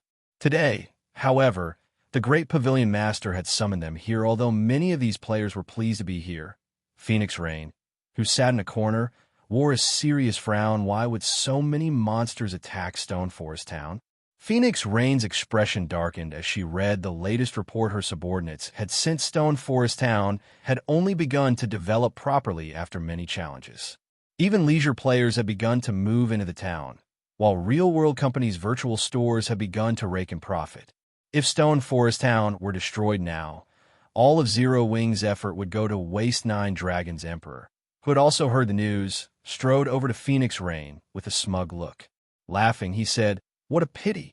All of your investment in Zero Wing was for nothing. I'm sure the guild elders will also be very interested to hear about this. The outcome has yet to be decided. Don't celebrate so soon." Phoenix Rain snapped. Ignoring Nine Dragons Emperor, she turned and left to contact Phone. The Great Pavilion Master had ordered her to complete a particular quest, so she couldn't mobilize too many players to assist Zero Wing. However, she could lend Zero Wing 7 or 8 gnome cannons and a large stock of special ammunition. Chapter 1338, Defensive Siege Battle. Chapter 1338, Defensive Siege Battle.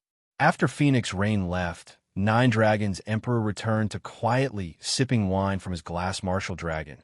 The burly man exuding chilling aura from behind Nine Dragons Emperor asked quietly, "Pavilion Master, should I use this opportunity to send some people to destroy Zero Wing's residence in Lakeheart City? The quest is about to start. There's no need to waste the manpower. In any case, it is only a matter of time before Zero Wing crumbles," Nine Dragons Emperor replied, smiling faintly as he watched Phoenix Rain's departing figure. With so many monsters assaulting Stone Forest Town, he wasn't even certain that the Dragon Phoenix Pavilion's full force could protect the town, much less Zero Wing's. Without Stone Forest Town, Zero Wing wouldn't be able to help Phoenix Rain. Meanwhile, standing in another corner in the lounge, Phoenix Rain waited a while before contacting Phone. Phoenix Pavilion Master, "To what do I owe this pleasure?" Phone asked. He could not help but poke fun at Phoenix Rain when he saw the woman's anxious expression due to Phoenix Rain's sudden call. He had been forced to end the meeting early and find a reception room to remove his black flame disguise. Only then did he accept the call. "Do you really have to ask?" Phoenix Rain rolled her eyes. Getting straight to the point, she retorted, "Doesn't know about Stone Forest Town's situation right now. Although I can't supply any manpower, I can lend you a few war weapons." War weapons? Phone hadn't expected Phoenix Rain to be so generous. All of the large guilds treated war weapons like priceless treasure. They wouldn't even think of using these items if they could avoid it, much less lending them to someone else. They only put these items to use during crucial moments. Let's forget about the weapons. How many magic crystals do you have on hand? You don't need the weapons? Phoenix Rain was slightly surprised. She couldn't understand what Xianxia was thinking. War weapons could be a saving grace during a monster siege. Yet based on Xianxia's reaction, it was obvious that he wasn't interested. I've already spent most of the magic crystals that I borrowed from Zero Wing. Right now, I only have around 50,000 or so left. If you need them, I can have Blue send them over right away. But that's all I have. 50,000. After pondering for a brief moment, Xianxia said, that should be barely enough. Thank you for the help, Phoenix Pavilion Master. Regarding the 300,000 magic crystals that you've borrowed, we'll write off the interest. Phoenix Rain had wanted to respond, but as soon as Xianxia finished speaking, he disconnected the call. Blue Phoenix walked over and asked, Big Sis Rain, how did it go? Should I send some people to retrieve the gnome cannons from the guild warehouse? No, just take 50,000 magic crystals to Stone Forest Town, Phoenix Rain said, waving her hand no. Blue Phoenix was surprised. We're talking about tools of war. They can definitely help defend the town. Is Zero Wing really so confident of protecting Stone Forest Town against so many monsters? I doubt that Zero Wing would fool around with Stone Forest Town, Phoenix Rain said, uncertain. Hopefully Zero Wing can defend it. As a preventive measure, take the gnome cannons and special ammunition with you.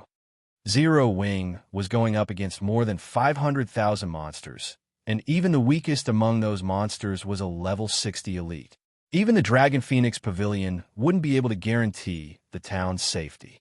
She found it truly hard to believe that all Zero Wing needed was a few magic crystals. Understood. Blue Phoenix nodded before leaving the lounge. A horde of evil beasts had surrounded Stone Forest Town. Looking at these monsters, the Zero Wing members stationed atop the town's ramparts felt their knees grow weak. The players that had come to watch the battle were just as shocked. There was a great discrepancy between the information they had received and what lay before them. While the reports had stated that the weakest monsters within a monster army were level 60 elites was true, these level 60 elites did not make up the majority of the army. They weren't even a quarter of the enemy's forces. Rather, most of the monsters in the army were level 60 plus special elites. Even from afar, one could easily find one level 60 plus chieftain out of every 10 monsters. Such a beast could serve as a party dungeon's final bosses for the number of tier 2 lords in the army. That was even more frightening. The enemy also had hill-sized great and grand lords sits over. Stone Forest Town is beyond salvation now. Even from here, I can count more than 200 great lords. The great lords are nothing. They can be defeated. You should be worried about the level 65 plus grand lords and mythic monsters. I'm pretty sure those monsters can obliterate Stone Forest Town without help. How does such a powerful monster army exist? Even if every player in the town joins the fight, we can't stop these monsters. Upon seeing the enemy's forces, some players who had intended to stay to watch the war dismissed the notion. With such a massive gap in strength, this was no longer a war. It would simply be a one-sided slaughter. If they didn't leave now, they wouldn't even get the opportunity to flee once the battle began. Haha! Abandon Wave's army is truly impressive. Even if Zero Wing sends in every member, its struggle will be futile. Singular Burial was elated as he watched the live stream a subordinate had sent from inside Stone Forest Town. With such power, they could proceed to take control of the Star Alliance's towns once they finished with Stone Forest Town. After that, Heaven's Burial wouldn't have any competition in Starmoon Kingdom Guild leader. I just received news that Zero Wing isn't taking any action against the monster army. The elite members that were already in the town are the only ones stationed there. There are only 40,000 players, the subordinate recording the live stream reported. He then shifted the camera angle towards Stone Forest Town's interior. Zero Wing's members crowded Adam's Stone Forest Town's ramparts. However, there weren't many. No matter how one looked at it, they didn't even have nearly 100,000 players. They're giving up? Singular Burial roared with laughter when he saw this. What a pity. I had hoped to use this opportunity to deal a blow to Zero Wing. As expected, Black Flame's decision is a bold one. It's no wonder how he developed Zero Wing to its current glory. If it were up to him, He would defend his town with everything he had, however, from a logical viewpoint, giving up the town was the best decision. Otherwise, the guild would suffer additional losses while reaching the same outcome. Meanwhile, Stone Forest players realized that Zero Wing intended to give up on the town. No one dared to linger as they used their return scrolls to flee. How boring. So Zero Wing doesn't even have the courage to put up a fight. Abandoned Wave clicked his tongue when he saw the lack of reaction in Stone Forest Town. He had really wanted to watch Zero Wing's final struggle. Since that's the case, let's end this. Following which, Abandoned Wave swung his hand forward. Immediately, the evil beast army surrounding Stone Forest Town began their assault as they surged toward the town. Seeing the evil beast army approach, the Zero Wing members on the ramparts grew nervous. With just 40,000 elite players, just how were they supposed to face an army of 500,000 monsters?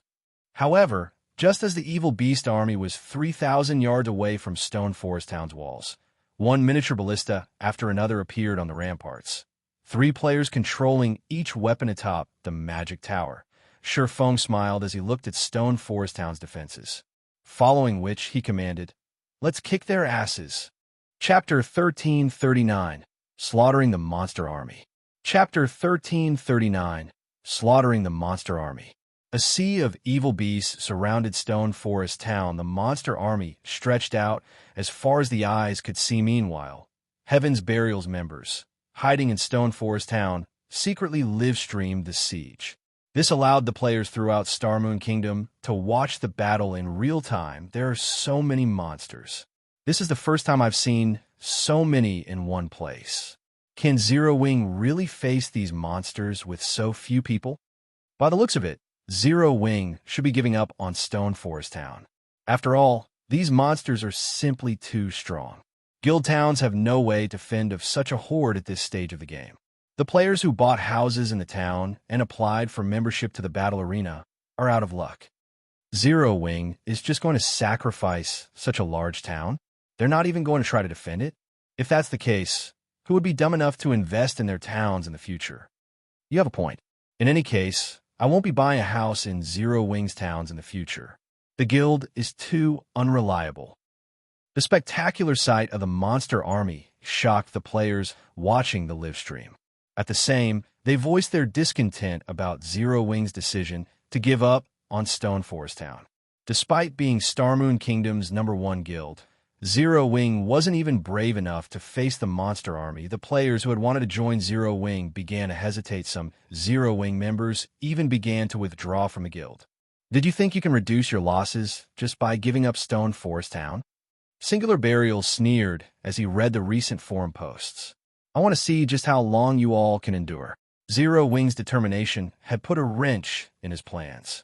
However, if he uploaded the live stream of the siege battle to the forums, he could force Zero Wing into making a decision. Or Zero Wing chose to conserve its strength and give up Stone Forest Town, or it would try to defend the town with all its might at the cost of reducing the guild's overall strength. While the former option was a good choice, it would also damage the guild's carefully built reputation. Most likely, the results would halt the guild's development for some time. If Zero Wing wanted to continue developing, its only choice was to protect Stone Forest Town with everything it had. He did not hope that Zero Wing would mobilize all of its members to protect the town. It would be enough if the guild moved a portion of its members in White River City. At that time, Zero Wing would lose both Stone Forest Town and its stable. If that happened, Heaven's Burial would take Zero Wing's place as the #1 guild of Starmoon Kingdom. Just as the players discussed the live stream on the forums, the evil beast army began its assault. The earth trembled as the monsters swarmed towards Stone Forest Town. The players watching were stunned. They finally understood what Zerd tactics truly were. With so many monsters, even Stone Forest Town's defense turrets and magic towers were utterly inadequate defenses. It was no wonder why Zero Wing had given up Stone Forest Town. The guild might have expected this outcome, huh? What are Zero Wing's members bringing out? Aren't those miniature ballistas? It seems that the guild did prepare. So what if they are prepared? The defense turrets and magic towers can't even slow down the monster army. What could a few miniature ballistas do? When a monster army was less than 3,000 yards away from Stone Forest Town, some of the spectators noticed quite a few miniature ballistas emerge atop the ramparts. And they couldn't help but laugh. Although the miniature ballistas were easy to move, their power was subpar at best. Moreover, their AoE wasn't as large as the defense turrets. The miniature ballistas might be useful against players, but against so many high HP monsters, they were simply a joke. However, before these people could finish their words, something else occurred on the ramparts that stunned the watching players. There were nearly 20 miniature ballistas on each wall. With all 4 walls, Zero Wing had almost 80 miniature ballistas protecting Stone Forest Town. How was this possible? Those are miniature ballistas we're talking about. The large number of miniature ballistas stupefied the spectators. The various large guilds watching the live stream were particularly shocked. Ordinary players might not understand how precious war weapons like the miniature ballistas were, but the major powers understood their importance well. Although the miniature ballista could not rival the gnome cannon's firepower, it wasn't easy to obtain. Not even super guilds could collect nearly 80 miniature ballistas. Yet Zero Wing had before everyone could recover from their shock. Zero Wing's members began to load the ballistas with 2-meter-long arrows. Crimson runes danced across these arrow shafts. It was obvious that these weren't arrows you could purchase from NPC merchants following, which explosions filled the air around Stone Forest Town. In the next moment, flaming arrows flew from the town's ramparts, raining down on the approaching evil beast army. Boom, boom, boom. Rings of fire erupted among the monster troops as the arrows struck, each covering a 15-yard radius. The miniature ballista's attacks were no less devastating than the defense turrets. The explosions forced back the evil beasts on the front line as they received heavy injuries. The elite-ranked evil beasts had lost over 1/3 of their HPS after the first volley of arrows. The defense turrets and magic towers launched their attacks as well. When the magic towers attacked, the 7 colored beams they fired struck the heart of the monster army. The attack, which could rival Tier 4 large-scale destruction spells, instantly killed all of the monsters below Lord Runka's 3 7-colored beams cut through the evil beast army. Over 8,000 evil beasts died instantly, tearing large holes in the enemy formation due to the miniature ballista's short cooldown. Another volley of exploding arrows rained down on the evil beasts as soon as the defense turrets and magic towers finished their attacks before the army had even reached 2,500 yards of Stone Forest Town. Over 30,000 evil beasts had died. Stone Forest Town's frightening defenses stupefied the spectating players. This is insane. These are Stone Forest Town's defenses? Zero Wing is amazing. They have so many miniature ballistas. If not for these monsters' numbers and strength, the guild might annihilate the monsters before they even reach the walls. How is this possible? Why does Zero Wing have so many miniature ballistas?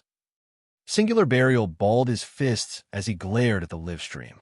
However, although he was very surprised and confused, he quickly recovered as he sneered and said, "Although I didn't expect such a trump card.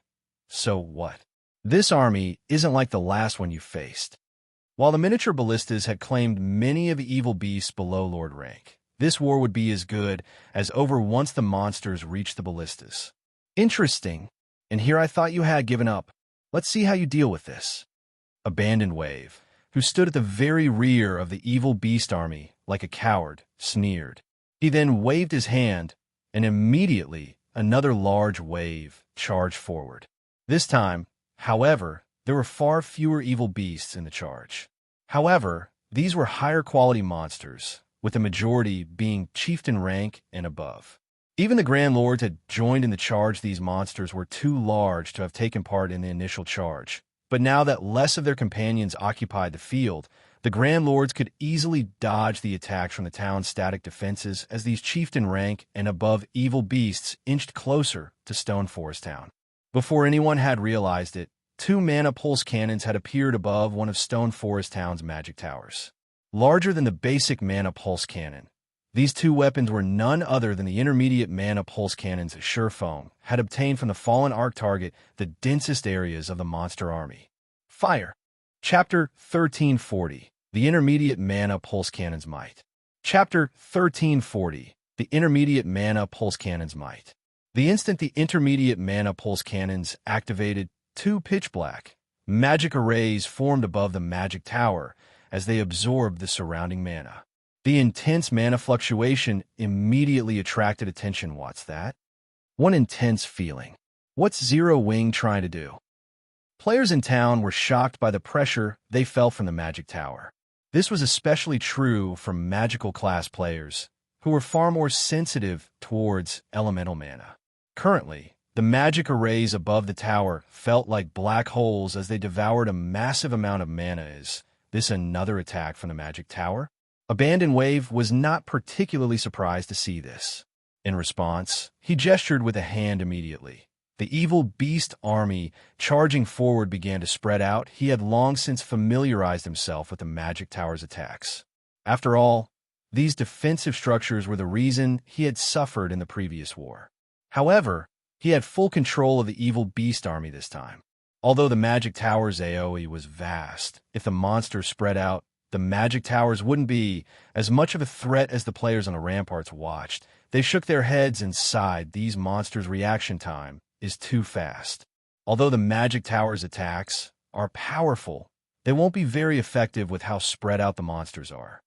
As the players discussed their thoughts, the two intermediate mana pulse cannons finished their channeling time. In the next moment, the cannons fired two black beams, reaching the center of the evil beast army in the blink of an eye. As the beams struck the ground, two pillars of black light shot into the sky, piercing the clouds. This phenomenon was nothing like the magic tower's prior attacks. As the black pillars rose, they expanded radius of 100 yards, 200 yards, 300 yards. The pillars of light devoured more evil beasts as it spread. The pillars only stopped after achieving a 500-yard radius. Any monster below chieftain rank was turned into ash instantly. Although the chieftain-ranked evil beasts survived initial contact with the pillars, the attacks that eventually claimed their lives as well. Only Lord-ranked evil beasts and above survived the attacks. What were those attacks? They even killed chieftains in one move. This is insane. So this is Zero Wing's foundation. Everyone's jaws dropped as they stared at the Armageddon before them. Shocked by the black pillar's destructive power, even the evil beast army had halted its advance. Just what did Zero Wing do? How did the AoE grow so large?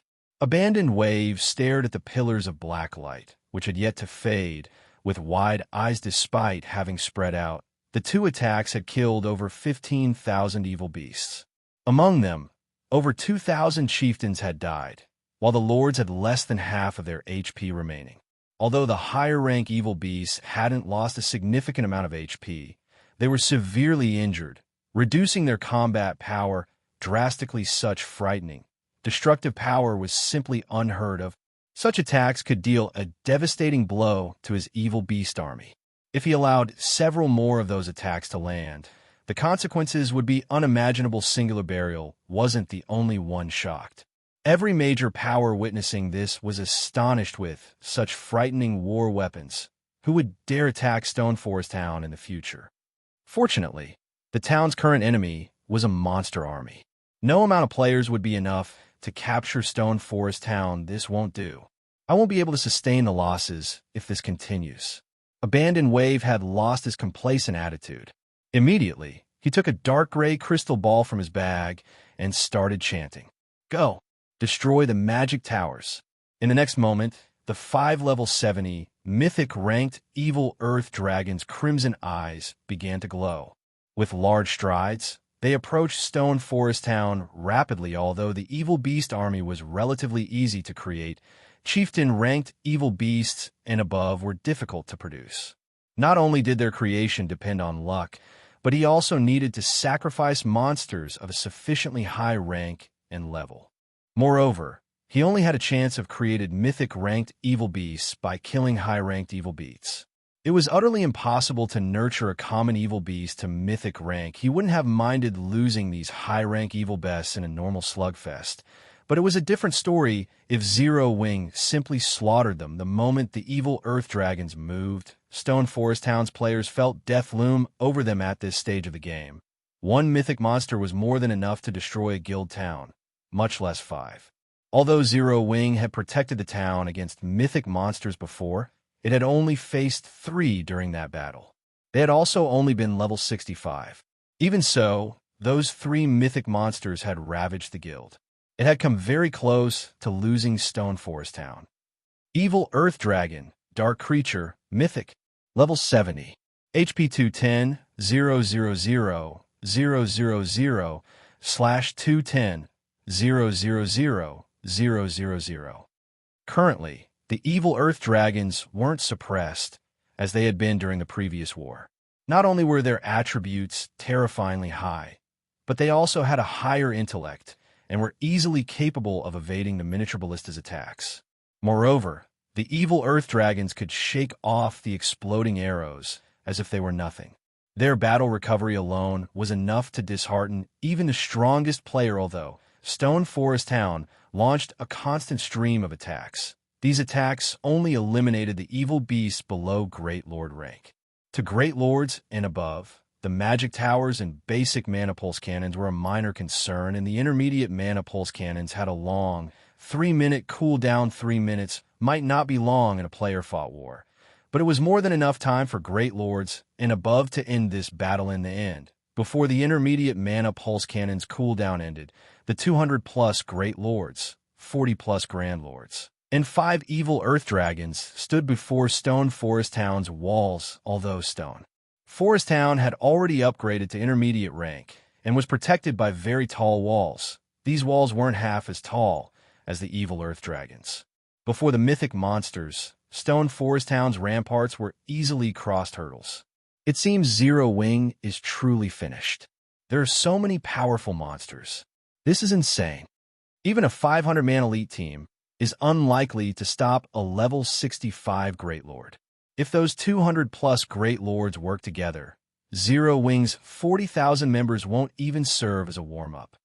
When the spectators had watched Zero Wing reveal so many powerful war weapons, they had held onto some hope of success. However, they realized how futile Zero Wing's attempts were as the evil beast stood before the town's walls. Go, my servants! Sacrifice every life form in the town for the almighty evil god. Abandoned Wave commanded. Laughing, he had been worried about the intermediate mana pulse cannons. But now that the monster stood before the ramparts, the war was as good as Overlord. Deafening roars filled the air as the Great Lord ranked evil beasts leaped towards Stone Forest Town's ramparts. He'd been waiting for this. You will be excellent test subjects.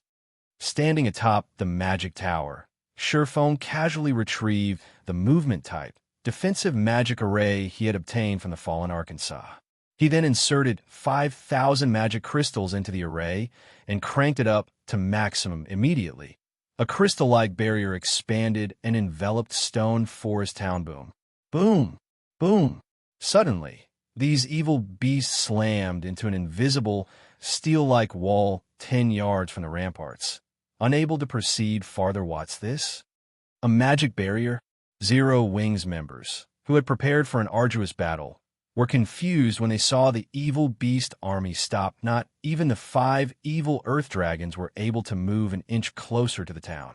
Chapter 1341. Trump Card appears. Chapter 1341. Trump Card appears. The barrier managed to block mythic monsters? Impossible. What kind of barrier is this? How much strength has Zero Wing kept hidden?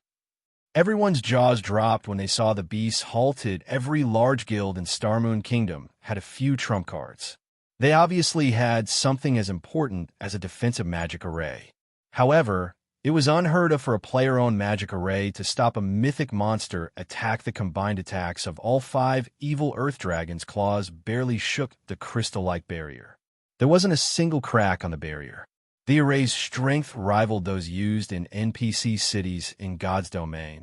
Even the most ordinary NPC city had a magic array that could stop Tier 4 monsters. Every major NPC city like White River City had a defensive magic array that could even hold off Tier 5 monsters. This was also the reason that, aside from special circumstances, monster sieges against the NPC cities were almost certain to fail. Monsters could only successfully siege NPC towns. Why wouldn't they be surprised to see that Stone Forest Town had an array that could rival an NPC cities? The Zero Wing members breathed a sigh of relief when the magic barrier appeared. If they faced these evil beasts head-on, they would die instantly. All members prioritize killing Great Lord rank monsters and below. Aqua Rose barked out commands through the guild chat when she read the description of the movement type defensive magic array.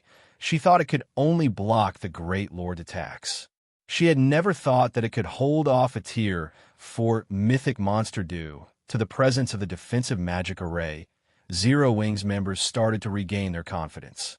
They began to bombard the evil beasts before them. Level 40 players might not normally pose a threat to level 65 Great Lords, but the 3 magic towers boosted their basic attributes by 30%. God's Domain's recent system upgrades also continuously weakened the effects of level suppression.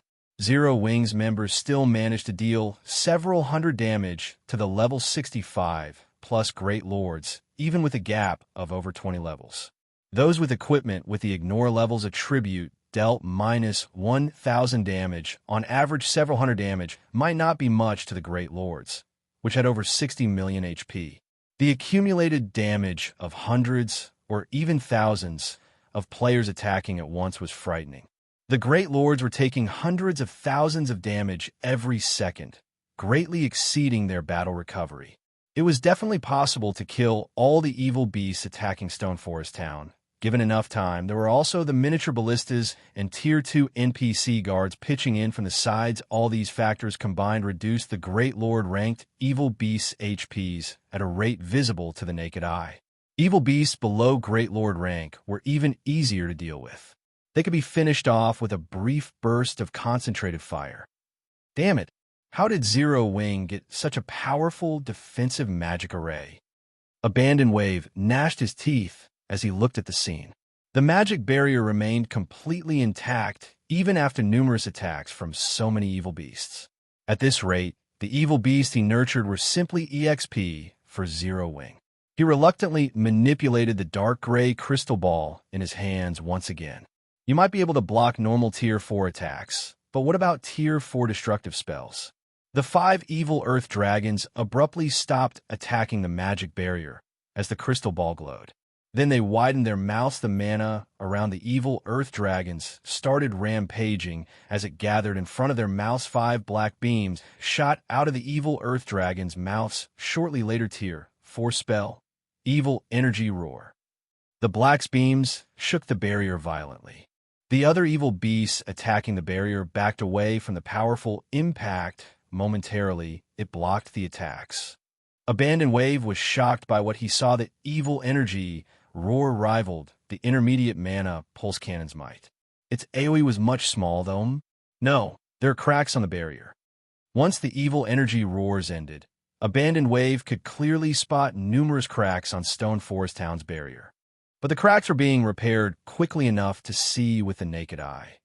As expected of a Tier 4 spell, its might is truly frightening. Sherfong took a look at the movement type defensive magic array beside him.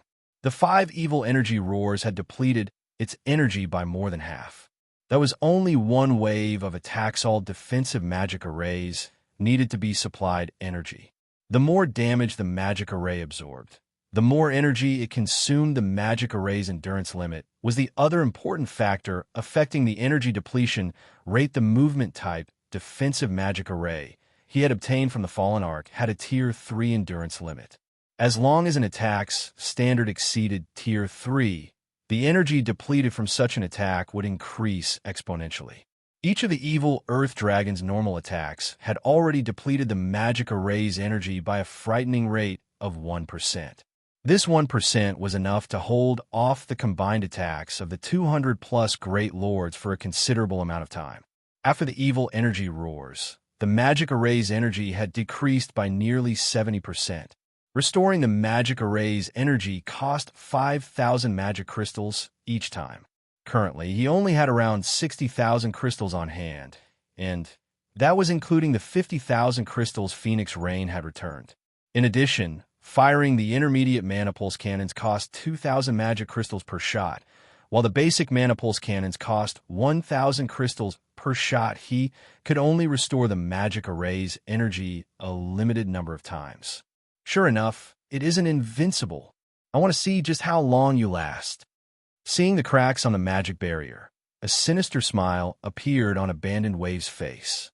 He then controlled the Grand Lords to assault the magic barrier with their most powerful skills, although he did not have a good understanding of Stone Forest Town's magic barrier. He could guess the barrier's limit based on the cracks. Normally, a barrier would only show signs of damage when an attack exceeded its limit.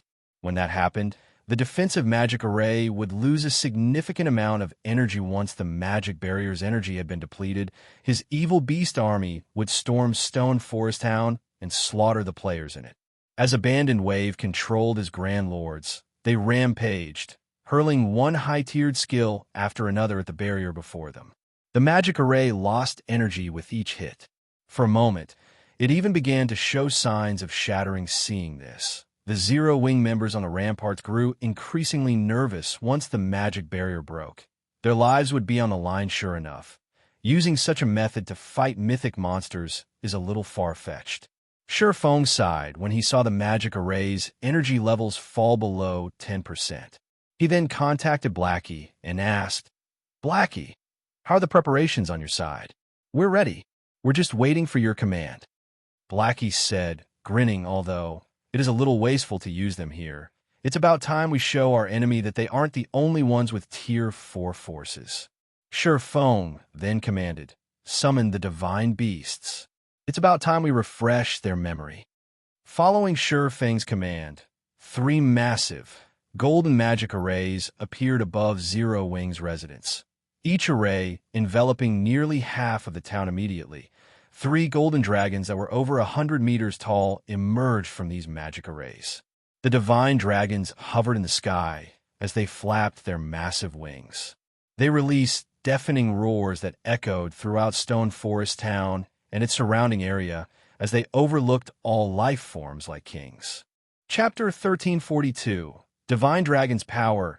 As the 3 divine dragons appeared, silence descended on the battlefield. Any who bathed in the divine dragon's aura, including both Stone Forest Town's players and the evil beasts attacking the magic barrier, looked up at the creatures as if they were staring at King's Impossible. This definitely can't be real. 3 golden dragons? How much power has Zero Wing hidden? Zero Wing is too strong. It seems that the dragon summonings during the previous war hadn't just been due to luck after all. Sure enough, Zero Wing isn't Starmoon Kingdom's #1 guild for nothing. Which guild in Starmoon Kingdom could possibly be a match for Zero Wing's foundations? Damn it, why did I leave Stone Forest Town so quickly?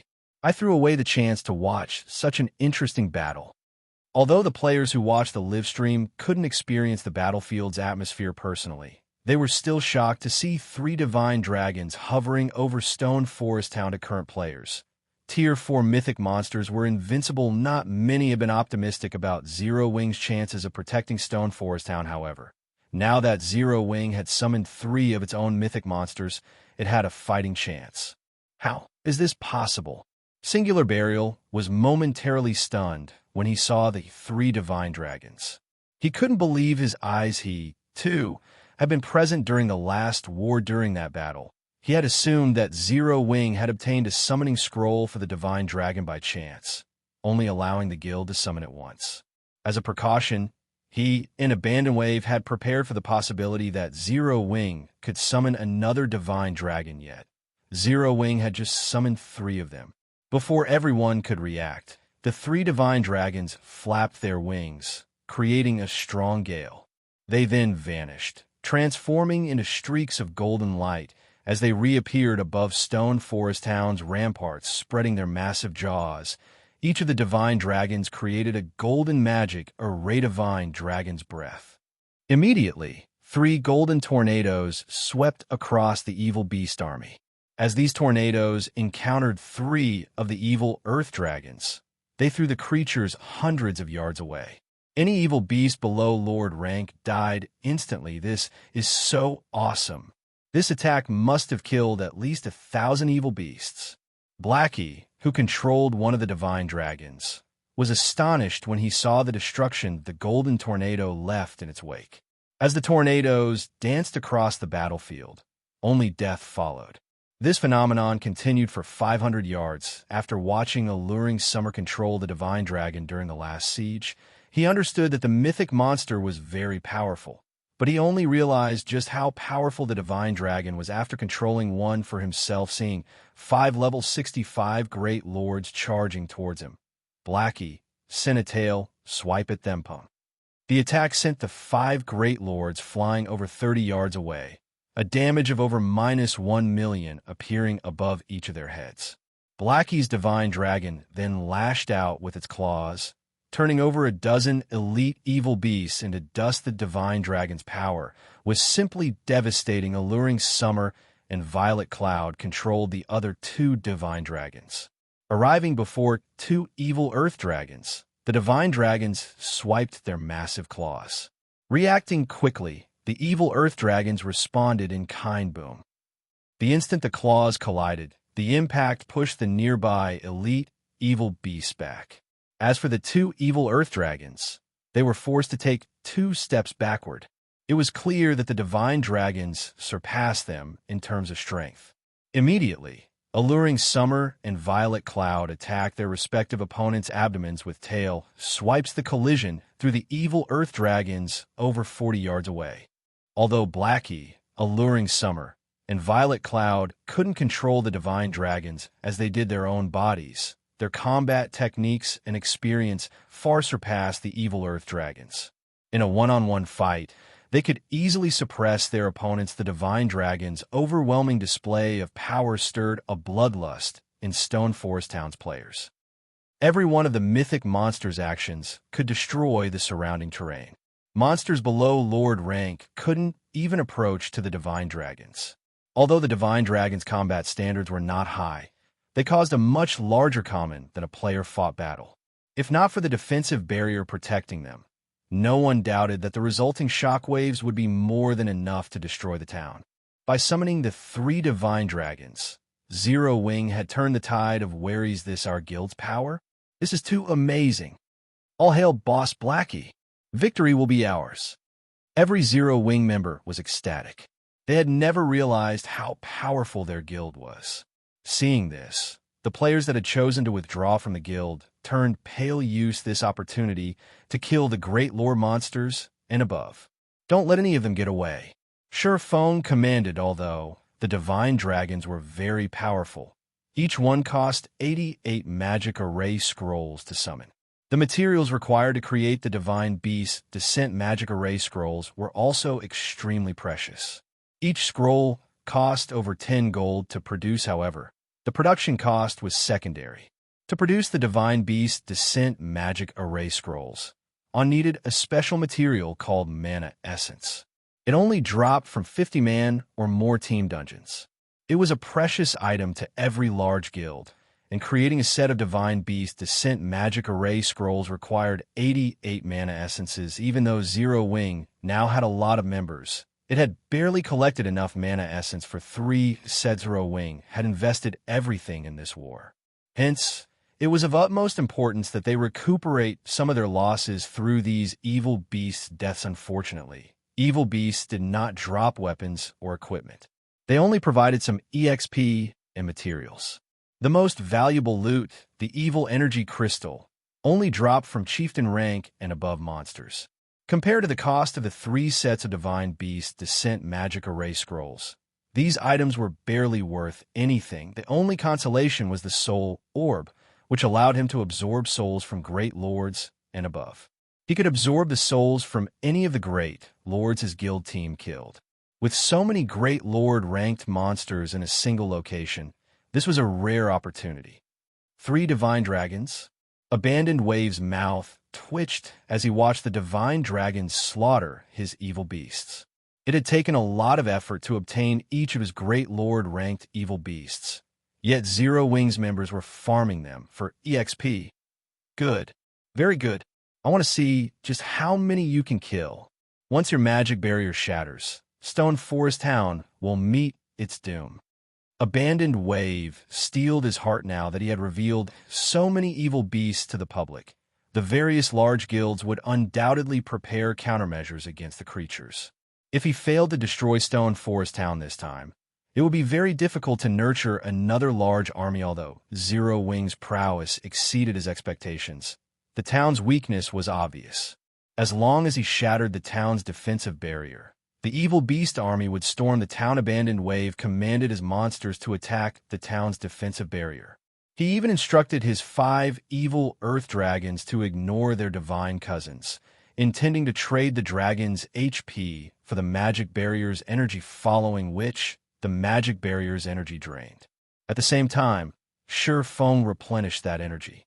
At the rate at which he poured magic crystals into the array, he didn't dare use the intermediate mana pulse cannons again. The intense slugfest stupefied every spectator while the evil beasts assaulted Stone Forest Town's barrier and ignored their enemies' attacks. The latter threw everything it had at the evil beasts. Under Zero Wing's fierce assault, the army continued to lose monsters.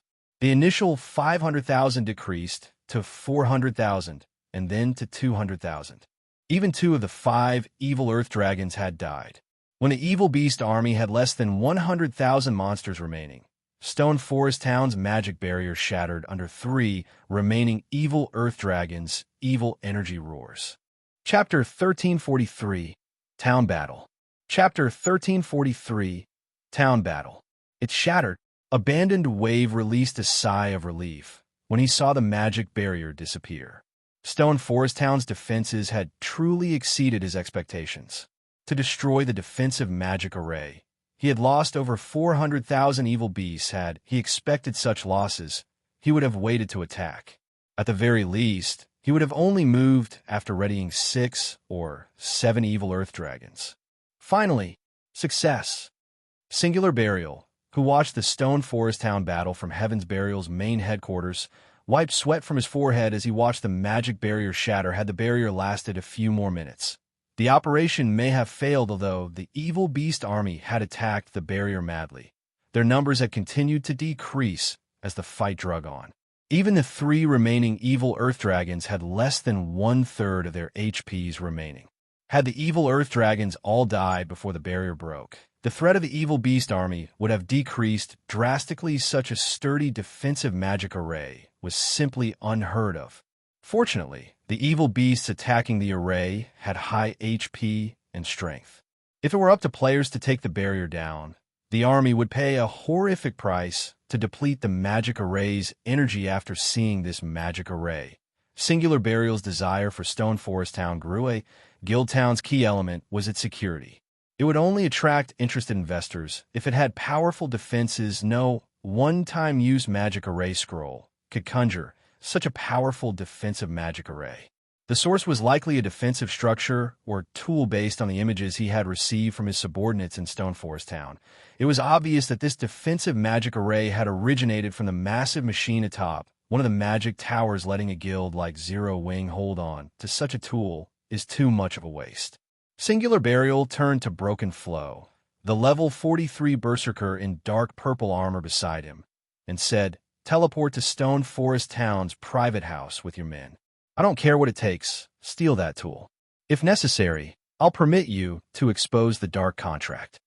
Zero Wing was Heaven's Burial's greatest competitor in Star Moon Kingdom. Naturally, Heaven's Burial had planted plenty of spies in the guild. They had even purchased 2 private houses in Stone Forest Town as a preventive measure. This was the perfect moment to put those houses to good use. With the magic barrier shattered, Zero Wing would try to hold back the evil beast invasion.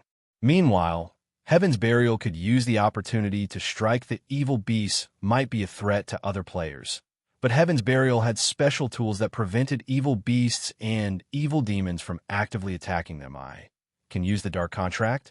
Excitement flashed in Broken Flow's eyes. He glanced at the movement-type defensive magic array atop the magic tower and said, "Guild leader, destroying that magic tower shouldn't be a problem, right?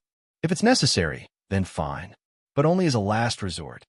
Singular Burial nodded. Understood. "Guild leader, wait for my good news." Broken Flow chuckled before leaving the guild leader's office. Meanwhile, Every Zero-Wing player on the ramparts wore a solemn expression. In the end, they had failed to kill all the evil beasts before the magic array had run out of energy, although there were less than 100,000 evil beasts remaining. The leftover monsters were mainly the stronger ones. Weaker monsters, such as the elite evil beast, had long since been wiped out. The weakest remaining were special elite rank, while over 70 great lords and nearly half of the grand lords remained. There were plenty of high lords left as well magic array teams. Prepare to trap those grand lords. Range classes support the NPC guards and prioritize killing the great lords.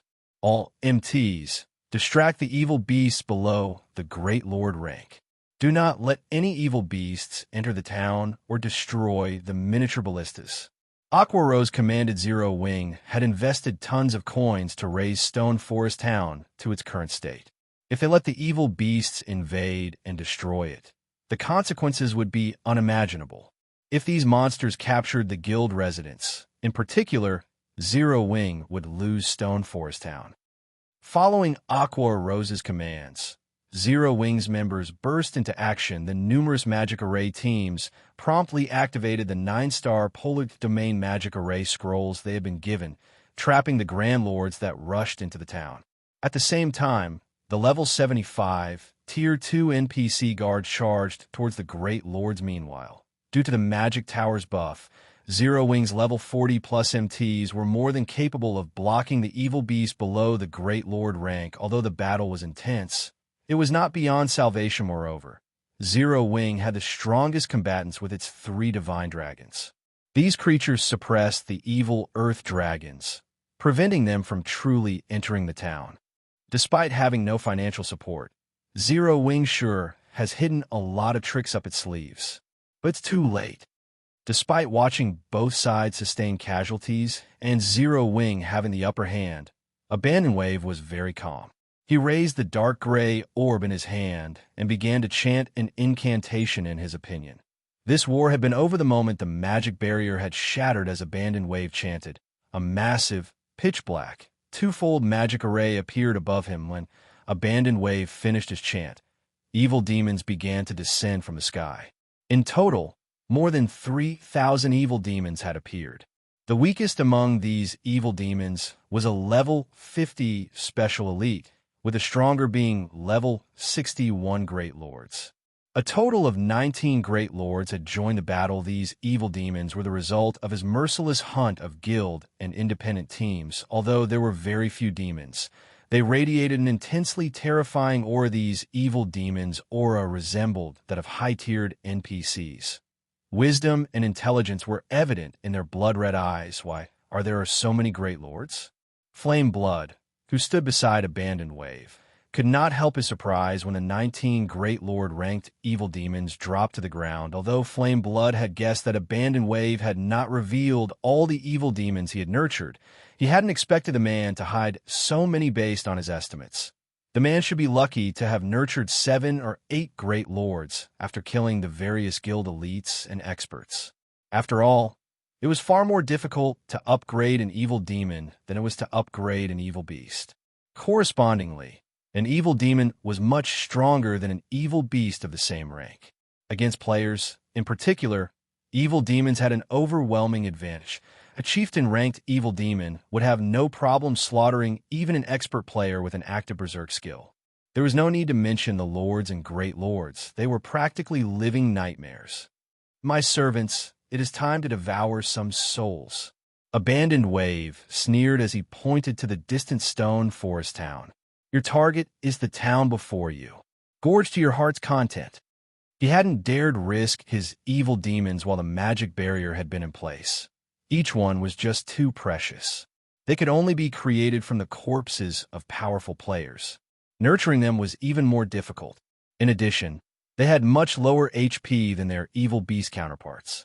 Even the Great Lord-ranked evil demons would likely die if they receive an attack from the intermediate mana pulse cannons. However, the situation had changed. Without the magic barrier, the evil demons could easily hide in the player crowd and infiltrate the town. Due to their small stature and high reaction speed, Zero-Wing would not casually target them with its AoE war weapons. Without this issue, Slaughtering the Zero Wing members in Stone Forest Town would be a piece of cake following Abandoned Way's command. The highly intelligent evil demons left afterimages as they dashed towards Stone Forest Town. Chapter 1344, One-Star Adventurers Association. Chapter 1344, One-Star Adventurers Association. As the large group of evil demons descended, they attracted the attention of Stone Forest Town's players. Why are there still monsters? There doesn't seem to be a lot of time. Stopping them shouldn't be a problem. Why do these monsters feel even more dangerous than the evil beasts? When the Zero Wing members, who were busy fending off the evil beast army, noticed another group of monsters approaching the town, they promptly turned to look at the new arrivals. Although fear gripped their hearts for a moment, they relaxed and returned their attention to the evil beast before them when they realized how small the approaching group was. However, Aqua Rose's expression darkened when she noticed the approaching evil demons. Hurriedly, she commanded, "Miniature ballistas, prioritize the approaching monsters. Do not let them get close to the town." They had seen evil demons during the previous siege war as well. Although there had been very few, their combat power had been incredibly frightening. They had also been far more intelligent than ordinary monsters. There were more of these monsters this time. If these evil demons infiltrated Stone Forest Town, the consequences would be unimaginable. Although the players controlling the miniature ballistas did not understand, they followed Aqua Rose's command.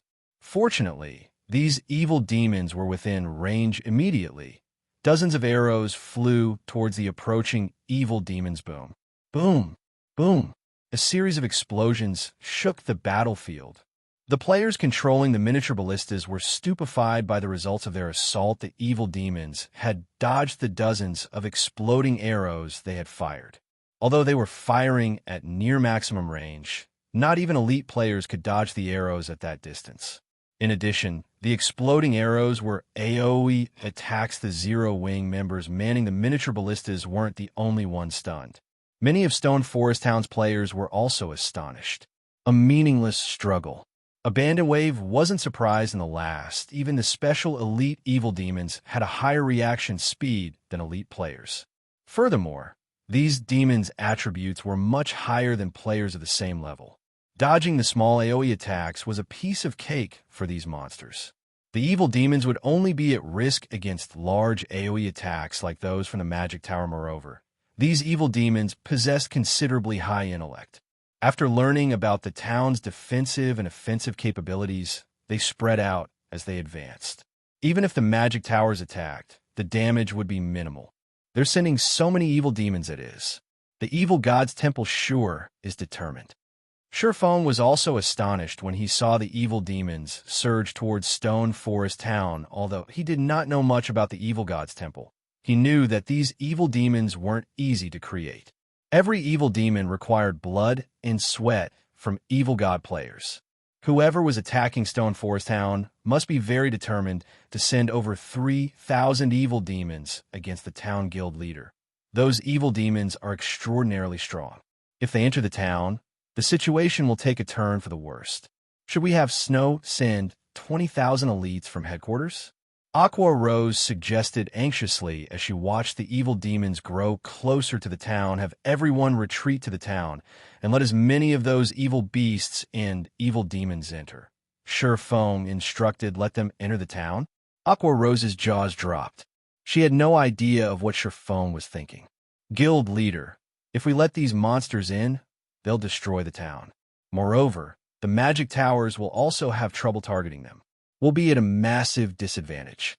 We can't hold them back, so it doesn't matter. We'll see who is truly at a disadvantage, Surephone said, chuckling. Just get it done. Let me deal with the rest. If the enemy had attacked before the Adventurers Association had occupied Stone Forest Town, Surephone would have even mobilized the entire guild to keep these monsters out. However, the situation was different now. In God's domain, a monster army besieging a town wasn't like that carried out by players. When players sieged a town or city, neutral NPCs would not participate in the war. However, it was a different story against monsters. After all, neutral Human NPCs and monsters were enemies. A neutral organization like the Adventurers Association wouldn't occupy a large plot of land in a player town for free when monsters attacked the town. The Adventurers Association would lend a hand to defend it. Feng hadn't resorted to this option simply because he wanted to keep it secret. Moreover, the town's popularity would decrease significantly if the Adventurers Association took action, which was a steep price as town popularity was crucial to promoting a town. Unfortunately, since they couldn't stop the monsters approaching the town, they didn't need to continue to exhaust the guild's strength. Although Feng's decision confused Aqua Rose, she had no choice but to organize a retreat into the town. Due to the town's various buildings, the massive evil beasts would struggle to maneuver through it. As a result, they would become easier to deal with. Some players even used the buildings as cover. Unfortunately, although more players survived, their prowess had decreased, as well as Zero Wing lost its mind. Why are they retreating? Just because of an extra 3,000 plus monsters. What is Zero Wing thinking? Aren't they afraid that these monsters will destroy the town's buildings? For a time, the spectating independent players and major powers were dumbfounded by letting these monsters invade the town. The town itself would take a lot of damage, and its war weapons would be less effective. For example, if the magic tower attacked a target inside the city, not only would it damage the monsters, but would also damage nearby buildings. What quick reactions. But so what if you switch to guerrilla tactics? Do you think this will change anything? Abandoned Wave sneered. What foolishness! Nobody in Starmoon Kingdom can stop my evil demon army. This will only lead to a quicker death. Following which, Zero Wing's members retreated to the town center, taking out far fewer evil beasts as they did so if not for the 3 divine dragons pinning down the 3 evil earth dragons outside of Stone Forest Town. The streets of the town would have been devastated upon entering the town. The evil demons dashed through the streets, rushing to the town's core. Time for you to take action. After seeing the entire evil demon army enter Stone Forest Town, Feng smiled. He then clicked to approve the Adventurers Association's request to help defend the town. System, you have agreed to let the Adventurers Association assist in defending the town, calculating the number of monsters inside the town. System, current number of monsters, 94,347. Strongest monster detected, level 70 Grand Lord System. Current Adventurers Association is a 1-star association. A minimum of 500 NPCs must be dispatched. A maximum of 1,000 NPCs can be dispatched. Every additional NPC adventurer will decrease Stone Forest Town's popularity by 20 points. Please choose the number of NPC adventurers to mobilize. 20 points. Feng was slightly surprised when he saw the system notification. It didn't actually cost as much to mobilize these NPC adventurers as he had assumed.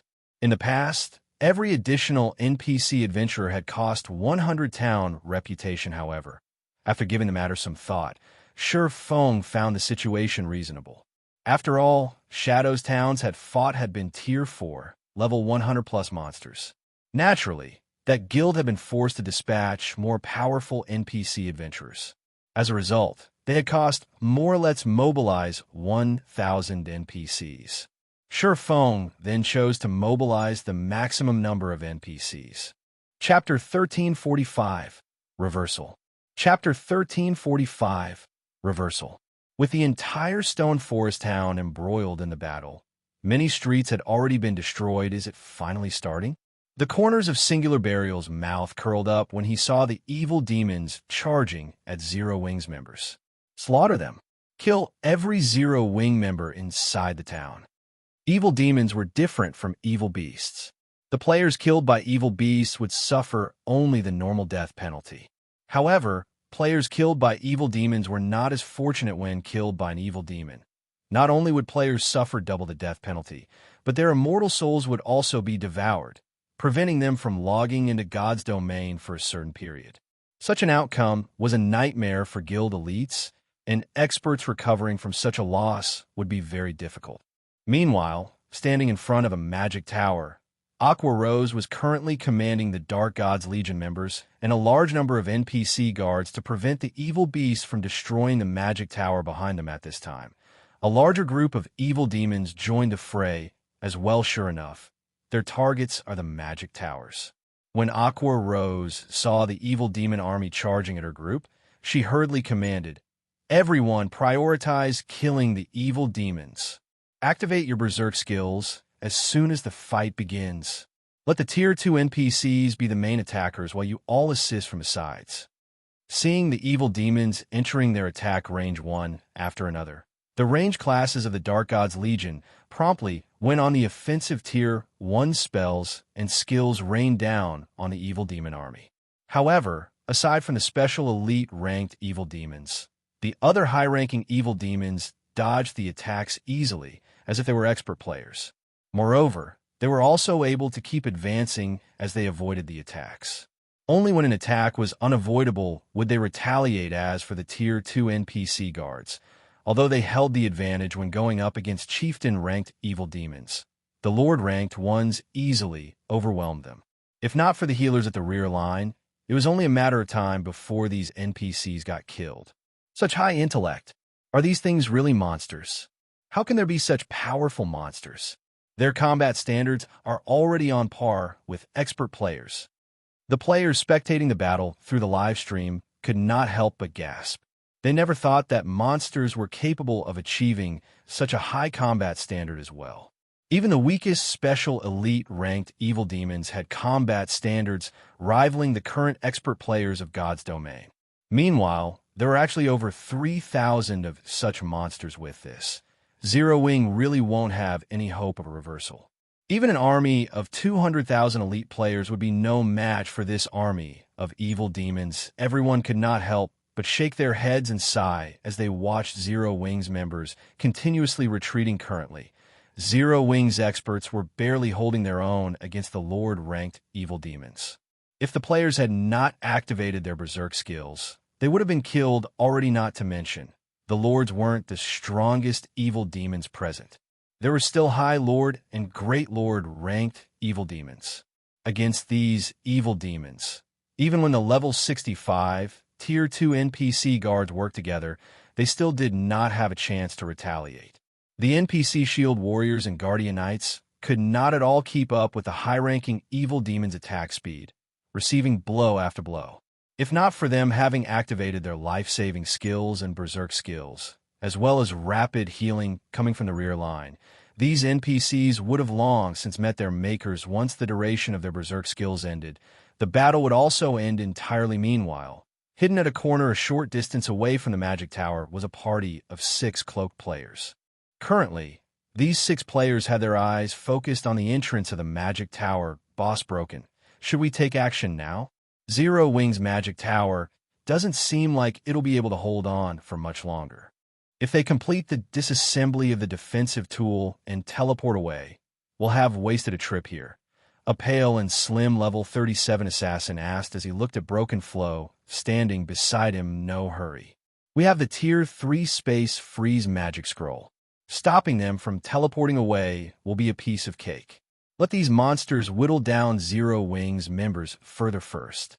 We'll then have an easier time snatching the tool later on. Broken Flow replied calmly.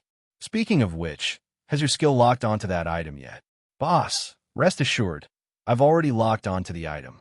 No matter who picks up that tool, as long as we kill that person, we can get it to drop at a 100% success rate. The slim assassin said with confidence he was originally a very inconspicuous member of Heaven's Burial. However, he had fortunately learned a special skill called Plunder.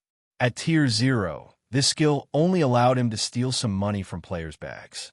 Moreover, it needed him to loot players within 5 seconds of their death. It had been a very useless skill, however. When the skill reached Tier 1, it had undergone a heaven-defying change. The skill now allowed him to lock on to a specific item. And if this item was placed in a player's bag, then after the said player was killed, the targeted item would drop with 100% certainty. Due to this godly skill, Heaven's Burial directly promoted him into a core member and invested resources into his development. Excellent. Broken Flow nodded. Listen to my commands later on.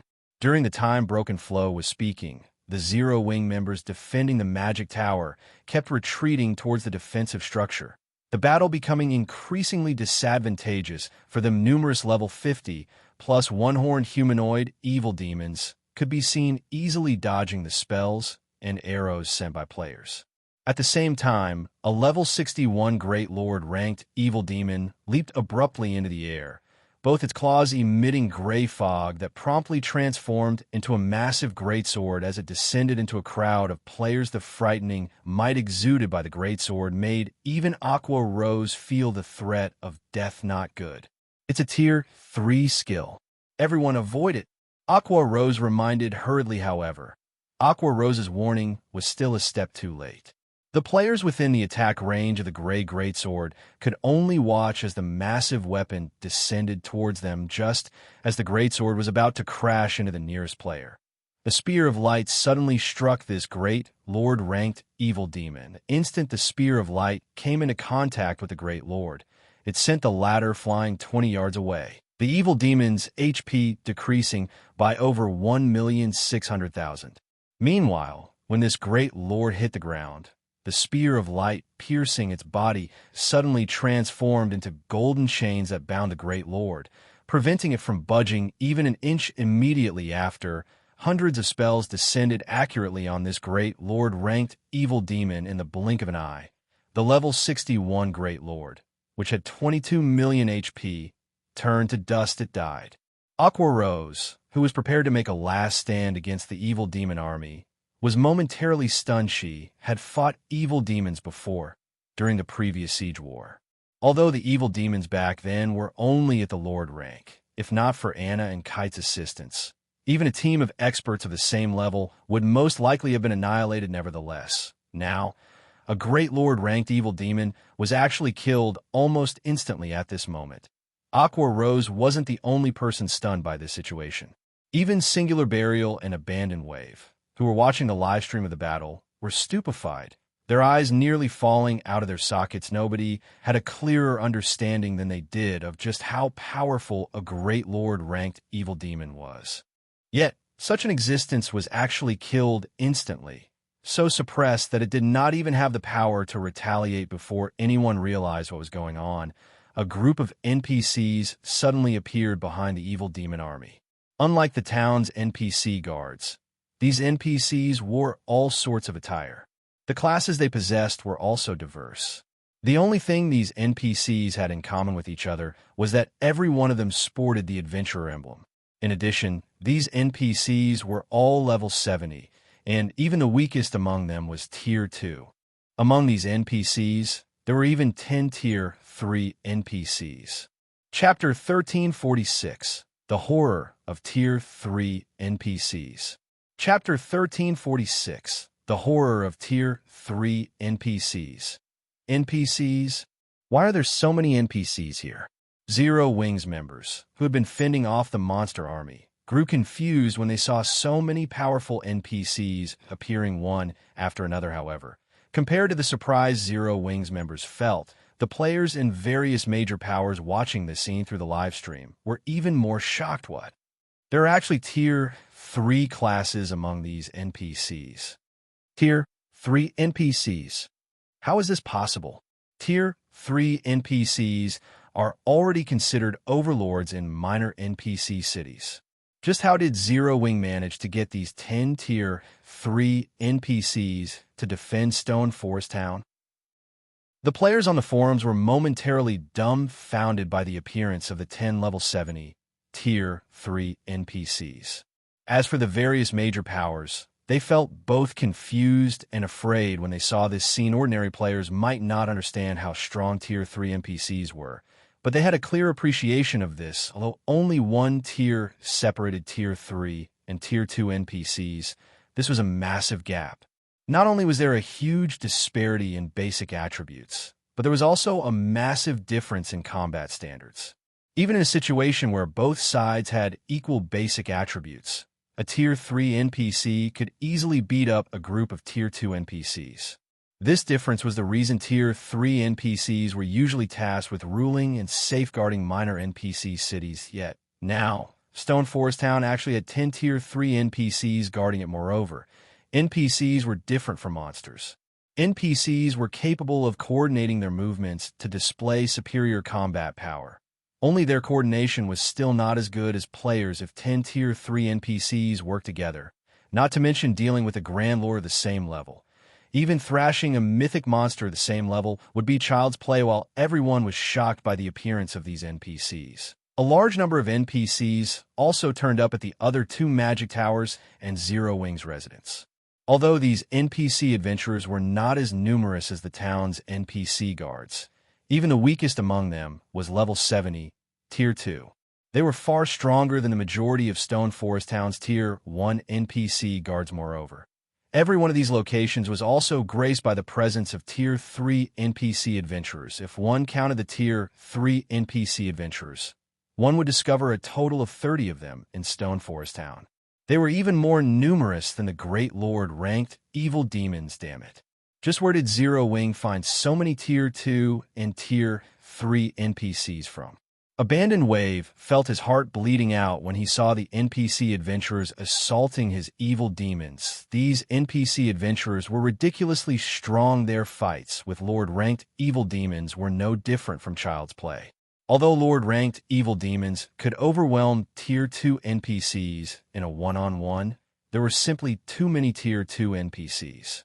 Moreover, the NPCs were skillfully cooperating with each other. As a result, a single Tier 2 party could easily finish off a Lord in just a few moves. However, this was still not the worst part. When those Tier 3 NPCs faced off against evil demons and evil beasts below Lord rank, they would almost always eliminate their opponents in a single move.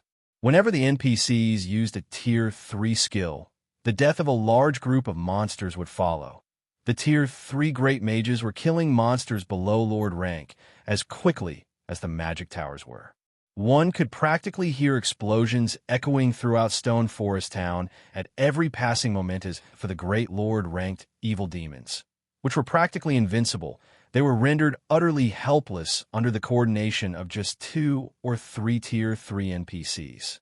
Meanwhile, whenever a Great Lord got pinned down, the other Tier 3 NPCs would use the opportunity to attack it together, bombarding it with Tier 3 skills and spells, one after another, and killing it in the blink of an eye, seeing the evil beast armies and evil demon armies' numbers plummet. Abandoned Wave immediately commanded all the monsters to give up on attacking the Magic Towers and shift their focus towards Zero Wing's residence. Previously, Abandoned Wave had commanded his monsters to attack the Magic Towers merely to kill more Zero Wing members.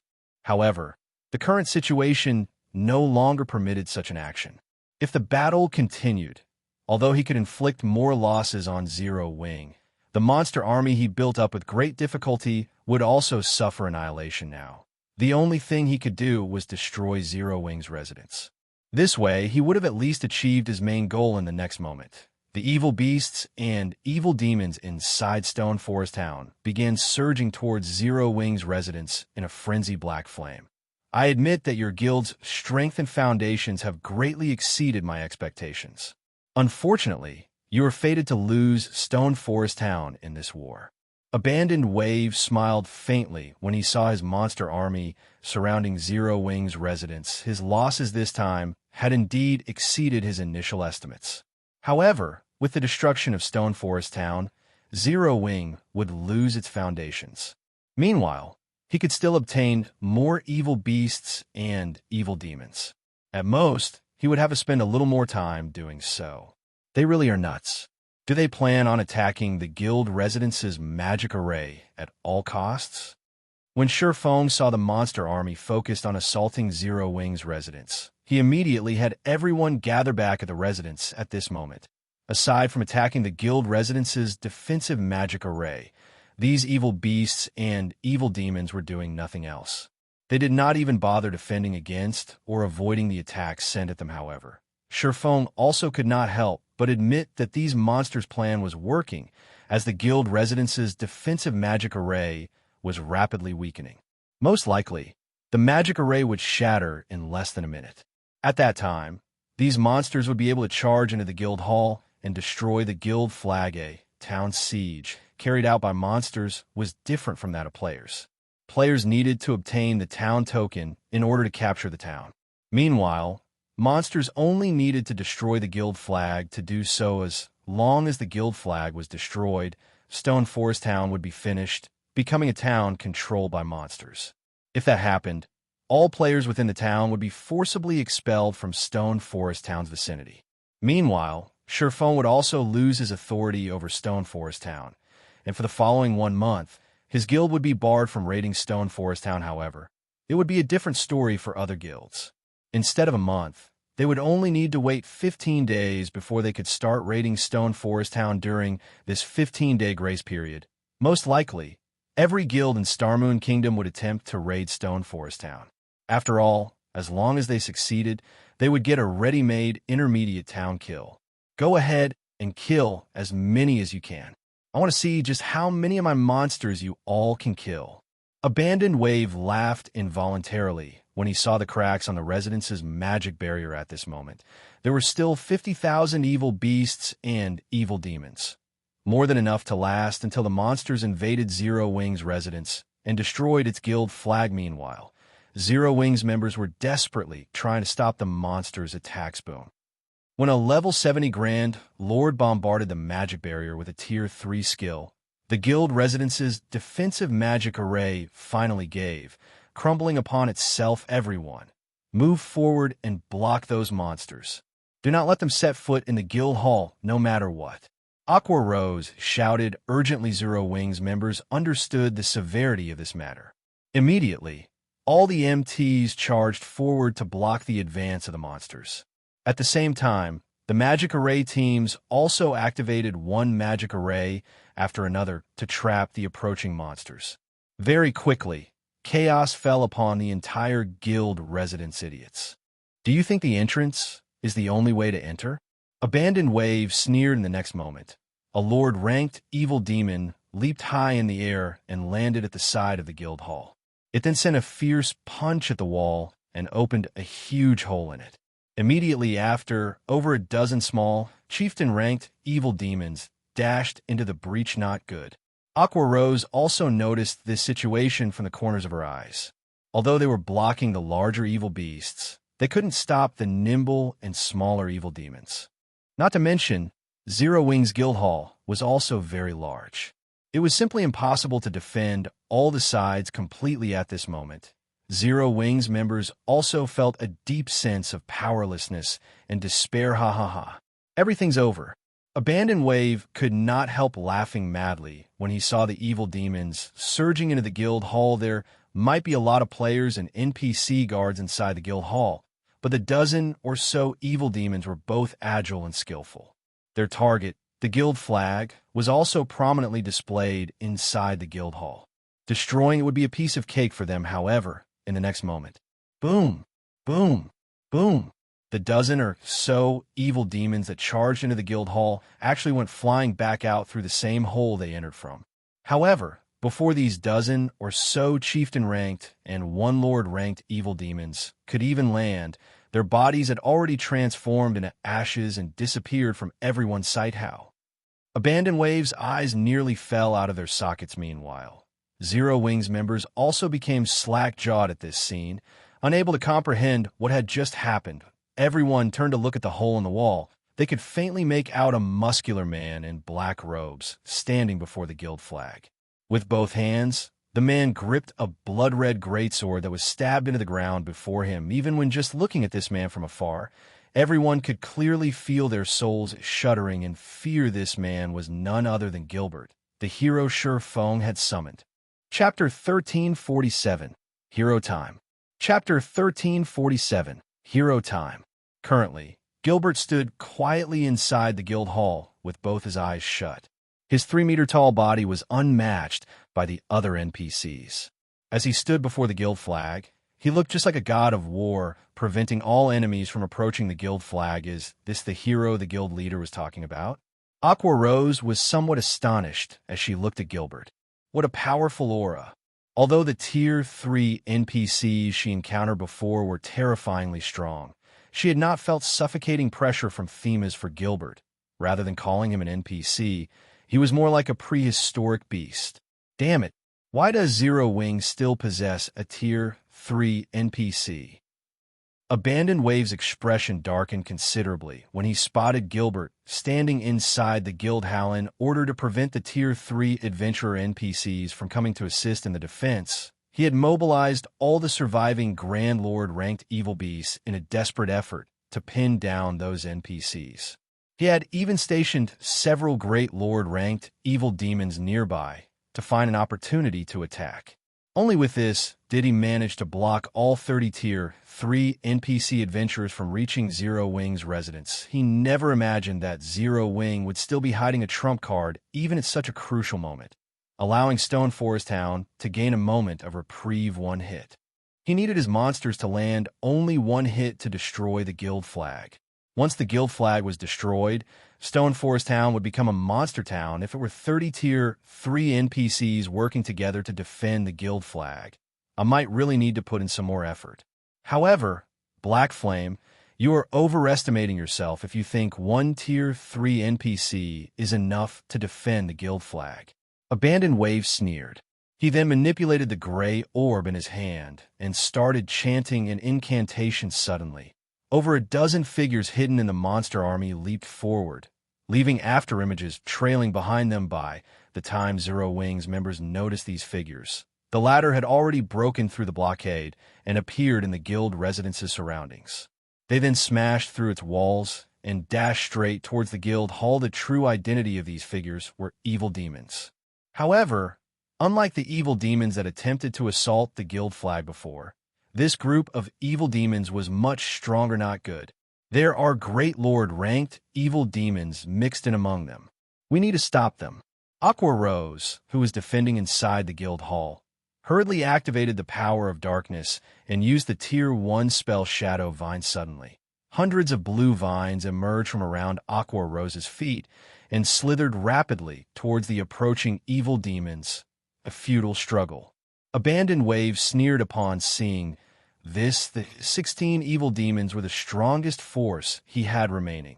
11 High Lords and 5 Great Lords. Even a party of Tier 3 NPCs would have a hard time facing such a force. Not to mention a measly Tier 1 Cursemancer like Aqua Rose in the next moment. The evil demons could be seen dodging all the oncoming shadow vines. What quick reaction speeds. Aqua Rose was surprised she had aimed all her shadow vines at the blind spots of these evil demons. Yet, as if they had long since sensed her attack, not only did the evil demons perfectly avoid being bound, but they had even managed to close the distance between them and the guild flag, even further finish it.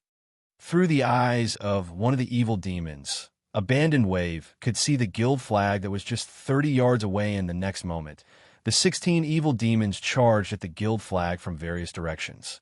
With this, even if 2 or 3 Tier 3 melee NPCs work together, they wouldn't be able to stop every one of the evil demons. Are we going to lose just like this? Aqua Rose's eyes were filled with frustration as she looked at the evil demons approaching the guild flag. The town they had invested plenty of resources into was going to disappear. Just like that. The 16 evil demons could be seen rapidly closing in on the guild flag 20 yards. 15 yards. At this moment, the evil demons had even stopped evading the attacks sent at them by the players inside the hall, focused solely on reaching and destroying the guild flag. Just when the evil demons were only 10 yards away from the guild flag, Gilbert, who had his eyes shut all this time, opened them and let loose a deafening roar. Even the people outside the guild hall heard his roar very clearly. In the next moment, the 16 evil demons involuntarily turned towards Gilbert, as if nothing but Gilbert existed in their world at this moment. The barbarian class's Tier 3 legacy skill, Barbaric Roar. The skill immediately enveloped a radius of 50 yards. Unlike other taunt skills, Barbaric Roar was more of a domain skill. All enemies caught within the range of the domain would find their minds filled with only Gilbert's existence. At the same time, due to the deterrent effect of Gilbert's voice, all enemies within range would have their movement speed, attack speed, and reaction speed reduced by 50% following the activation of Barbaric Roar. Gilbert pulled out his blood-red greatsword, which he had stabbed into the ground, and lightly swung it at the approaching evil demons if one was watching from afar. One would think that Gilbert's attack speed at this moment was very slow. However, if one paid close attention, they would realize that Gilbert's attack speed was not slow at all. Instead, the extreme speed and fluidity of his attack had merely given rise to a misconception, although the 16 evil demons tried to block the approaching crimson streak of light. They suddenly found their bodies unable to move. The only thing they could do was watch as the streak of light landed on their body's tier 3 legacy skill Barbaric Blade. Although the skill executed an extremely normal slash, it rendered all the surrounding enemies immobile. Meanwhile, pitch-black spatial tiers would appear one after another wherever the crimson light passed. The might of the attack was so powerful that it even sliced space itself after the greatsword passed through the evil demons. All 16 evil demons left behind afterimages as they went flying out of the guild hall like cannonballs. The High Lord-ranked evil demons lost over 1/3 of their HPs on the spot. The destructive power of the attack made everyone present gasp so strong. The power of this attack should be practically Tier 4 standard. Aqua Rose wore an incredulous look on her face as she stared at Gilbert. Even Tier 3 NPCs were just barely able to cope with a Great Lord-ranked evil demon in a one-on-one. At least 2 of such NPCs were needed to suppress a Great Lord. Yet now, Gilbert had managed to send 5 Great Lord-ranked evil demons flying with a single blow. This was simply unbelievable. He stopped them. How is this possible? How can there be such a powerful Tier 3 NPC in existence? Abandoned Wave nearly fainted when he saw this scene. He had been watching through the eyes of one of the 16 evil demons, so he had clearly seen the speed and power of Gilbert's attack. Not to mention dodging the attack. Even blocking, it was utterly impossible. Gilbert was far stronger than the Tier 3 NPCs from before. They were on entirely different levels before Abandoned Wave could react. Gilbert took a step forward. In the next moment, he disappeared from where he stood. Immediately after, he appeared in front of one of the Great Lord-ranked evil demons. Before anyone realized it, Gilbert had already thrust his greatsword through the Great Lord's body. Meanwhile, only after its body was stabbed did the evil demon realize it had been attacked. Gilbert's strength was simply overwhelming. As for the other evil demons, due to the effects of Barbaric Roar, they couldn't approach the guild flag at all without killing Gilbert first as time passed. Although many more monsters entered the guild hall, due to the effects of Barbaric Roar, these monsters had no choice but to fight Gilbert. However, not only was Gilbert himself frighteningly strong, but there was also a Tier 2 NPC cleric healing him from the side. The monsters failed to pose any threat to Gilbert whatsoever in regard to this situation. Sherfone did not feel particularly surprised. There naturally was a reason why the various large guilds had coveted heroes in the past. Back then, towns and cities under a hero's protection had rarely fallen to enemy invasion. Although a Tier 3 hero could not compete with an archaic species of the same rank and tier in terms of basic attributes, in terms of combat standards, a Tier 3 hero was many times superior to the ordinary experts of God's domain. After taking into account the legacy skills they grasped, a hero was the most suitable kind of NPC to defend a guild residence over time. The number of evil beasts and evil demons could be seen decreasing continuously. Is this Zero Wing's true strength? This town's defenses are simply too strong. Such a powerful monster army actually failed to capture it. With this, which guild could possibly threaten Stone Forest Town? Everyone was filled with astonishment as they looked at the rapidly thinning monster army after this war. Most likely, no guild in Starmoon Kingdom would dare have designs on Stone Forest Town. At the same time, Stone Forest Town would also enter a new era of prosperity. We lost. Abandoned Wave's eyes were filled with mixed feelings as he looked at his servants decreasing precipitately in number at this moment. Whether it was the evil beast army or the evil demon army, the top combatants of both had already been annihilated. Right now, even without the presence of NPCs like Gilbert or the Tier 3 adventurers, Zero Wing's remaining members were more than enough to defend the guild flag. I'll give this win to you, Zero Wing. However, don't get excited too soon. Although I've lost my evil beasts and evil demons, I can still make more. You all, on the other hand, won't be as fortunate next time.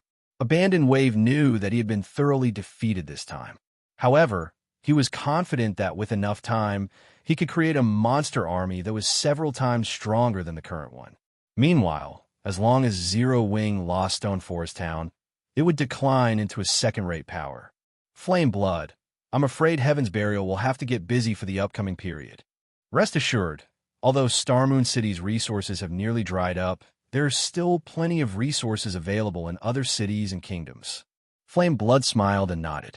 Although Zero Wing's performance today was indeed shocking, Heaven's Burial remained in the shadows while Zero Wing stood in the light. Heaven's Burial could easily help Abandoned Wave create more evil beasts and evil demons, while Zero Wing could only wait for its impending doom. The reason for their loss this time was their lack of understanding of Zero Wing, as well as their lack of preparation. However, it would be a different story next time, following which Abandoned Wave and Flame Blood turned around and left. Meanwhile, standing inside one of Stone Forest Town's magic towers, Sherfone was quietly observing the image displayed on the massive crystal ball. Before him, he finally found you. An evil god envoy? Sherfone muttered, his lips curling upwards as he looked at the image of the bandaged, Abandoned Wave. No, the evil energy surrounding him is too thin. An evil god envoy has received the blessing of the evil god. Even if he used a treasure to suppress the evil energy, it should not be this thin. Perhaps an evil god apostle developed by an envoy? Forget it. Let's just go and take a look. Saying so, Sherfone locked in the coordinates and used space movement. Suddenly, he vanished from the top of the magic tower. Chapter 1348, Black Flame appears. Chapter 1348, Black Flame appears. With the death of the high-tiered evil beasts and evil demons, the war in Stone Forest Town gradually entered its final stage. Previously, Starmoon Kingdom's various major powers had celebrated this sudden war, but their expressions had turned solemn. Fear of Zero Wing filled their hearts. An army of 500,000 plus high-level, high-ranked monsters. Who in Starmoon Kingdom could possibly stop such a powerful force? Zero Wing had done just that. Moreover, Zero Wing had displayed horrific strength. Aside from the Tier 3 NPC army, the intermediate mana pulse cannons and miniature ballistas were more than enough to dishearten the kingdom's major powers.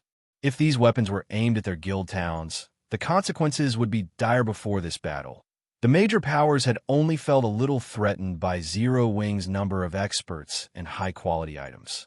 However, those aspects couldn't threaten their lifeblood.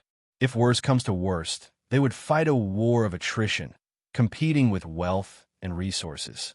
But things had changed. Zero Wing had already revealed that it had the power to destroy any large guild's foundation in Starmoon Kingdom. A battle of attrition wasn't necessary. Zero Wing could simply cripple their guilds. Zero Wing, how much of your strength have you hidden? Singular Burial felt as if he had aged several years as he stared at the live stream. Especially when the hero Gilbert had made his appearance in the war's final moments. Singular Burial admitted that Heaven's Burial's development was quite fast. However, compared to Zero Wing, the difference between them was like heaven and earth now. The only thing worth celebrating was that Heaven's Burial had gained access into Evernight City before the other guild. There was also the fact that Abandoned Wave could continue to create monster armies. Only, now that they had revealed the threat of the evil beasts and evil demons, Abandoned Wave wouldn't be able to continue developing in the Starmoon City region. Meanwhile, across the street from Zero Wing's residence in White River City, Ghost Shadow and Daybreak Fog scouted the building from their seats in a restaurant's 5th-floor room. As the two watched Zero Wing's residence, they wore helpless expressions. The original plan had involved the Ghost Shadow Legion and the 3rd Legion working together to assault Zero Wing's residence, doing whatever it took to destroy the guild's stable. However, due to the war over in Stone Forest Town, the Zero Wing members that had been grinding monsters and raiding dungeons had returned to the residence. As a result, the building was protected by more than 3 times the members they had expected. Hence, they could only watch the building, waiting for these guild members to leave for Stone Forest Town. However, Since the war had started, the number of players in the residence had increased rather than decreased. Moreover, now that victory was in sight for Zero Wing, more players had swarmed to the guild to apply. Among them were plenty of famous adventurer teams that both Ghost Shadow and Daybreak Fog recognized. Meanwhile, in the wilderness outside of Stone Forest Town, Abandoned Wave and Flame Blood quickly made their way towards the Dead Soul Forest atop their mounts. Brother Wave, you're saying that I qualify to join the Evil God's Temple? Flame Blood asked excitedly, his eyes practically glowing as he looked at Abandoned Wave. Of course. Although it is very difficult for players to join the Evil God's Temple, and there are very few lost available, Beast Emperor has declared that players with sufficient strength and a powerful backer will have the opportunity to join. However, the final decision rests in Beast Emperor's hands. He only has a few slots remaining. Fortunately, since you are one of Heaven's Burial's upper echelons, you should have a high chance of getting one of those slots, Abandoned Wave said, nodding. I refuse to believe that we can't take Zero Wing down if we work together once you become an Evil God Apostle as well. Then I'll have to thank you for recommending me, Brother Wave. As long as I become an Evil God Apostle, the guild leader won't hesitate to give us his full support. We might even be able to take down the Black Dragon Empire, much less Star Moon Kingdom. Flame Blood said excitedly before this. He hadn't been particularly interested in becoming an Evil God Apostle and joining the Dark Forces. After all, the cost to do so is high. Joining the Dark Forces meant joining humanity's enemy. Henceforth, it wouldn't be so easy to enter an NPC city. He'd also forsake the lifestyle ordinary players enjoyed. Moreover, if the various large guilds discovered him, they'd hunt him to the ends of God's domain if he died. The consequences would be unimaginably severe as well. If he were caught, the result would be worse. His only option would be to delete his account and start over. However, after coming into contact with Abandoned Wave and witnessing the power of an Evil God Apostle, he had begun to reconsider his position. It might even help him achieve heights that were previously out of his reach. Unfortunately, Abandoned Wave had tactfully rejected his previous request to join the Evil God's Temple. He hadn't expected the man to change his mind. Relax. I now have a clear grasp of Heaven's Burial's foundations. Moreover, I just received a message from Beast Emperor requesting to meet you, stating that he has sent a subordinate to fetch you. Abandoned Wave said, chuckling while Abandoned Wave and Flame Blood chatted. A spatial tier appeared above them. It quickly widened, forming a black hole, and a figure emerged. Black Flame. How is he here? Abandoned Wave and Flame Blood stared at the figure. They were extremely familiar with this player as he was their main target, i.e., he finally found you. Why are you in such a rush to leave? Feng asked as he softly landed on the grassy ground. He wore a smile as he pinned Abandoned Wave and Flame Blood with his gaze. Both wore black cloaks, so he couldn't get a clear view of their appearances and levels. However, he could sense their tension. This was especially true for the bandaged Abandoned Wave. He knew that the previous monster invasion had been the Evil God's Temple's doing, but even after using the magic tower, he hadn't been able to locate the person responsible. This time, however, he used the magic tower to search for the culprits during the entire battle. Thanks to the magic array that had summoned the evil demons, he had gained a general idea of the culprit's location. Honestly, Feng had been shocked to learn of the Evil God's Temple's appearance in Star Moon Kingdom. The Evil God's Temple might not be a threat early on, but if it were not exterminated in time, not even 2 or 3 super guilds would be able to take it down, much less Zero Wing. Now that he had found a clue leading to the Evil God's Temple, he couldn't ignore Itai had never expected the almighty guild leader, Black Flame, to grace us with his presence. To what do we owe the pleasure? Abandoned Wave asked, trying to look like a passerby. At the same time, he sent the Beast Emperor a message, notifying him of Feng's arrival and requesting reinforcements. Black Flame's strength was known throughout Star Moon Kingdom. He was the kingdom's bona fide #1 expert, although Abandoned Wave was confident of his own strength. He knew that he was far from powerful enough to defeat someone on Black Flame's level. Working with Flame Blood wouldn't change that, of course. Were his high-tiered evil demons still alive, he'd have no reason to fear Black Flame. He'd even be confident of killing the man, or You trying to suggest that you're not connected to the evil god's temple with how dense the evil energy surrounding you is? Sure Feng demanded. Well, are you going to reveal the temple's headquarters? If not, I can simply drag you to the war god's temple. I'm sure you don't need me to tell you about the consequences of being captured. Although the evil god's temple's followers had far more power than any ordinary player, they had to pay a corresponding price. One death was enough to drive these followers mad. If the ward god's temple captured them, their life would be hell. Abandoned Wave's heart sank as he listened to Sure Feng. He hadn't expected this man to know evil god's temple players' true fear. It's over. It's over. What should I do? Sweat dripped down Abandoned Wave's forehead as he watched Sure Feng's gradual approach. Neither keeping silent nor exposing the location of the evil god's temple's main headquarters was an option. Abandoned Wave had never expected that some minor character he had once looked down on would force him into such a situation. When Sure Feng was less than 30 yards away from Abandoned Wave, a spatial tear formed before the bandaged player. Suddenly, someone emerged from the tear. It was none other than the Beast Emperor, Abandoned Wave's leader. Chapter 1349, Black Flame and Beast Emperor. Chapter 1349, Black Flame and Beast Emperor. Beast Emperor. Abandoned Wave grew ecstatic as the towering figure appeared before him. As per usual, Beast Emperor wore a black cloak and bandages that covered his entire body. However, Beast Emperor's aura and radiating evil energy were much stronger than the last time Abandoned Wave had met the man. Despite the lack of malice, Abandoned Wave couldn't help but feel an indescribable fear as he stared at Beast Emperor's back. Of course, he was also relieved. Now that Beast Emperor had arrived, he was safe from Sure Feng. This is Beast Emperor. Meanwhile, Flame Blood, who stood beside Abandoned Wave, stared at the man before them with a dumbfounded look. Although Abandoned Wave had told him that Beast Emperor was strong, Flame Blood hadn't realized just how strong. The man's aura was on par with that of a great lord. The instant Beast Emperor had arrived, he had felt his body grow heavy. This was the first time he met a player that didn't feel like a human, but some kind of terrifying creature. Beast Emperor's arrival had also halted Sure Feng's steps with such dense and powerful evil energy surrounding him. Is he an evil god envoy? The cloaked man shocked Sure Feng. The instant Beast Emperor had appeared, the evil energy he exuded tainted the surrounding area.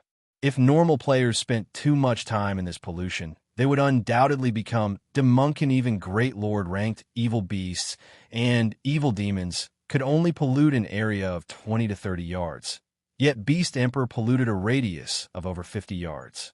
With the evil god's blessing, his evil energy was also denser than normal. If evil beasts and evil demons' evil energy were akin to air, then the Beast Emperor's evil energy was like Liquid Zero Wings guild leader, Black Flame. Beast Emperor asked Sure Feng in a gravelly voice. Sure enough, you're as strong as the rumors say. No wonder those old fellows are talking about you.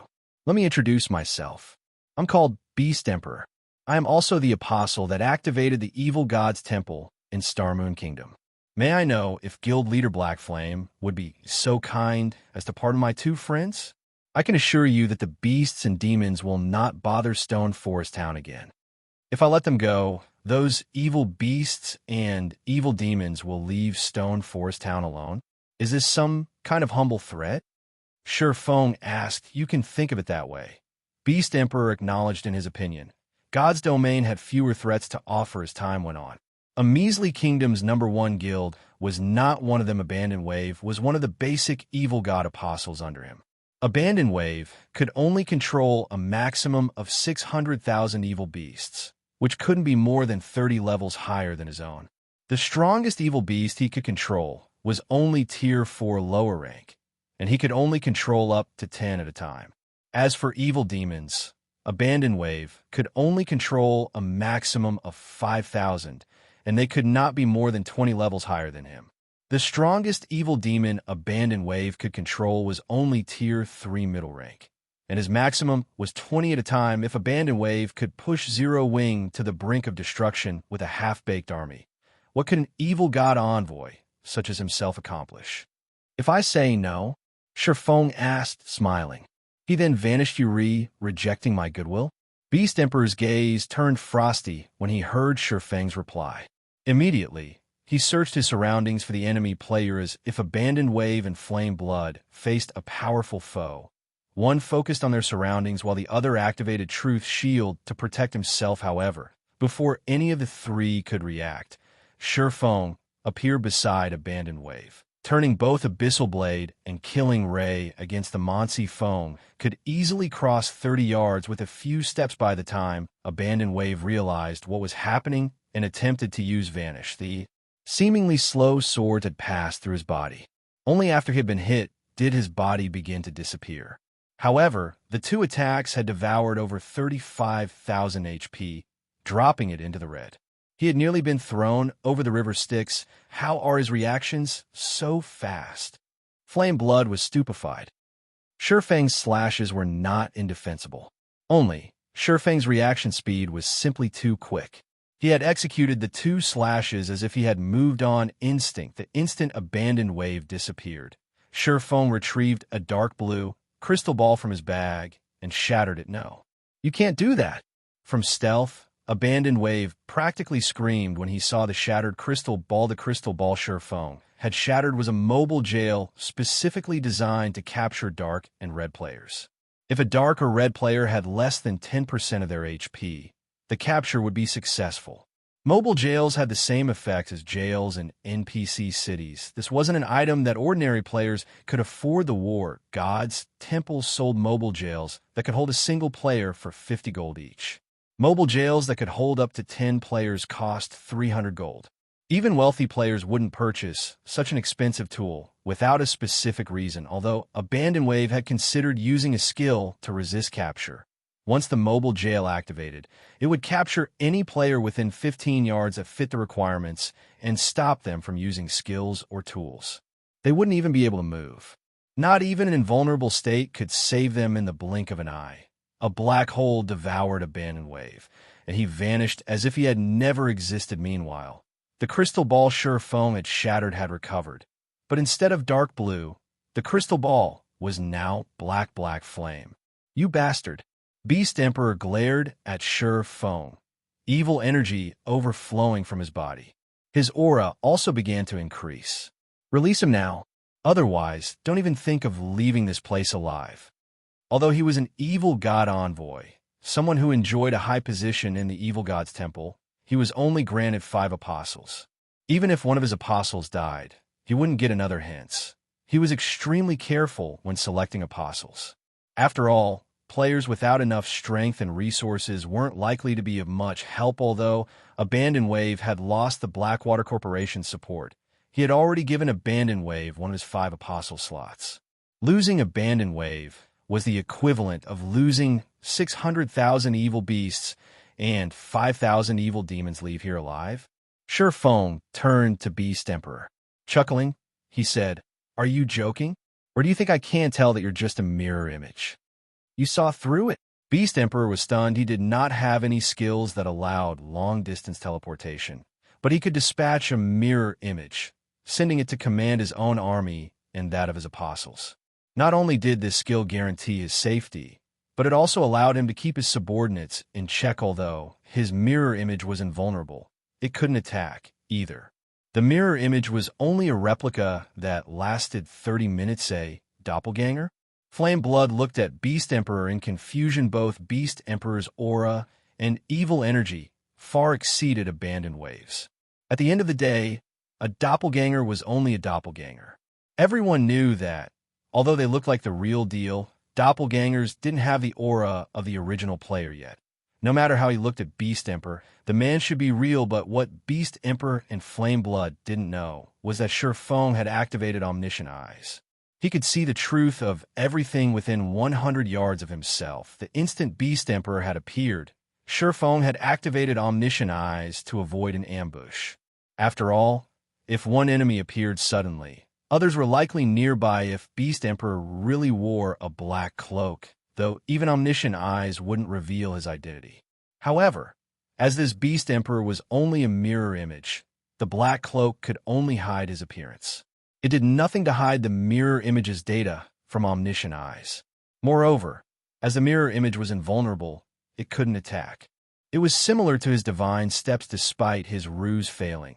Beast Emperor showed no signs of panic or worry. On the contrary, he laughed and said, as expected of the player, the secret pavilion dubbed the Sword King. Ordinary peak experts are no match for your strength and insight. However, did you think I've spent so much time talking to you just for fun? As soon as Beast Emperor had said so, a black figure descended from above. The figure hovered above Beast Emperor as it gazed down at Sherfone. Evil Demon, Dark Creature, Grand Lord. Level 70. HP 35, 000, 000/35,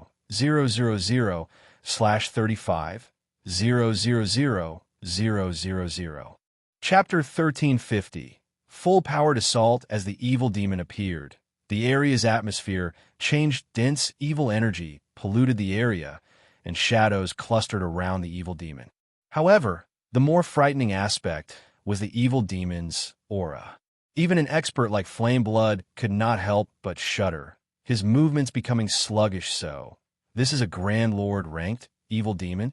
Flameblood was both shocked and afraid as he stared at the hovering evil demon. His fear wasn't due to the demon's aura.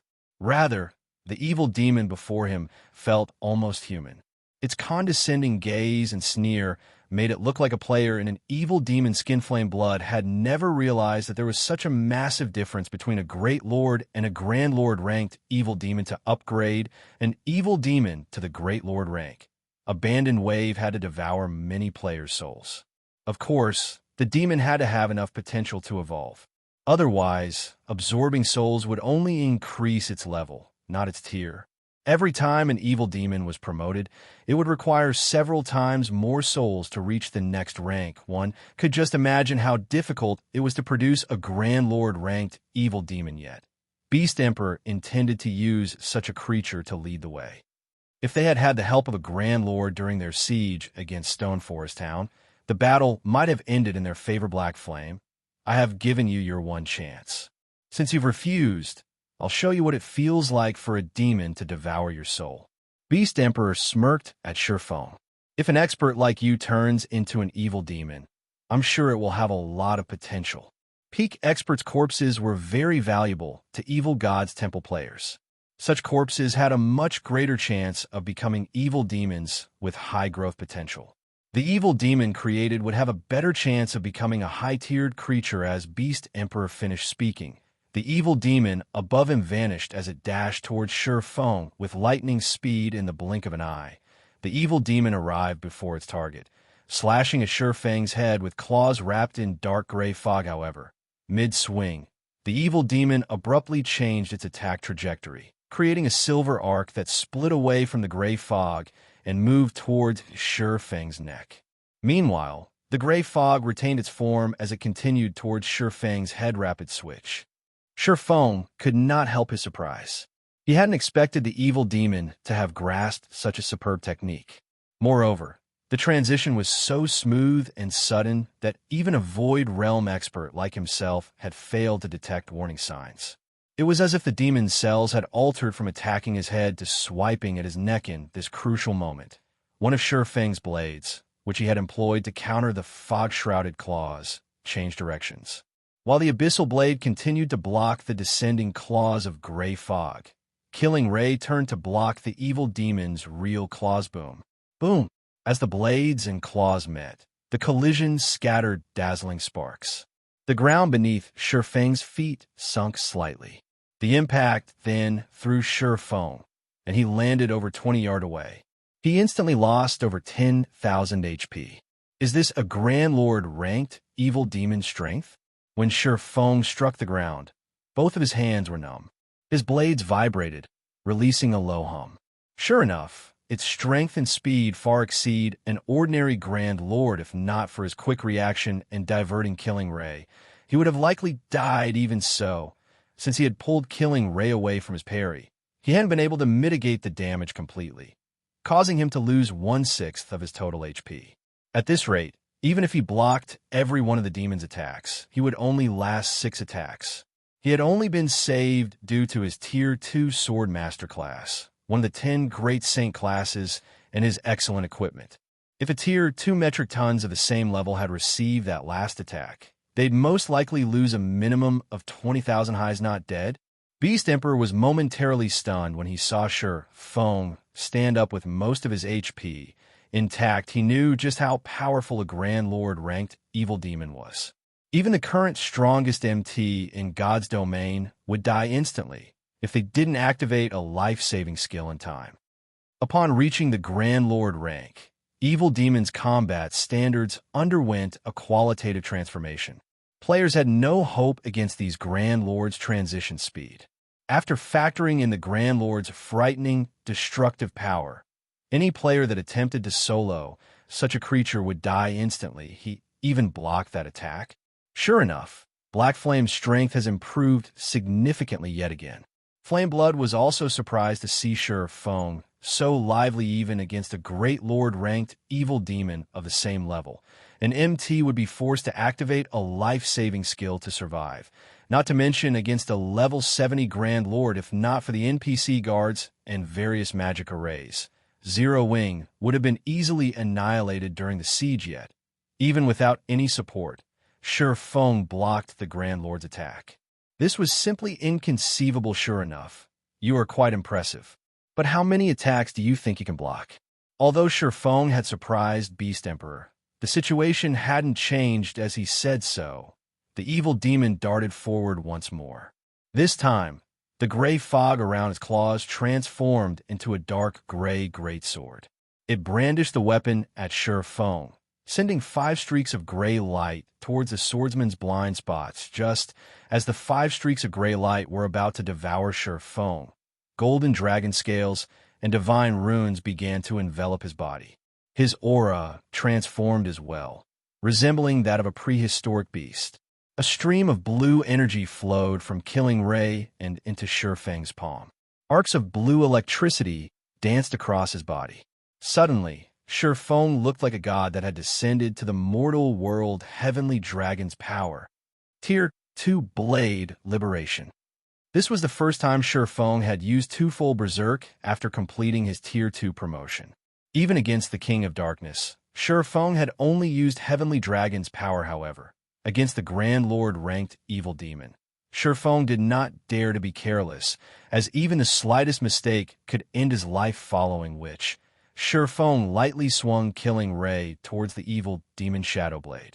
Immediately, 1 streak of blue light and 9 streaks of black light sliced at the evil demon. The instant Shi Feng's sacred sword and the evil demon's greatsword collided, the ground they stood on shattered from the resulting impact. Even Flameblood, who stood 30 yards away, nearly lost his footing. The 5 streaks of gray light were repelled back, carving several long grooves into the dirt after repelling the evil demon's attacks. All 10 of Shi Feng's attacks landed. The streaks of light easily bit into the evil demon's steel-like body, green blood spewing from its wounds as the impact threw the creature over a dozen yards backward. At the same time, the evil demon's HP plummeted. 161, 267, minus 323,497, minus 160,916. Since Killing Ray dealt double damage against dark creatures, the evil demon's HP dropped by over 2 million in the blink of an eye. Chapter 1351, Monster-like Player. Chapter 1351, Monster-like Player. As the dust settled, it revealed the 3-meter-tall evil demon half-kneeling on the ground. Cracks broke the dirt for over a dozen yards beneath the demon. Flameblood's eyes nearly fell from his sockets when he saw the injured evil demon. Tier 3 NPC would barely be a match for a Great Lord-ranked evil demon. Yet Shi Feng had sent the creature flying. Beside Flameblood, Beast Emperor stared at the demon with a solemn expression. He found it inconceivable that Shi Feng could contest and surpass a Grand Lord-ranked evil demon's strength. You heal the evil demon. I'll have to protect you. Black Flame's Berserk skill won't last long. Once it ends, he will die. Beast Emperor roared at Flameblood. He had lost his previously complacent expression. We just have to buy enough time for the reinforcements I've sent to arrive. Although he thought that it was almost impossible for Feng to kill the demon, he instructed Flame Blood to heal the creature as a precaution. Even if Feng could suppress the evil demon, he wouldn't kill it. He had only ordered the fastest Great Lord-ranked evil demon to separate from the main contingent to save Abandoned Wave. It would take some time before the rest of his forces arrived. Once the follow-up forces arrived, Feng would lose any hope of escape or survival. Flame Blood nodded and immediately went into action.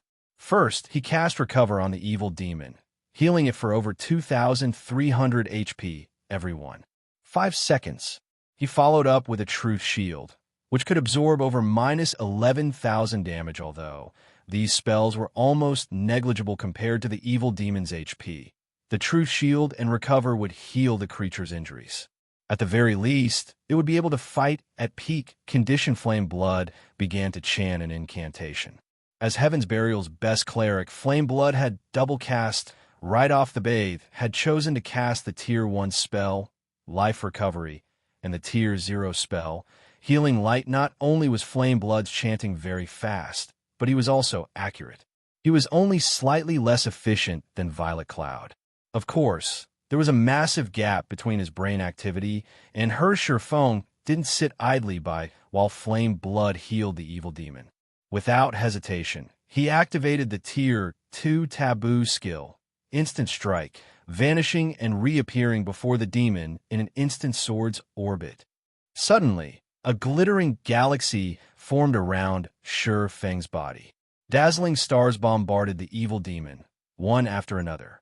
Both Flame Blood and Beast Emperor were shocked despite the stars appearing slow. In reality, they moved so quickly that they could barely react to the attacks. The stars they saw were simply residual images their brains had created. Fortunately, the evil demon possessed godlike reaction speed.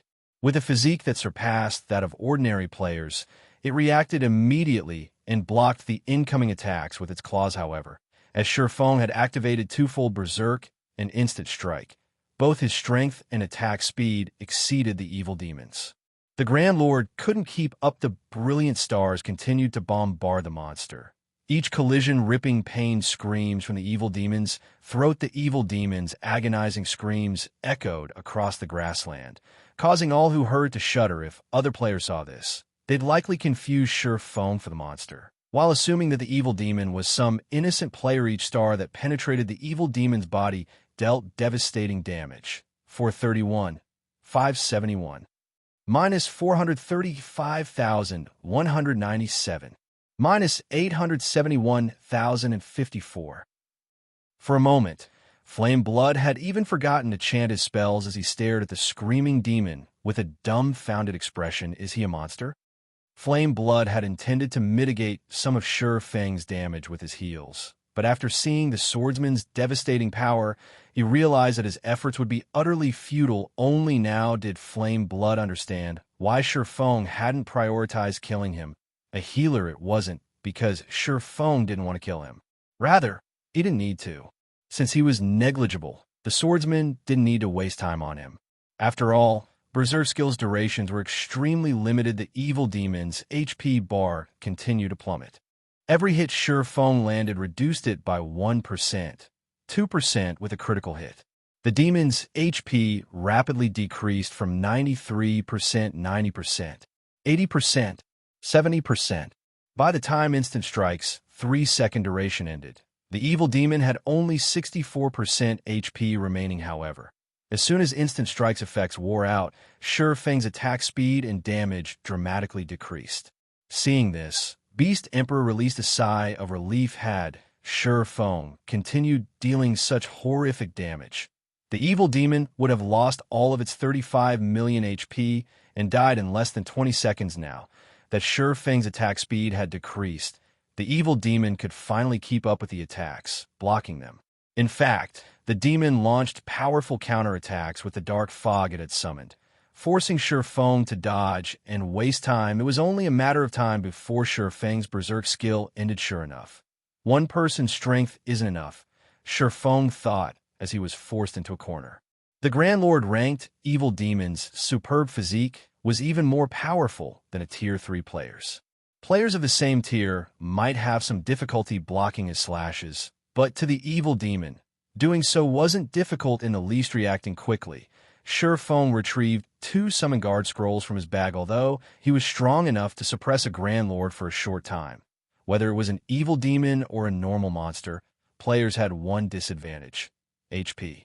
This was why it was so difficult to solo monsters of the same or a higher tier. As players progressed in the game, when Feng finished chanting, 2 golden magic arrays appeared beside him. Kite and Anna emerged from the arrays.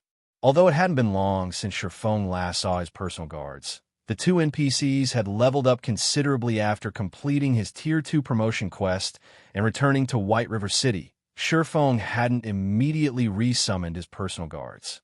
Instead, he left them in the Dark Canyon to continue leveling. Compared to the time flow in God's domain, time passed 5 times faster in the Dark Canyon.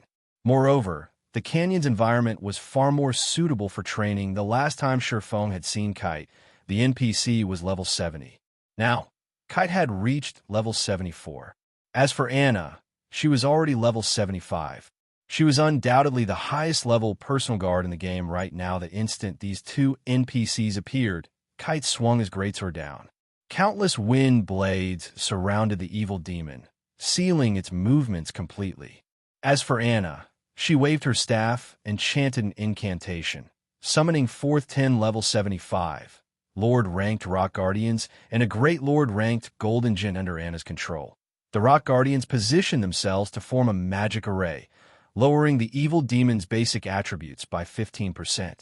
Unless one of the Rock Guardians died, the array would remain active without wasting time.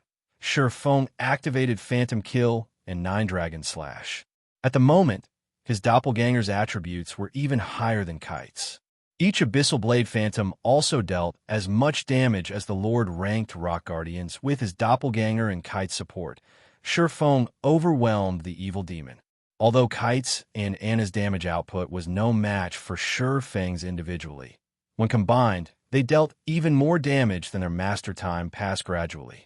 Although Feng's berserk skills were running out, the evil demon's HP decreased at a rate visible to the naked eye: 60%, 45%, 30%.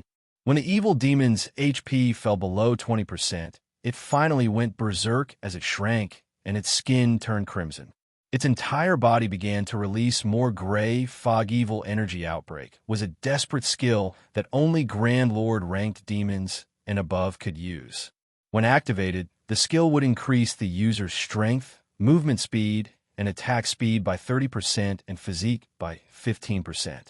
However, the skill was a double-edged sword that would also decrease the user's maximum HP by 30%. Only 2 seconds remained of Feng's 24-second twofold berserk state. His aura had already begun to weaken, as if it had realized that Feng couldn't hold out much longer. The evil demon's lips curled up as it formed a sharp spear with a gray fog surrounding its body. With the slightest movement, the spearhead sliced space itself and created a spatial tear. The evil demon then threw the weapon at Feng as the spear flew through the air toward Feng. A loud boom shook the area. Responding quickly, Anna directed the Golden Giant to block the attack. Surprisingly, however, the dark gray spear passed through the giant without causing any harm. As the spear was about to find its target, Feng instinctively used Divine Steps, summoning 10 invulnerable doppelgangers around the evil demon. Switching positions with one of these doppelgangers instinctively, Feng turned his blades on the evil demon. Flame burst. Divine Providence. At this time, his Phantom Kill doppelganger activated Flame Burst and attacked the evil demon in tandem. Although the evil demon responded very quickly, Feng switched positions with another doppelganger after every slash, not giving the demon a chance to block his attacks. By the time Feng landed his 15th hit, his sword's scorching flames had devoured the demon's last strand of HP. When the Grand Lord collapsed, it transformed into innumerable light particles like shattered glass and disappeared. Feng's experience bar rose madly, his level instantly increasing from 53 to 54. He had earned even more EXP from killing the evil demon than from soloing an archaic species. It had given him nearly as much EXP as a level 70 mythic monster. Shi Feng was astonished. If he could kill a few more of these evil demons, his level would skyrocket him. This is an evil god crystal? As the evil demon disappeared, the gray fog condensed to a single point. The gray fog then formed a crimson crystal that hovered quietly in the air, releasing an intensely mighty aura. Chapter 1352, Auction House Design. Chapter 1352, Auction House Design. It died. Flame blood froze when he saw the evil demon inside the magic array disappear. Even a great lord-ranked evil demon of the same level would require a team of hundreds of elite players, led by dozens of experts, to take down. They had learned this lesson during their experiments in the Frozen Scar. In the end, the Great Lord had more than 2/3 of its HP remaining after wiping out the entire elite team, yet Shi Feng killed a level 70 Grand Lord-ranked evil demon by himself. Beast Emperor wore an indescribably grim expression. Not only had Abandoned Wave been captured, but he had also lost a Grand Lord-ranked evil demon. It had taken a lot of effort to nurture 5 evil demons. Grand Lord-ranked evil demons were not easy to produce. It all depended on an evil demon's potential. He had killed many peak experts to obtain 5 evil demons capable of reaching the Great Lord rank after his momentary rage. The Crimson Crystal, which had formed after the evil demon's death, drew Beast Emperor's attention. How is this possible? How could a mere Grand Lord possibly drop an evil god crystal? Shock, excitement, and greed flashed in Beast Emperor's eyes as he stared at the crystal. It was highly unlikely that players outside of the evil god's temple would understand how valuable the item was. However, to evil god's temple players, the evil god crystal was an absolute treasure. It was even too valuable to trade for a mythic-ranked evil demon. Shi Feng grabbed the evil god crystal and shoved it in his bag before Beast Emperor could get a closer look. His eyes became bloodshot with fury as he wanted nothing more than to kill Shi Feng with his own hands. Unfortunately, he was only here as a mirror image. He could not touch Shi Feng. Beast Emperor quickly calmed himself. Turning to the somewhat feeble Shi Feng, he smiled and praised.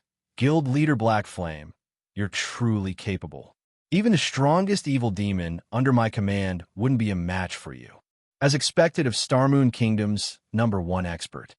What? Trying to persuade me with sweet words after failing with brute force? Shi Feng sneered as he glanced at Beast Emperor. Although he suffered a weakened state, decreasing his attributes by 70%, he was easily strong enough to kill Flame Blood and drag Abandoned Wave back to the War God's temple. He knew that an evil god envoy could only create a limited number of evil god apostles. Losing even one apostle would undoubtedly weaken Beast Emperor. Beast Emperor's expression darkened, a cold glint flashing in his eyes.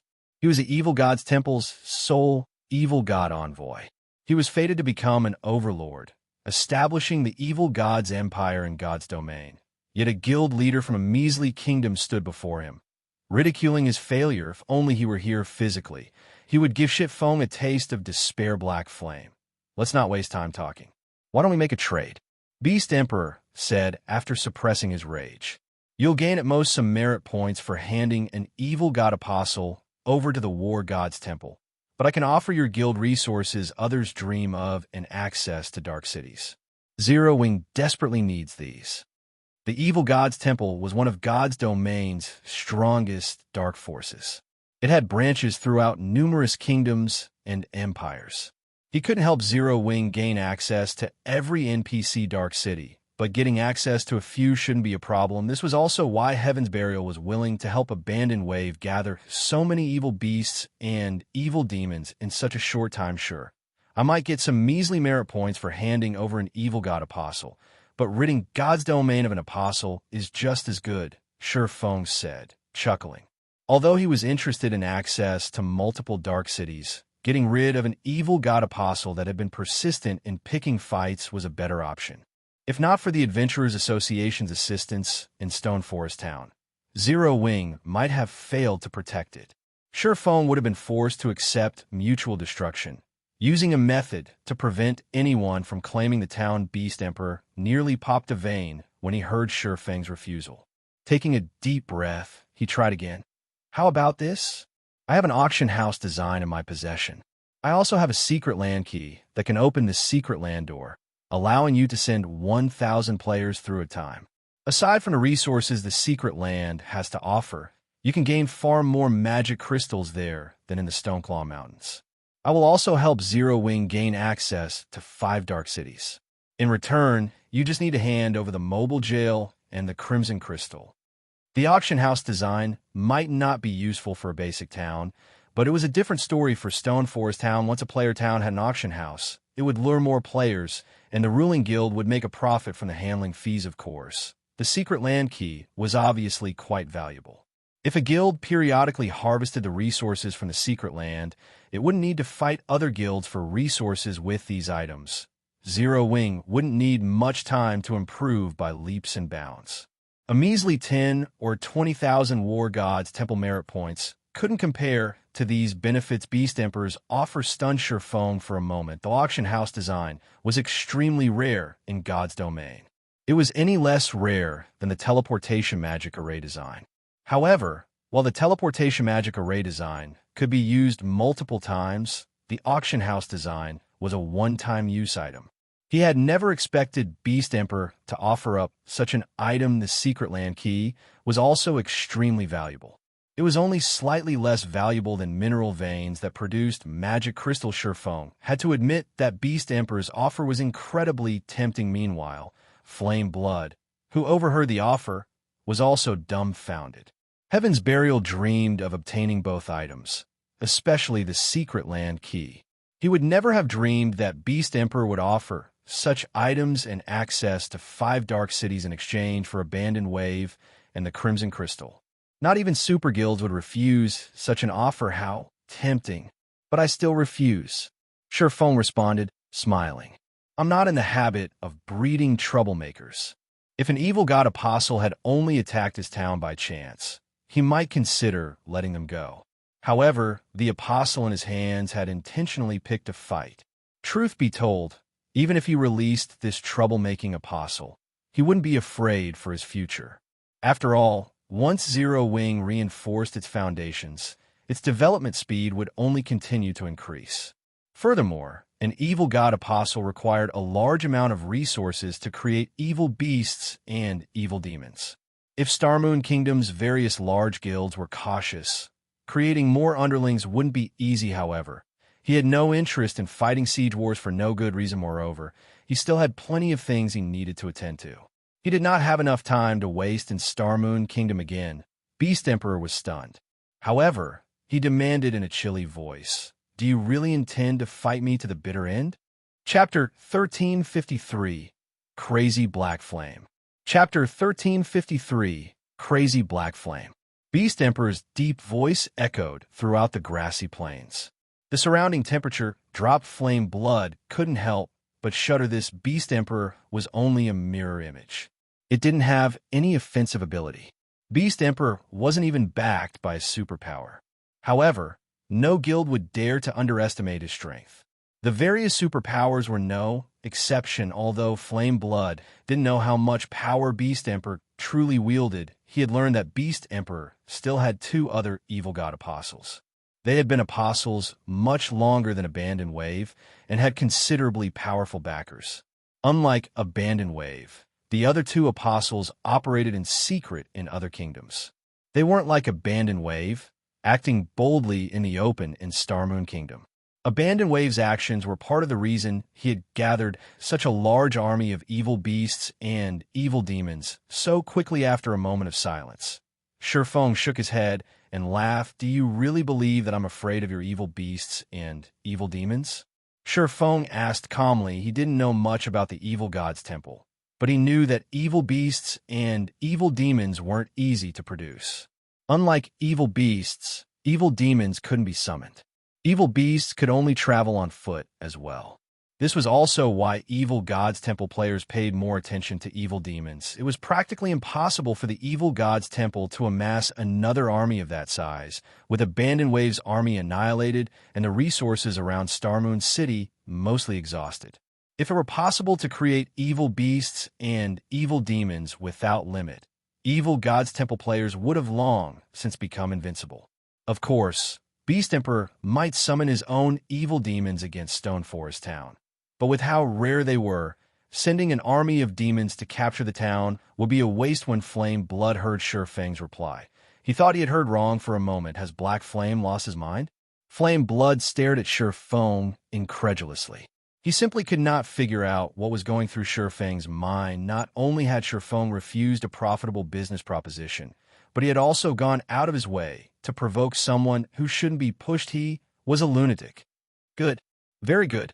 I had thought you were an intelligent man, Black Flame, but it would seem that you're just a frog in a well with no idea of how vast heaven and earth are. Beast Emperor's expression darkened as several veins popped across his forehead. Since you want war, I'll give it to you. Saying so, Beast Emperor disappeared, his voice echoing across the grassy plains. For a long time he left. Flame Blood was stupefied. He had assumed that Beast Emperor had been trying to buy time while waiting for his forces to arrive. However, it would seem he had been wrong. What Flame Blood did not know was that, although Beast Emperor had considered buying time, he had dispelled the thought after Sure Fang had summoned Kite and Anna. After all, of the evil demons he had sent to fetch Abandoned Wave and Flame Blood, only 3 great lords remained. If those great lords had worked together with the demon that had died, they could suppress Sure Fang and wear him down until he died. Unfortunately, now that the Grand Lord was dead, he knew that he had lost his chance of defeating Sure Fang. With the 2 personal guards by his side, the 10 Rock Guardians' magic array alone could suppress his 3 great lord-ranked evil demons. Sure Fang could even kill Flame Blood before his eyes if Zero Wing had sent reinforcements. They might even claim the Great Lord's lives. Hence, there was no reason to linger while Flame Blood was dazed. Kite appeared before him, the NPC's greatsword forming a blue arc as it sliced the cleric's throat. Before Flame Blood had realized what had happened, he died and dropped a piece of equipment. Start a war. Sure Fang could not help but chuckle as he stared at the Beast Emperor's previous location. He then picked up the equipment Flame Blood had dropped before returning to Stone Forest Town. In reality, Sure Fang looked forward to Beast Emperor's war. He had already activated Star Moon Kingdom's epic-ranked main storyline quest and was required to extract the evil god's temple from the kingdom. Since Beast Emperor was the evil god envoy that had activated the evil god's temple in Star Moon Kingdom, their fight was only a matter of time rather than let the evil god's temple quietly develop in Star Moon Kingdom. It was more beneficial to incite Beast Emperor to increase the temple's activity in the kingdom. This way, he could locate the evil god's temple's base of operations faster and complete his quest. Moreover, it was thanks to Beast Emperor that he had thought of a plan to develop Stone Forest Town while earning a lot of money. Others might not know where to obtain the auction house design, but he recalled a certain location that would guarantee the acquisition. The neutral map, Morning Battlefield. Once the ancient Orc Empire's capital, the area hid plenty of treasure. This was especially true for the Imperial Palace's hidden treasury. The treasury contained rare items that the Empire had obtained by conquering other nations. The auction house design was one of those treasures. Moreover, it wasn't just any ordinary design. It was a Grandmaster's advanced auction house. Designer Ouroboros had obtained the design in the past. In the end, the guild had constructed the most gorgeous auction house in Star Moon Kingdom. It had caused quite a commotion. Even after 10 years, it had still been the #1 auction house in the kingdom. Beast Emperor's appearance had also given Sure Fang a massive windfall, the evil god crystal. Ordinary players might disregard the evil god crystal, throwing it away. The item's introduction only stated that it contained a horrific amount of evil energy, after all, and those who carried it would be cursed to encounter disaster and misfortune. While this introduction was correct, it did fail to mention a particular aspect: the evil energy the evil god crystal radiated had a corrosive effect on normal players. It had a similar effect to residing in areas polluted with evil energy for too long. However, the evil energy within evil god crystals was also incredibly pure. It could help evil demons or beasts to evolve. Doing so would also increase the monster's growth potential. This was why Beast Emperor had wanted it so badly. It had another, more frightening purpose as well. It could become a power core for a city's magic array. Although the evil god crystal wasn't as effective as the Titan's heart, it was still an extremely precious power core. If used to power a city's magic array, it would upgrade the array to a whole new level. Both the city's defenses and its mana density would increase significantly. Various large guilds had desperately sought after the crystal in the past. Sherfong hadn't expected a Grand Lord-ranked evil demon to drop the item. Normally, only mythic-ranked evil demons and above had a small drop rate in the past. The super guild ruling the Lionheart Empire had annihilated the evil god's temple, which had destroyed nearly half of the empire in the process. It had only obtained two evil god crystals after slaughtering dozens of mythic-ranked and above evil demons. In the end, the guild had used the two crystals to power two of its cities. Both cities had eventually grown to become the number 1 and number 2 guild cities in the empire after seeing the evil god crystal's wonderful potential. God's domain's various large guilds had searched for and hunted down the temple's evil demons to obtain evil god crystals of their own. When Sherfong saw the crystal drop from the Grand Lord, he even wondered if his eyes had played a trick on him. Chapter 1354. Town changes in Stone Forest Town. The evil beast and evil demon army gradually scattered. As a result, the intense battle had become a good opportunity to grind EXP. It was not very often that one came across chieftain rank and above monsters. Even when they did, fights between players might ensue on average. Both the evil beasts and evil demons provided more EXP than monsters of the same rank and level. Though more than 1/3 of the Zero Wing members had died in the siege war, the surviving members' levels had increased significantly. Most of them had leveled up at least once, while some had even gained 2 levels as the siege war ended. Zero Wing had obtained a large number of level 40+ elite members. This is just too scary. Even those powerful monsters failed to conquer Stone Forest Town. With this, Zero Wing's position in Starmoon Kingdom is as stable as a mountain. Both the Star Alliance and Heaven's Burial have lost their chance to become the kingdom's number 1 guild. If I had known this would happen, I would have joined Zero Wing sooner. I might have been a core member by now. TCH, you think becoming core member in Zero Wing is that easy? I've heard that the first condition to become a core member is to reach the Trial Tower's 6th floor. Although everyone's combat standards have improved significantly since the game's launch, those capable of reaching the 6th floor are still considered experts in first-rate guilds. On the other hand, you're stuck on the 5th floor. How could you possibly have a chance of becoming a core member? If Zero Wing can protect Stone Forest Town from such a large army of monsters, setting up our headquarters there might not be a bad idea after all. Tomorrow, we'll head to Stone Forest Town and purchase a private house. You want to get a private house with your standards? Don't make me laugh. One of my brothers is an upper echelon in a small guild. He's told me that several small guilds have decided to purchase the town's houses. Your adventurer team only has 100 or so members. Do you think you can compete with small guilds that have several thousand players? Stone Forest Town's victory over the evil beast and evil demon army was a hot topic among many players on the official forums. The strength Zero Wing displayed flabbergasted everyone. After this battle, no one in Starmoon Kingdom would dare challenge Zero Wing's position. Many of the previously hesitant independent players changed their minds. Determined to join the guild, many of these independent players hadn't considered applying to Zero Wing due to the guild's extremely high recruitment standards. If they joined other first-rate guilds, they would also receive far more benefits than if they joined Zero Wing. However, now that Zero Wing had proven how much stronger than other first-rate guild it was, its high requirements made sense. Is this Zero Wing's true strength?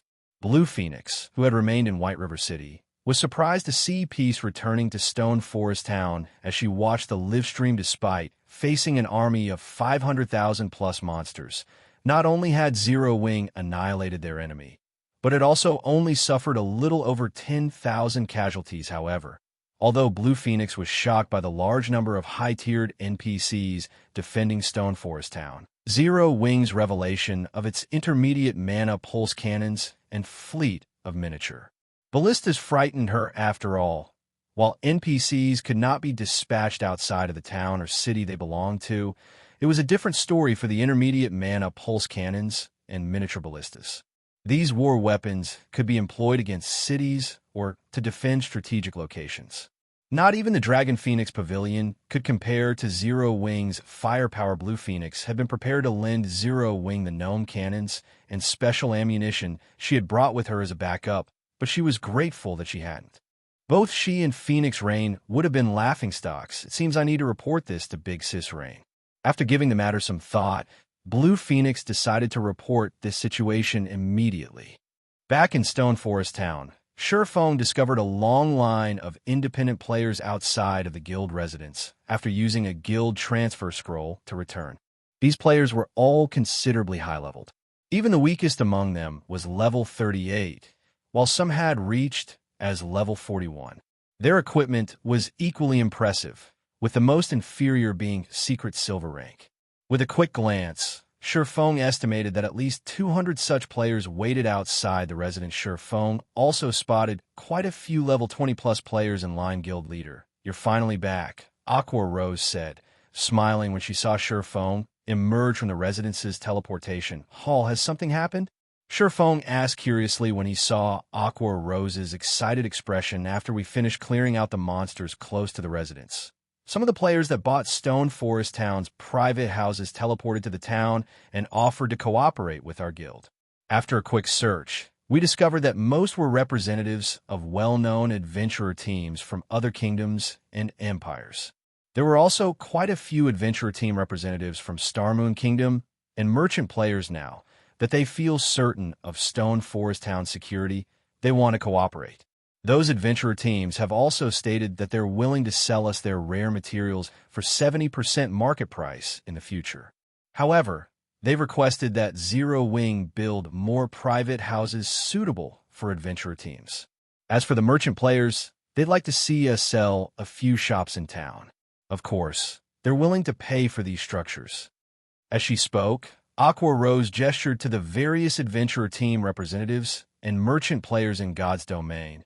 Adventure teams and merchant players generally didn't invest in smaller guild towns. There were two reasons for this. First, guild towns had a lack of player traffic. Second, these independent players were concerned about a town's safety.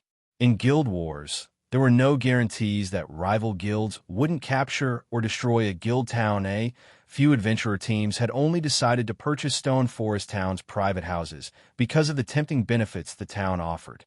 Several hundred gold coins might be astronomical to ordinary players, but it was affordable to the kingdom's top adventurer teams. However, setting up a main base of operations in a guild town was a different story to adventurer teams with hundreds of players. It was clear that private houses, which could only accommodate a small number of players, were not suitable. Such teams needed the ruling guild to construct houses that catered to their activities. But guilds generally refuse to construct such massive structures for no good reason. Moreover, purchasing such a large house would cost more than just a few hundred gold coins. Hence, both sides needed a compromise, but no adventurer team would risk such an investment until a guild town was stable after this siege war. Stone Forest Town had proven that it was just as secure as an NPC town, allowing players to develop in the area without worry. Because of this, many well-known adventurer teams and merchant players hurried to Stone Forest Town, afraid that their competition would steal their opportunity. Not even Aqua Rose could make the decision to allow so many players into Stone Forest Town. She had to wait for Shurfeng to return guild leader. "Would you like to meet with them?" Aqua Rose asked. Chapter 1355, Adventure House. Chapter 1355, Adventurer House. God's Domain had plenty of adventurer teams aside from a few Lone Rangers. Independent players with similar goals usually formed teams that were exempt from guild restrictions. Some of the top adventurer teams in the game were even as strong as some of the game's guilds. Take the Midnight Tea Party, for example. It explored various dangerous locations in God's Domain, constantly challenging its limits. The adventurer team was little more than a power group of lunatics. When these people gathered, even super guilds feared their prowess. Owl was another well-known adventurer team, just as famous as the Midnight Tea Party. However, Owl had more members than the Midnight Tea Party, and they weren't as addicted to battle. Rather, Owl consisted of players that enjoyed challenging all kinds of quests. In the past, Owl had even completed a few quests that super guilds had failed due to these top adventurer teams' fame. The guild towns and cities they occupied would become instantly popular as countless like-minded players swarmed to these locations, however. The Midnight Tea Party had been an exception in the past. The adventure team had never set up a fixed base, and the team members' whereabouts had been a mystery, making the team nearly impossible to locate intentionally. Meanwhile, when a large number of adventurer teams occupied a guild town, the ruling guild would rake in considerable profit long-term, and these teams would help defend the town if it were attacked. Other guilds typically avoided targeting guild towns and cities that had multiple top adventurer teams. After all, not only would these guilds make an enemy of the defending guild by attacking the town, but they'd also make enemies of the adventurer teams. It simply wasn't a wise decision. Adventurer teams setting up in a guild town always benefited the ruling guild. They sure moved quickly. Xianxia was slightly confused as he watched the various adventurer team representatives outside of the residence. He had assumed that it would take some more time before these teams made a decision. After all, the battle in Stone Forest Town had just ended, and investing in a guild town was an incredibly important decision that would affect the team's development. They needed to consider their options carefully. When I first saw them, I had assumed that they were experts some guild had sent to snatch the town token, Aqua Rose said, giggling. However, after listening to what they had to say, it seems that they were already interested in setting up in Stone Forest Town. Only, they were hesitant due to concerns over the town's safety. After seeing Zero Wing's foundations, they rushed over. Tell them that Stone Forest Town still needs repairs, so we won't be selling any adventurer houses just yet. Once we've repaired the town, we'll construct 5 adventure houses. When the time comes, the houses will be available in the Candlelight auction and will go to the highest bidder. Xianxia decided after giving the matter some thought. This Aqua Rose was at a loss for words when she stared at Xianxia's serious expression. Normally, guilds hope to house as many adventurer teams as possible in their towns to increase the town's overall strength. Some large guilds even sold their adventurer teams for a low price to attract these teams, yet not only had Xianxia decided to sell a limited number of these adventure houses, but he also intended to sell them off to the highest bidders. Such a bold decision was likely to chase away these adventurer teams. Just convey my decision. A town's development is never dependent on how many adventurer teams it has. As long as they are strong enough, 2 or 3 teams will be enough. Xianxia's side of town's land was limited, and adventurer houses easily took up enough space for 20 private houses. Rather than increasing the town's security with a few measly adventurer teams, they'd benefit from more independent players visiting the town for rest and relaxation. Understood. I'll let them know. Aqua Rose could not help, but although she understood Xianxia's reasoning, not even powerful adventurer teams were likely to pay a high price to occupy a guild town. After all, these teams would serve as free guards after investing in the town. Although Stone Forest Town offered considerable benefits, these benefits meant little to powerful adventurer teams. At most, they'd buy 1 or 2 private houses over competing for an adventurer house. Sure enough, once Aqua Rose informed the various teams of Xianxia's decision, it caused a commotion among the various players. This incident immediately hit the kingdom's official forums, dissuading a few well-known adventurer teams from occupying Stone Forest Town. They're only selling 5 adventure houses. Do they want us to pay to sever as the town's bodyguards? Zero Wing is dreaming.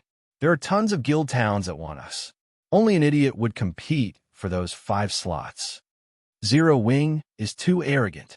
Do they think that our only option is to set up in Stone Forest Town?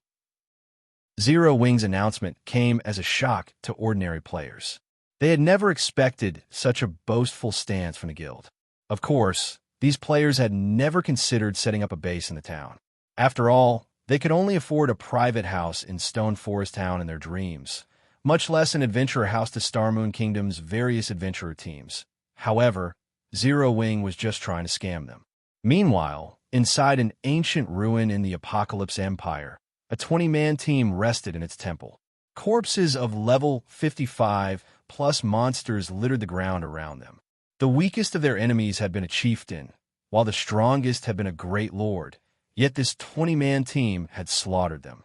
Moreover, not one member of the team had died. Ha ha ha. Black Flame, you really are an interesting man. Endless Scars laughed when she heard about Zero Wing's announcement. Big sis, Endless? Cloud Yarn, the cleric sitting beside her, was confused by Endless Scars' smile. Cloud Yarn wasn't the only one. The other team members also turned to look at their leader. Even the other members of the team could not help but turn a look at Endless Scars. Endless Scars had actually laughed. They could count the number of times they've seen her laugh since they had joined the team on their fingers. Nothing. Zero Wing intends to auction off adventurer houses, and they're only selling a handful. Endless Scars explained the re-auctioning houses in limited quantities. What powerful adventurer team would be foolish enough to garrison in Stone Forest Town? Everyone was surprised to hear about Zero Wing's latest announcement. No matter how excellent Stone Forest Town's conditions were, the Stoneclaw Mountains was a regional dungeon with a level cap of 50. Many adventurer teams had already begun to purchase mounts for their members, and it wouldn't be long before they were over level 50. There weren't any other high-level and high-resource maps near Stone Forest Town. Powerful adventurer teams' priority was to level up and upgrade their weapons and equipment. Everything else was secondary. Even with the town's high mana density, there was no point to occupying Stone Forest Town. What sane adventurer team would possibly be willing to pay a huge price to set up a base in the town? Foolish, is it? As Endless Scars read the report about the siege war in Stone Forest Town, her interest in Zero Wing grew. After all, the guild had abandoned the opportunity to strengthen its town and used a completely different approach than the other guilds. Endless Scars found the guild's actions both confusing and intriguing. While Starmoon Kingdom's various major powers discussed the matter, Sure Feng, the perpetrator of this commotion, returned to White River City. After leaving the teleportation hall, he took an advanced horse carriage to the War God's Temple. Chapter 1356, Abandoned Waves End. Chapter 1356, Abandoned Waves End. Starmoon Kingdom, Starmoon City. After the battle in Stone Forest Town, many merchant players from neighboring kingdoms and empires gathered in the city. 3 out of 10 players that arrived in the teleportation hall were low-leveled merchant players in ordinary equipment. Normally, such a scene could only be found in imperial capitals. Upon arriving at Starmoon City, the merchant players teleported to the closest NPC town to Stone Forest Town. The long line at one of the departure teleportation arrays stupefied players. Why are all these merchant players heading to Stone Forest Town? Isn't it just a measly guild town? Why make such a huge fuss over it? Don't you know? When Zero Wing announced that it would auction adventurer houses, it had also declared that it would sell all kinds of shops to outsiders. These merchant players are heading to Stone Forest Town to get a better idea of the town situation. The shops in NPC cities are too expensive. There's also a lot of competition with the various large guilds' shops on top of the high property tax every month.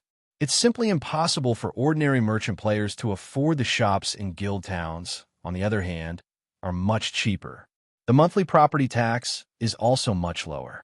Most importantly, Stone Forest Town's player traffic rivals in NPC cities. Due to the battle arena, expert players have gathered there, and they generally have plenty of precious resources.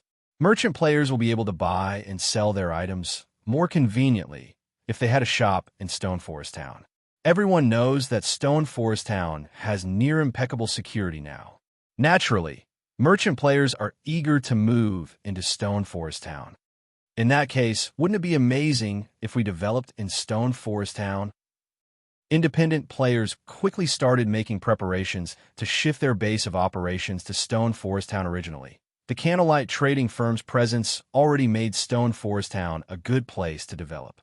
Unfortunately, NPC cities sold a much more diverse selection of items than the Candlelight trading firm. Now that so many merchant players were planning to invest into Stone Forest Town, with some even coming from other kingdoms and empires, Stone Forest Town would sell a greater variety of items. Stone Forest Town's variety of merchandise might rival, or even surpass, Starmoon City's. Unlike shops in NPC cities, players could construct simple teleportation arrays in guild town shops.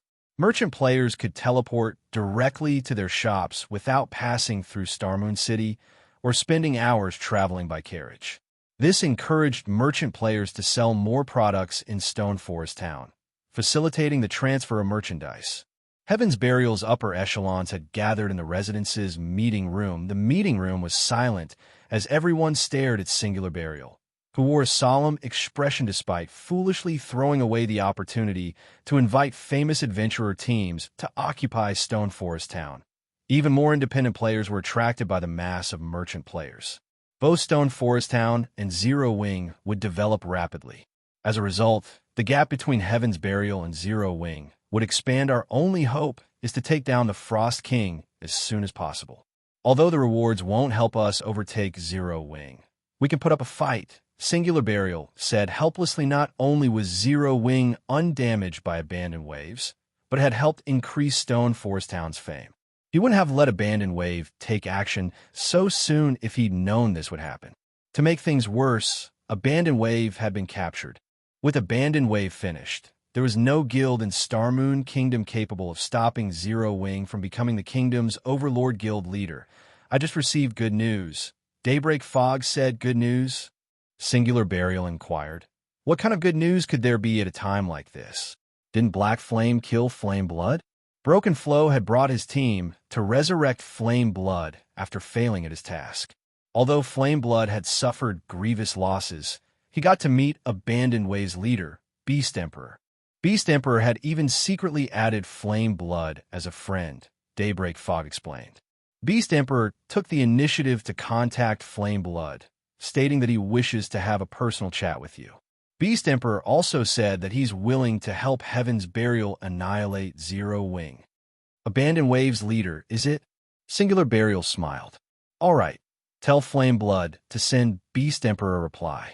Say that I'm willing to have a proper discussion with him. Daybreak Fog conveyed Singular Burial's response to Flame Blood.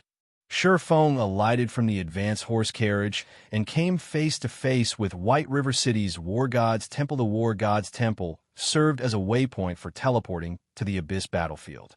There were more players entering and leaving the War God's Temple now than the Adventurers Association. Players would visit the War God's Temple at least once a day if the Adventurers Association was a good place for individual players to earn money. Then the War God's Temple was a good place for players to level up and improve their foundational strength if the Abyss battlefield didn't limit players to just one life per day. Every player in the game would likely stay cooped up there and refuse to leave. Although the Abyss battlefield's monsters didn't drop coins, they dropped weapons and equipment, as well as gave honor points. Honor points could be used to purchase tools, top-tier weapons, and equipment from the War God's Temple. It was extremely difficult to survive inside the Abyss battlefield. Moreover, the higher level one reached, the more difficult the monsters would be. Expert players below level 50 could stay in the Abyss battlefield for an entire day as long as they didn't go anywhere too dangerous. Though their income would be lower if they didn't take risks, after a few days of grinding, they could still accumulate enough points to purchase good equipment. The weapons and equipment for sale at the War God's Temple were more suited towards PvP. The items' effects and basic attributes would be inferior to the items dropped by field bosses and team dungeons. Even so, the Abyss battlefield was still a paradise for solo players after level 50. However, surviving in less dangerous maps would be even more difficult for expert players. Level 50 plus weapons and equipment cost substantially more honor points. Eventually, rather than a place for farming items, the Abyss battlefield became a training ground for expert players and a place for ordinary players to grind for the double EXP potion. When Shurfeng arrived at the War God's Temple's third-floor hall, a level 150, Tier 3 Great Mage greeted him. Sir, how may I help you? Casting a glance at the NPC, Shurfeng noticed that it was a senior administrator at the War God's Temple named Rolani. He captured an evil god apostle, so I'm here to claim the bounty. The first-floor hall of the War God's Temple dealt with all matters relating to the Abyss battlefield. The second floor was the War God's Temple's quest area, where players could accept quests or turn in their completed quests. Players were awarded merit points for completing War God's Temple quests. Similarly, players could spend merit points on items. Here, players were allowed to freely enter the War God's Temple's first two floors. The third floor was different. As it was a place that specifically dealt with matters relating to the dark forces, players wouldn't be allowed to set foot onto the third floor if they didn't have any related matters an evil god apostle. Roland's old face twitched. With a slightly suspicious look on his face, he looked at Shifeng and said, "Can you allow me to confirm your claim's validity?" "Sure." Shifeng took out the mobile jail and handed it to Roland. After Roland received the mobile jail, he chanted an incantation and tapped his finger on the crystal balance image appeared above the mobile jail. The image displayed Abandoned Wave trapped inside a dark space. Abandoned Wave was continuously hurling attacks at the surrounding space. He radiated evil energy, and his eyes were bloodshot. It was obvious that he had already fallen into madness. It really is an evil god apostle. Shock flashed in Roland's eyes. The War God's Temple and the Evil God's Temple had a hostile relationship.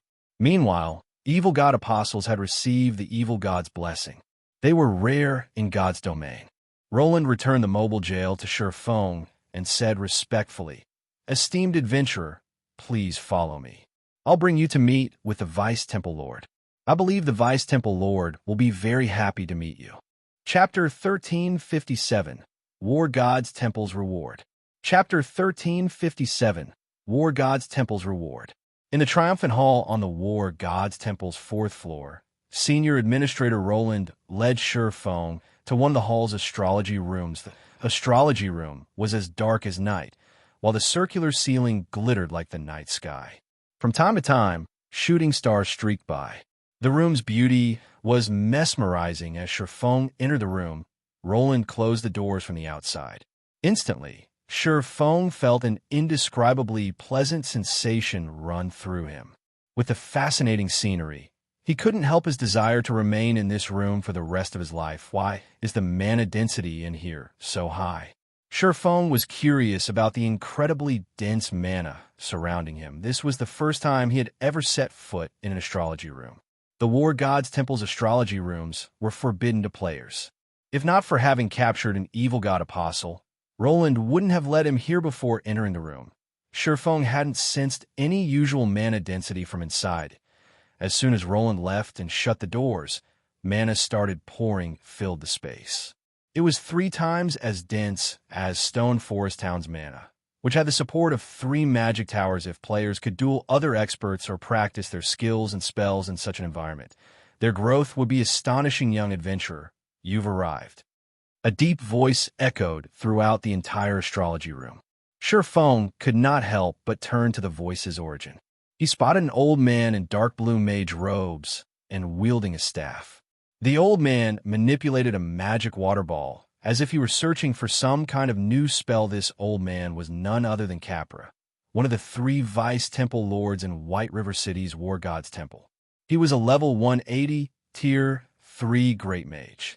He could be considered the oldest NPC in White River City. Not even Magistrate Weissman was as old. Capra should be the most knowledgeable NPC in White River City.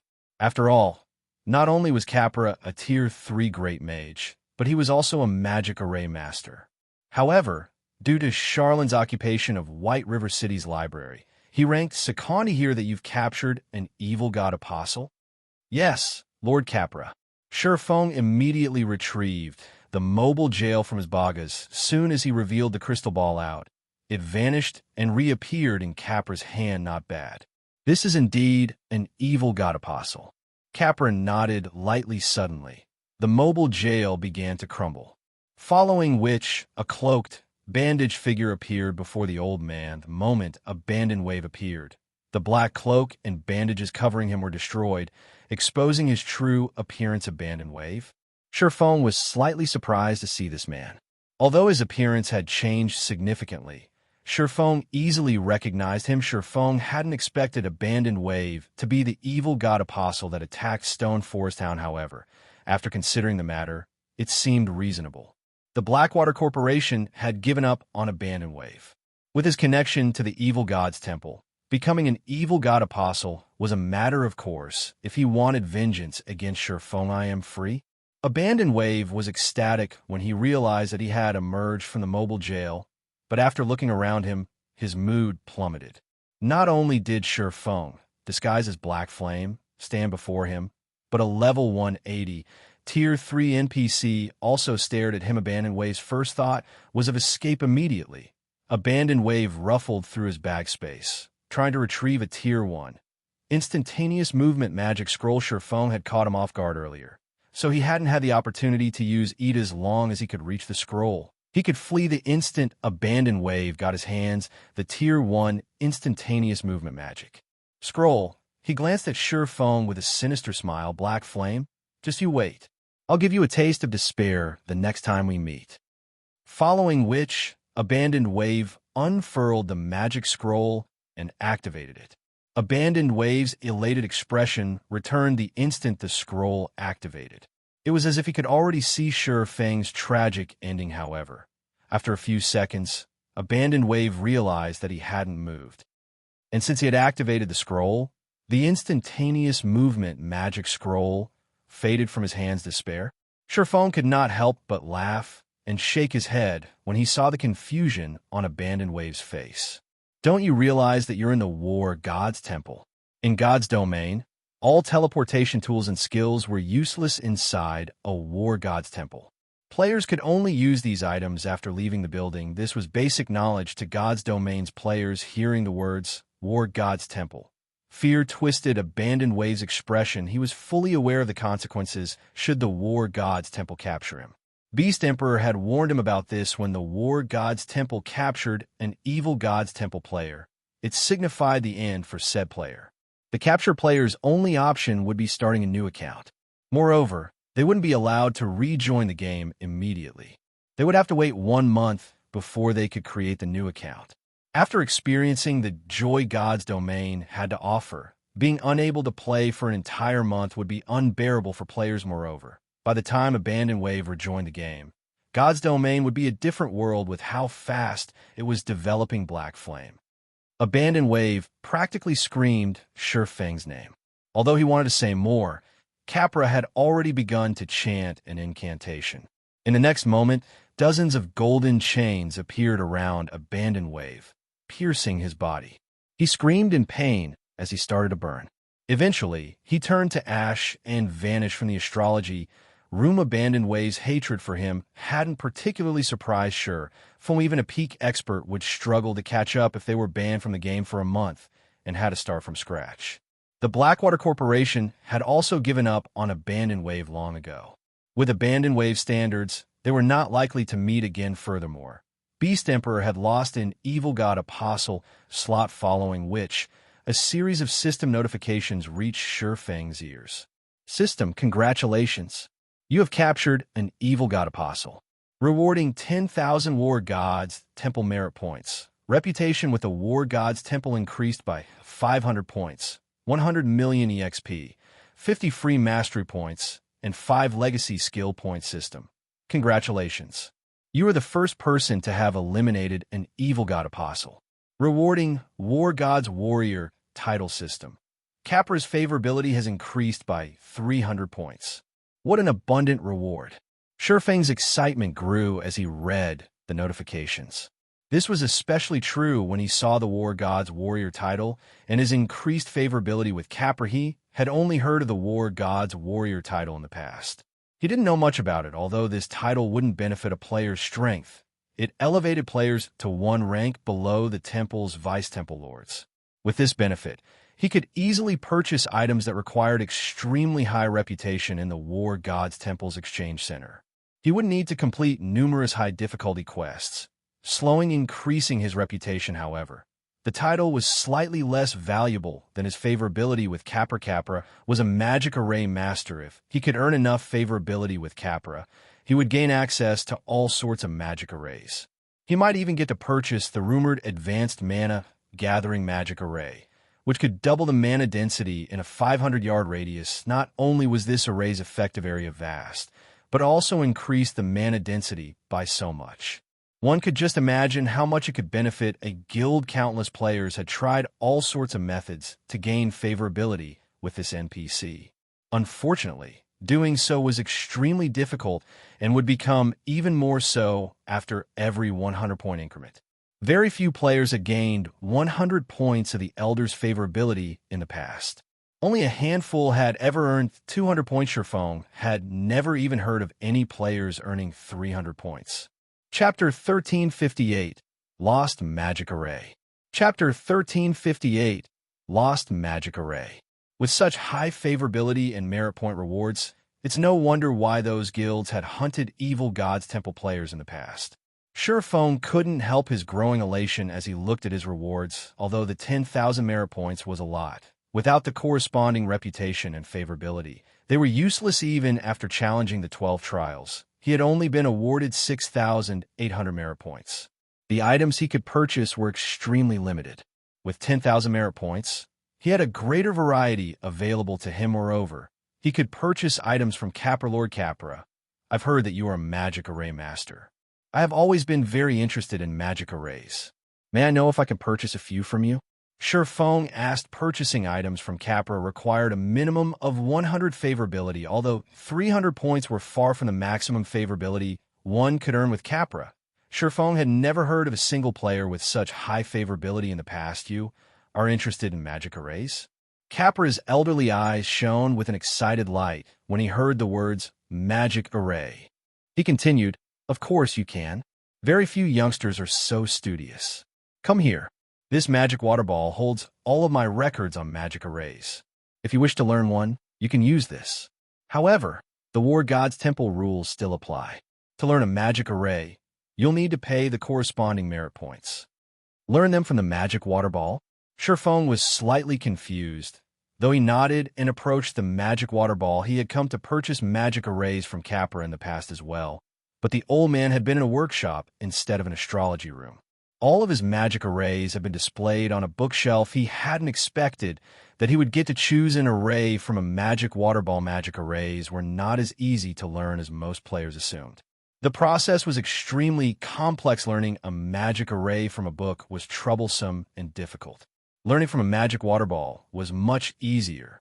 Players could practice the production steps through the water ball without wasting precious materials.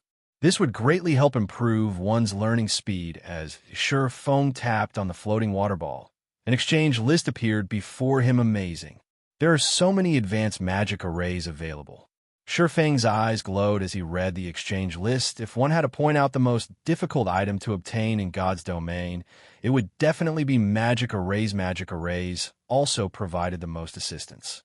For example, there were suppression magic arrays, summoning magic arrays, defensive magic arrays, and many more. Unfortunately, obtaining a basic magic array was incredibly challenging for the various large guilds. Not to mention intermediate and advanced rank. Shifeng now had access to more than 30 basic magic arrays, 8 intermediate magic arrays, and 3 advanced magic arrays in the past. Capra had only given Shifeng one advanced magic array option, the advanced mana gathering magic array. Now, however, there were 3, of course. They were also frighteningly expensive. Basic magic arrays only cost between 500 and 1,500 merit points, while intermediate magic arrays cost between 3,000 and 5,000 merit points, and the 3 advanced magic arrays cost between 8,000 to 15,000 merit points. Among the advanced magic arrays, the cheapest was the advanced mana gathering magic array. It was worth as much as the 7 luminaries ring he had purchased long ago. These are celestial magic arrays. Glancing at the 3 advanced magic arrays, Shifeng was stunned. Celestial magic arrays weren't like the arrays players commonly stumbled upon. These had survived since ancient times, lost in God's domain for many years. Every celestial magic array was incredibly powerful, and because they borrowed power from the stars, they didn't consume as much mana as ordinary magic arrays. Celestial magic arrays have been very popular in God's Domina, but for some unknown reason, they had vanished yet. Those magic arrays had appeared before Shifeng. Shifeng found it hard to imagine that he could actually purchase celestial magic arrays from Capra. He had only ever heard rumors of such a thing. In his previous life, very few guilds had possessed celestial magic arrays. Purgatory Star Magic Array, Advanced Celestial Magic Array.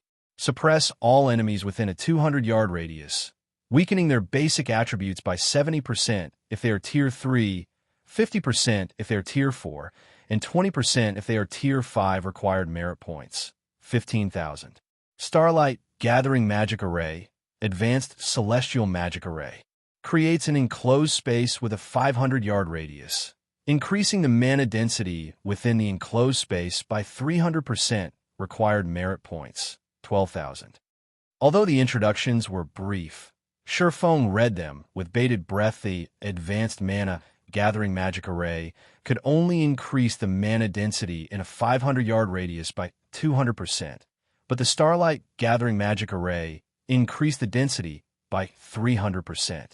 Although there was only a 50% boost to players' performance, it was a qualitative difference as, for the Purgatory Star Magic Array, even challenging Tier 4 mythic monsters would become easier with its power.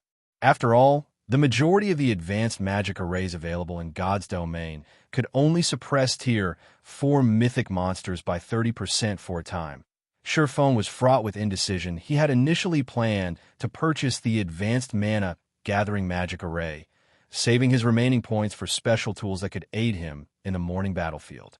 However, the Starlight Gathering Magic Array, just too tempting. He had experienced such a powerful array in a super guild's main city in the past, and he had to admit that the magic array had been wonderfully effective. When he had practiced his combat techniques inside the magic array, his training efficiency had risen by leaps and bounds. Even the Divine Colosseum's Trial Tower could not compare to that magic array's effects. Only the Holy City of Titan could surpass it. However, to reach locations such as the Holy City, one's status needed to be extremely high, and they needed to pay an exorbitant price. Very few large guilds could afford such a price. Forget it. Let's just pick it. Shurfeng gritted his teeth and chose the Starlight Gathering Magic Array. It was extremely difficult to obtain War God's Temple merit points.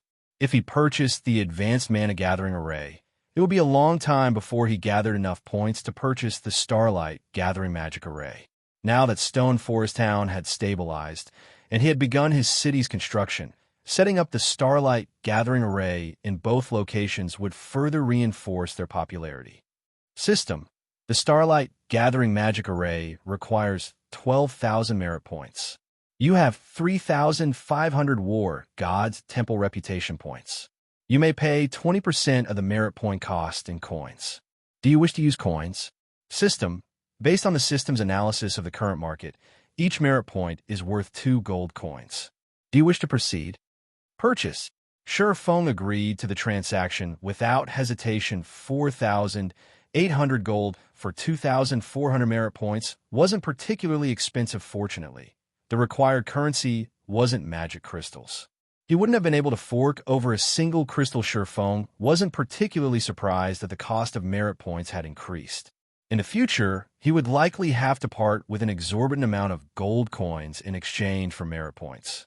After all, as players reached higher levels, their income would continue to increase. The game's player population was also increasing. As a result, more coins would become available in God's Domain. It was only natural for their value to depreciate. Of course, the main god system constantly worked to lower inflation by reducing the number of coins in the market. Suddenly, Capra asked curiously, "Young adventurer, you have chosen a celestial magic array?" "Yes, I am very interested in learning the magic arrays that have been passed down since ancient times," Shurfeng confirmed, nodding. Practically every God's Domain player had been interested in celestial magic arrays in the past. I won't stop you from purchasing it. However, I need to remind you that celestial magic arrays aren't like your conventional magic arrays.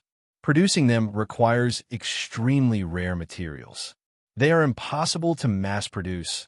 Capra reminded. "Thank you for the information, Lord Capra." Shurfeng responded respectfully. He had already been aware of the celestial magic array's flaws. However, even the Advanced Mana Gathering Magic Array's materials were exceedingly difficult to obtain. Since both arrays' materials were challenging to collect, it was wiser to choose the more powerful array, following which Capra chanted an incantation. Suddenly, a palm-sized water ball separated from its massive counterpart. The ball of water then landed in Shurfeng's hands after obtaining the Starlight Gathering Magic Array and leaving the War God's Temple. Shurfeng received a communication request from Aqua Rose. "What's the rush? Has something happened?" Shurfeng asked when he saw the woman's Anxiety Guild leader. Check the official forums.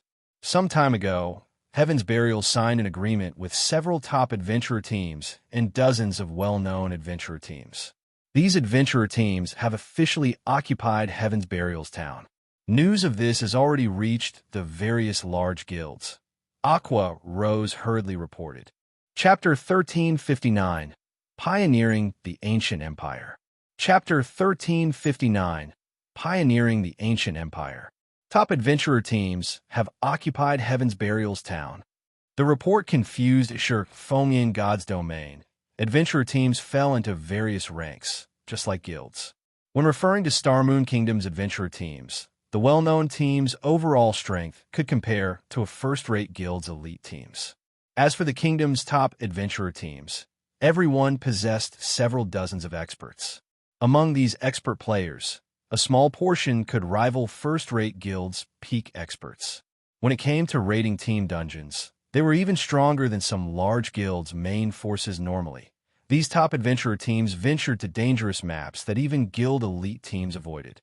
Their leveling speed was no slower than guild elite players that occupied high-resource maps. This was also why these top adventurer teams paid no attention to the benefits most guild towns offered, so much so that they even ignored invitations from large guilds based on Aqua Rose's report. However, it seemed that more than one top adventurer team had set up a base in Heaven's Burial's town. Why wouldn't Feng be surprised? He immediately checked the official forums, getting a detailed idea of the situation. Heaven's Burial and 3 top adventurer teams have reached an agreement. These adventurer teams will occupy Red Iron Town and will explore the Frozen Scar alongside the guild's forces. Good news! Red Iron Town will soon open the Red Iron Mine to the public. Players will gain access to the mine for a 30% harvesting fee. These 2 messages caused an uproar on the Star Moon Kingdom forums as everyone talked about the town. This is going to be awesome. I've heard that the Red Iron Mine is a small-scale regional dungeon. Not only do the mine's monsters have higher drop rates, but you can also harvest all sorts of ores. We'll make a killing. Why is Heaven's Burial being so generous? 3 of Star Moon Kingdom's top adventurer teams and many well-known teams have garrisoned in Red Iron Town. The town's security will likely only be second to Stone Forest Town. And there are so many high-resource maps nearby. There is even a teleportation array very close to the town. Developing in Red Iron Town might not be a bad idea. It seems Heaven's Burial has finally gotten serious. This is going to be interesting. I wonder which town will take the position of Star Moon Kingdom's #1 guild town, Stone Forest Town, or Red Iron Town.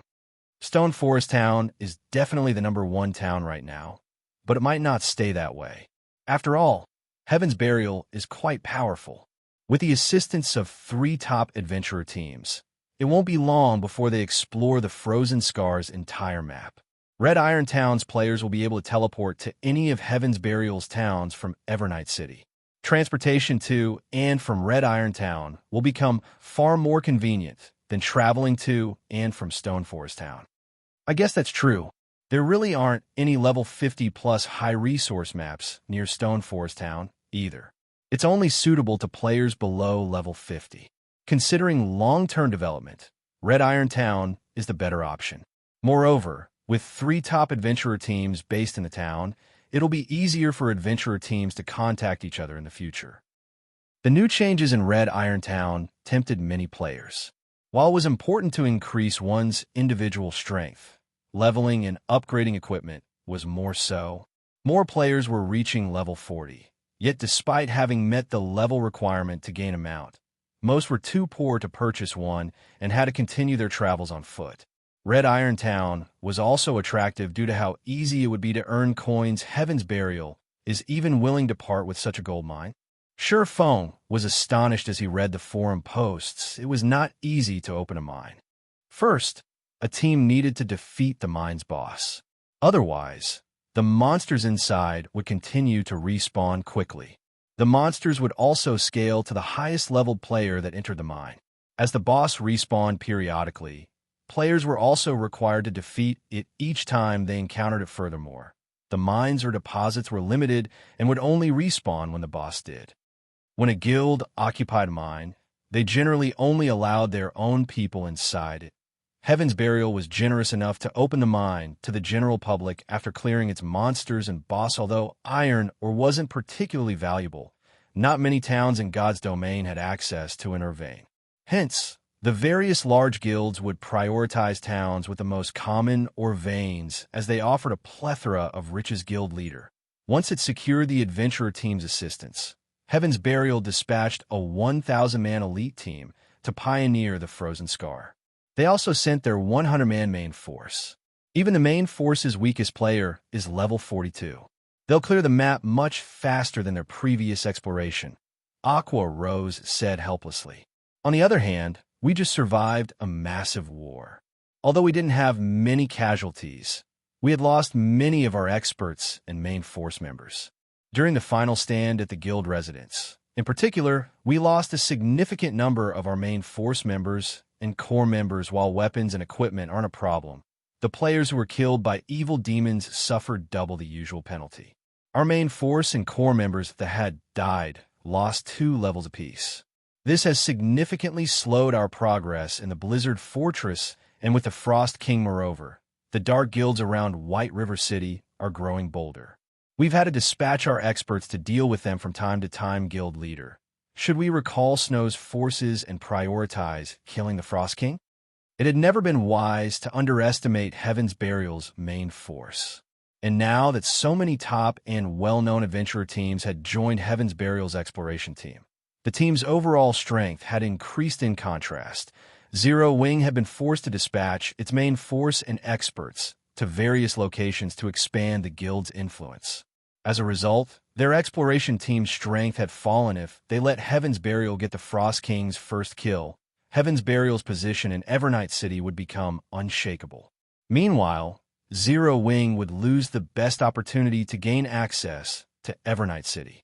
If that happened, Stone Forest Town's popularity would plummet by the time mainstream players reached level 50 inches. Fact. Red Iron Town had nearly caught up to Stone Forest Town. Forget it. We can't recall Snow. If we don't have a team of experts there to defend the Branch Guild and the Black Dragon Empire, the Empire's large guilds will take the opportunity to strike, Sure Feng said, shaking his head. This was why he had refused to ask Gentle Snow for help to protect Stone Forest Town. He then said, "This is a golden opportunity. It's been a while since Zero Wing had a large-scale guild operation. Aqua, see to the necessary preparations. Round up 1,000 people. Aside from the main force members and core members, do not select any elite players below level 40. After you've finished, have them gather in Dark Lake Town. We're going to pioneer the ancient Orc Empire. Guild leader, you're going to lead the operation?" Aqua Rose's excitement grew as her guild leader issued orders. Normally, the guild leader would organize guild operations, as their main purpose was to increase the guild's prestige and motivation. However, Sure Feng was usually too busy. Normally, he was impossible to find. Hence, Zero Wing's vice guild leaders, such as herself and Gentle Snow, organized these events.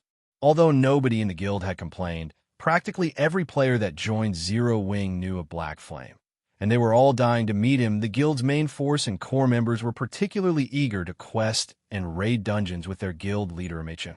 "I'll take command this time." Sure Feng nodded. He had initially intended to head to the Frozen Scar, but the environment was simply too harsh. Without sufficient preparation, the Frost King was impossible to raid. Moreover, his current goal was to help his people level up. Naturally, they had to travel to a higher level map. The guild members will go crazy when they hear this. Aqua Rose responded, smiling. She immediately disconnected the call and began to address the necessary arrangements.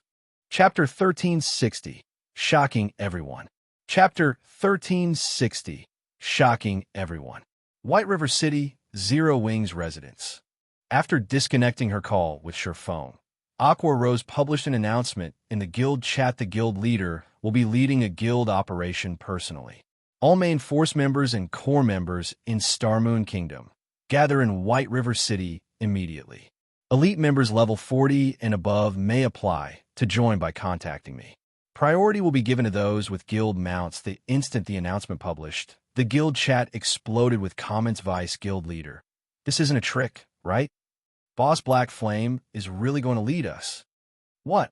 The guild leader is leading a guild, op himself? Are we going after some guild? This is awesome. I need to apply. Big sis Aqua, can't you relax the requirements a little bit? I've just reached level 40 after many difficulties.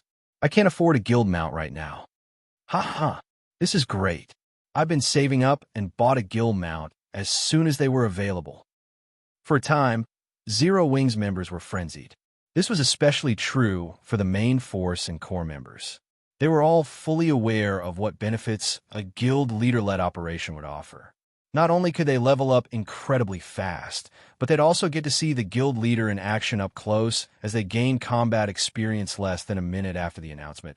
Aqua Rose received over 1,000 applications. At the same time, plenty of members were disappointed. After all, despite such a rare opportunity to join a large-scale operation, led by their guild leader himself, they didn't qualify to join because they had already spent their GCP and coins on upgrading their weapons and equipment. They did not have any money to purchase a guild mount while Aqua Rose selected participants from her elite members. The various guild experts scattered across Starmoon Kingdom returned to the residence in White River City. Very quickly, the overall mood in the residence lifted considerably as the guild members' excitement grew. Meanwhile, the players lined up outside the residence's entrance hoping to join Zero Wing were stunned as they watched Zero Wing's experts return. Not only were these experts above level 40, but they were also ridiculously well-geared, with even the most inferior piece of equipment being level 40 fine gold rank. Many of these experts even wielded level 40 dark gold weapons. Meanwhile, the number of such experts returning continued to increase. The most incredible sight was the tall, mighty Thunderwolves traveling next to these experts. After entering the guild residence, these experts lined up outside of the guild hall. Yet despite their quiet stances, they all radiated an indescribably heavy pressure. Watts, Zero Wing planning. Their guild mounts are so cool. Why do I get the feeling that I couldn't even defeat one of those guild mounts in a fight? Everyone was utterly stupefied, although many players had already reached level 40. Very few had mounts. Yet hundreds of Thunderwolves stood before them. Players who didn't know any better might assume that this was an NPC army. Moreover, everyone could see around 50 different types of mounts aside from the Thunderwolves. Every mount was bronze rank or above. Not everyone had a clear grasp of Zero Wing's power. But after this display, they finally understood why Zero Wing was Starmoon Kingdom's #1 guild. While other guilds struggled to get common mounts, Zero Wing had already popularized the Thunder Wolf shortly after Zero Wing's 1,000-man legion had gathered. With Aqua Rose in the lead, the legion departed for White River City's teleportation. Hallis, the 1,000-man legion, rode their mounts across White River City. Players unconsciously made way as the legion's imposing momentum swept over them when Zero Wing's legion stopped in front of the teleportation hall. The adventurer teams and guild teams, visiting from other kingdoms, confused and curious about what was happening, 1,000 mounted players stood before the teleportation hall's entrance. The various guild teams, who had stopped in White River City on their way to the Twin Towers Kingdom to level, were afraid of leaving the teleportation hall, concerned that their lives might be at stake if they did. Which guild are these players from? A burly man with silver hair in the teleportation hall asked in shock. You don't know? Are you new to God's domain? A level 31, simple-looking swordsman asked. I am new, actually. I've just reached level 10 today and came to White River City. The silver-haired man nodded. No wonder, the swordsman said as he took a look at the level of the silver-haired man and his companions. Indeed, they were all level 10 players. They are all Zero Wing members. Zero Wing is Starmoon Kingdom's bona fide #1 guild. It's a pity that I'm not strong enough. Otherwise, I'd join Zero Wing as well. Zero Wing. The name was somewhat familiar to this silver-haired big brother Xianxia. Isn't Zero Wing the guild that Hall Master Jiang wanted to work with? A bald man asked quietly. What? That's the guild that Kind belonged to. Xianxia was stunned. How is that possible? Before he led the White Tiger Dojo's disciples into God's domain, he had to establish a firm understanding of the game. After all, they had learned that competent fighters would have an edge in God's domain. To fighting experts like himself, combat was commonplace. Hence, Battles in a virtual world would be trivial, however. As he encountered the game's virtual combat, he quickly realized that the combat in God's domain wasn't very different from combat in reality. Although he and his subordinates had an advantage, there were some slight differences between virtual combat and real-life combat. Their advantage was limited after playing the game for some time. He also gained a general understanding of various NPC towns' guilds. Surprisingly, these guilds were far more impressive than he had assumed. At one point, he had dueled an expert from a small guild. Even with his skills, the expert had defeated him. The experience had taught him how impressive God's domain truly was. Of course, he was confident of surpassing these small guild experts sooner or later. After all, he had only begun playing the game a few days ago with the White Tiger Dojo's strength and enough disciples. He was confident that they could establish a guild and raise it to third-rate status quickly. If they wanted to contest with second-rate guilds, the dojo would be required to invest a large amount of resources and tamiyas for contesting against first-rate guilds. It was too soon for the dojo to aim so high. After all, first-rate guilds were backed by major corporations. They also had dozens of years' worth of history in the virtual gaming world and had long since established their own training systems. The White Tiger Dojo had no hope of catching up to first-rate guilds in a short time unless they annexed second-rate guilds or purchased shares of a particular first-rate guild. Investing in a first-rate guild would depend on whether or not the guild was willing to sell shares. After all, these guilds didn't lack willing investors. Tanji never thought that Feng, some no-name dojo's head instructor, directed such a power. Meanwhile, as Zero Wing's members left White River City through the teleportation arrays, news of the Legion's mobilization reached Starmoon Kingdom's various major powers. Why is Zero Wing dispatching such a massive force? With so many experts, has Zero Wing targeted some guild? Could Zero Wing be planning to exterminate the Dark Guilds? Normally, these major powers ignored a 1,000-man elite team. However, they couldn't ignore such a legion from Zero Wing. After all, every one of those players was an expert. If Zero Wing had targeted a particular guild, even a 10,000-man elite army would not be able to stop this legion for a time. The various major powers discussed their guesses about Zero Wing's intentions. They also recalled their own members to their respective cities. Chapter 1361, Ancient Orc Empire.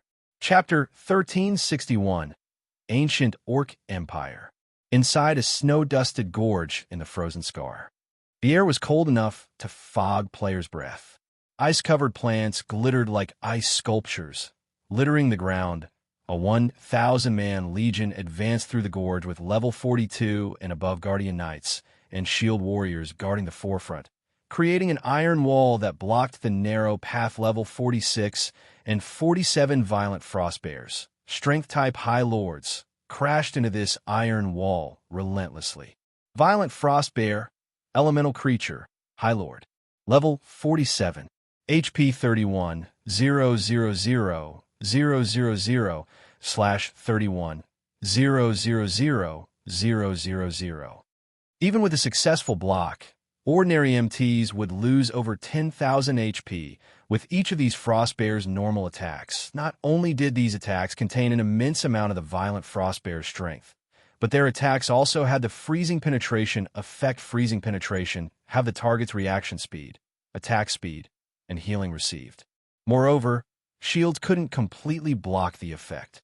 Factoring in the violent frost bear's high attack speed and their Tier 2 skill, Snow Trample, the frontline's MTs could die in an instant if the healers lost focus. This was why so many teams have been stuck in this snowy gorge, unable to proceed into the frozen scar. However, when this Legion's Guardian Knights and Shield Warriors received the violent snow bear's attacks, they never received more than -7,000 damage. Even when the High Lords used their skills, the MTs didn't sustain more than -20,000 damage. To these MTs, who had over 40,000 HP, these bears were little more than Pest's guild leader. The Frozen Heart is quite impressive. It seems that Beast Emperor hadn't lied. With the Frozen Heart, our chances of raiding the Frost King have increased by at least 20%. Daybreak Fog commented as she looked at the pulsing crystal heart in her hand. This is only the beginning. Singular Burial said, chuckling. Each of the top adventurer teams working with us have their own specialties. Due to their participation, our team is considerably stronger. It is only a matter of time before we kill the Frost King. Zero Wing had just experienced a great war. Although the monster army hadn't damaged the guild's overall strength, it had made a mess of Stoneforest Town. Zero Wing had also lost nearly half of its main force and core members. It would take the guild a considerable amount of time to recover to its peak. Moreover, Zero Wing was currently expanding its influence on multiple fronts. Its enemies weren't limited to Heaven's Burial. The Black Dragon Empire's various guilds also eyed Zero Wing, waiting for an opportunity to strike.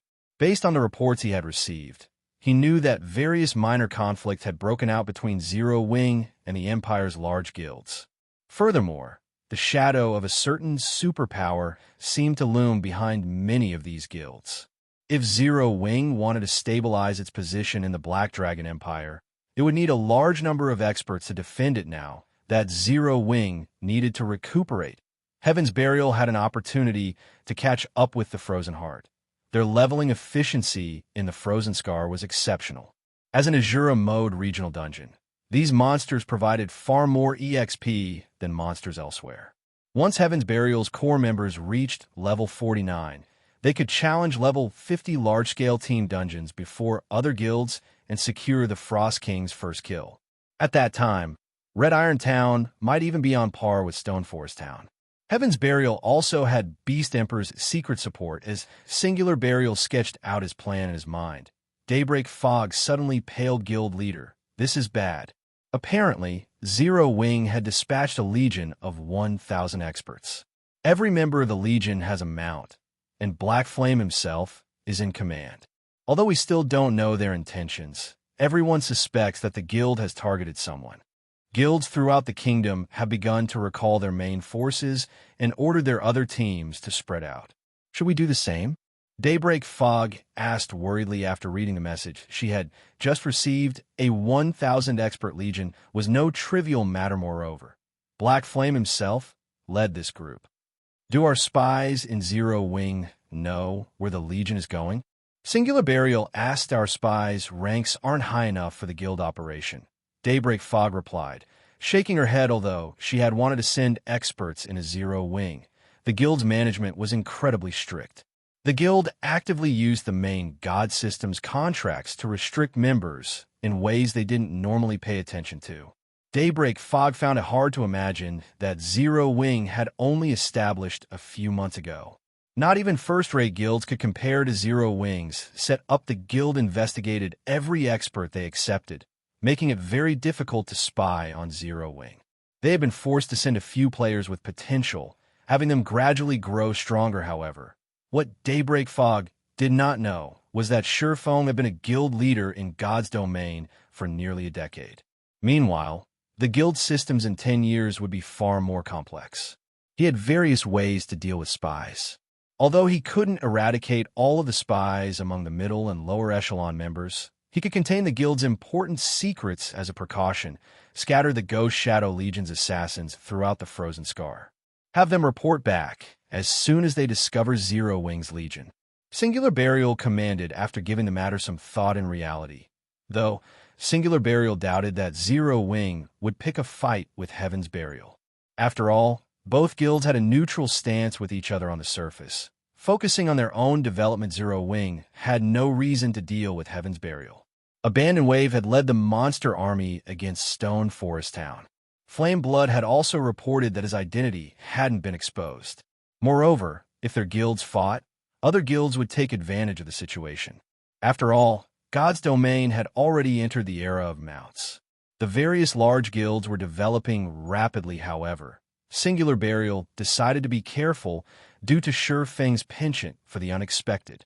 Meanwhile, in Dark Lake Town, which most players avoided, Shurfeng configured his team and issued their tasks. All right, let's set out. Once the team was ready, they left the town. Big Sis Aqua. There aren't any high-resource maps nearby. Since he's gathered so many of us, does guild leader plan to raid one of the Dark Forces towns? Blackie asked curiously as he gazed at the wilderness around him. Dark Lake Town was located near Starmoon Kingdom's border. The town's surroundings were bleak, without any resources to speak of. Even though the local maps were suitable for level 40-plus players, no one was willing to go this far to level. Only the nearby dark towns were worth any attention. The dark forces tended to operate in this area since it was so close to the kingdom's border. Not only could a crusade against these dark towns increase the guild's popularity, but they could also gain access to the treasure these dark towns hid. Only the dark towns in this area were extraordinary and would be very difficult to raid. I'm not sure. The guild leader has said that we'll understand once we arrive, Aqua Rose said, shaking her head. She didn't know Sure Feng's intentions, either based on what she knew. Level 65 to 40 NPCs guarded these dark towns. Raiding such a town was still beyond their abilities, however. As everyone considered the possibilities, Sure Feng led the Legion across Starmoon Kingdom's border and into the neutral map. Morning battlefield for the most part. Everyone was familiar with Starmoon Kingdom's maps, but they knew very little about the maps outside of the kingdom. However, that did not prevent them from sensing the danger in their surroundings. Is this place? When the Legion entered the morning battlefield, many shuddered involuntarily as they felt a dense, killing intent wash over them, their minds alerting them to the danger. Suddenly, they noticed 3 to 4 meter tall, green orcs. These orcs wielded spears, bows and arrows, and wore simple armor. Around 500 orcs patrolled a short rampart. Although far fewer, some orcs wielded massive war axes, wearing slightly better equipment. Even so, everyone on the team felt a massive pressure radiating from the war axe-wielding orcs. Orc Sentinel, humanoid creature, chieftain, level 75, HP 8, 400, 000/8, 400, 000. Orc Captain, humanoid creature, Great Lord, level 77, HP 78, 000/78, 000/000. Humanoid creatures possessed considerably high intellect. Escaping these monsters' pursuit along would be challenging, not to mention killing them. Guild leader, are we here to grind these monsters? Sweat dripped down Shadow Sword's forehead as he stared at the orc captains on the ramparts from where he stood. He counted at least 20 orc captains, and this wasn't Stone Forest Town. They didn't have the assistance of the magic towers and NPC guards. Charging at these monsters would be suicidal. Relax. Sherfong smiled nonchalantly. He then removed miniature ballistas and exploding arrows from his bag. One after another, the morning battlefield was an excellent grinding map. Unfortunately, it wasn't suitable for ordinary player teams. These orcs move in large groups and were incredibly strong individually. In general, only Tier 2 100-man teams had any hope of safely grinding here. Although his players hadn't reached Tier 2 yet, they could compensate with the miniature ballistas.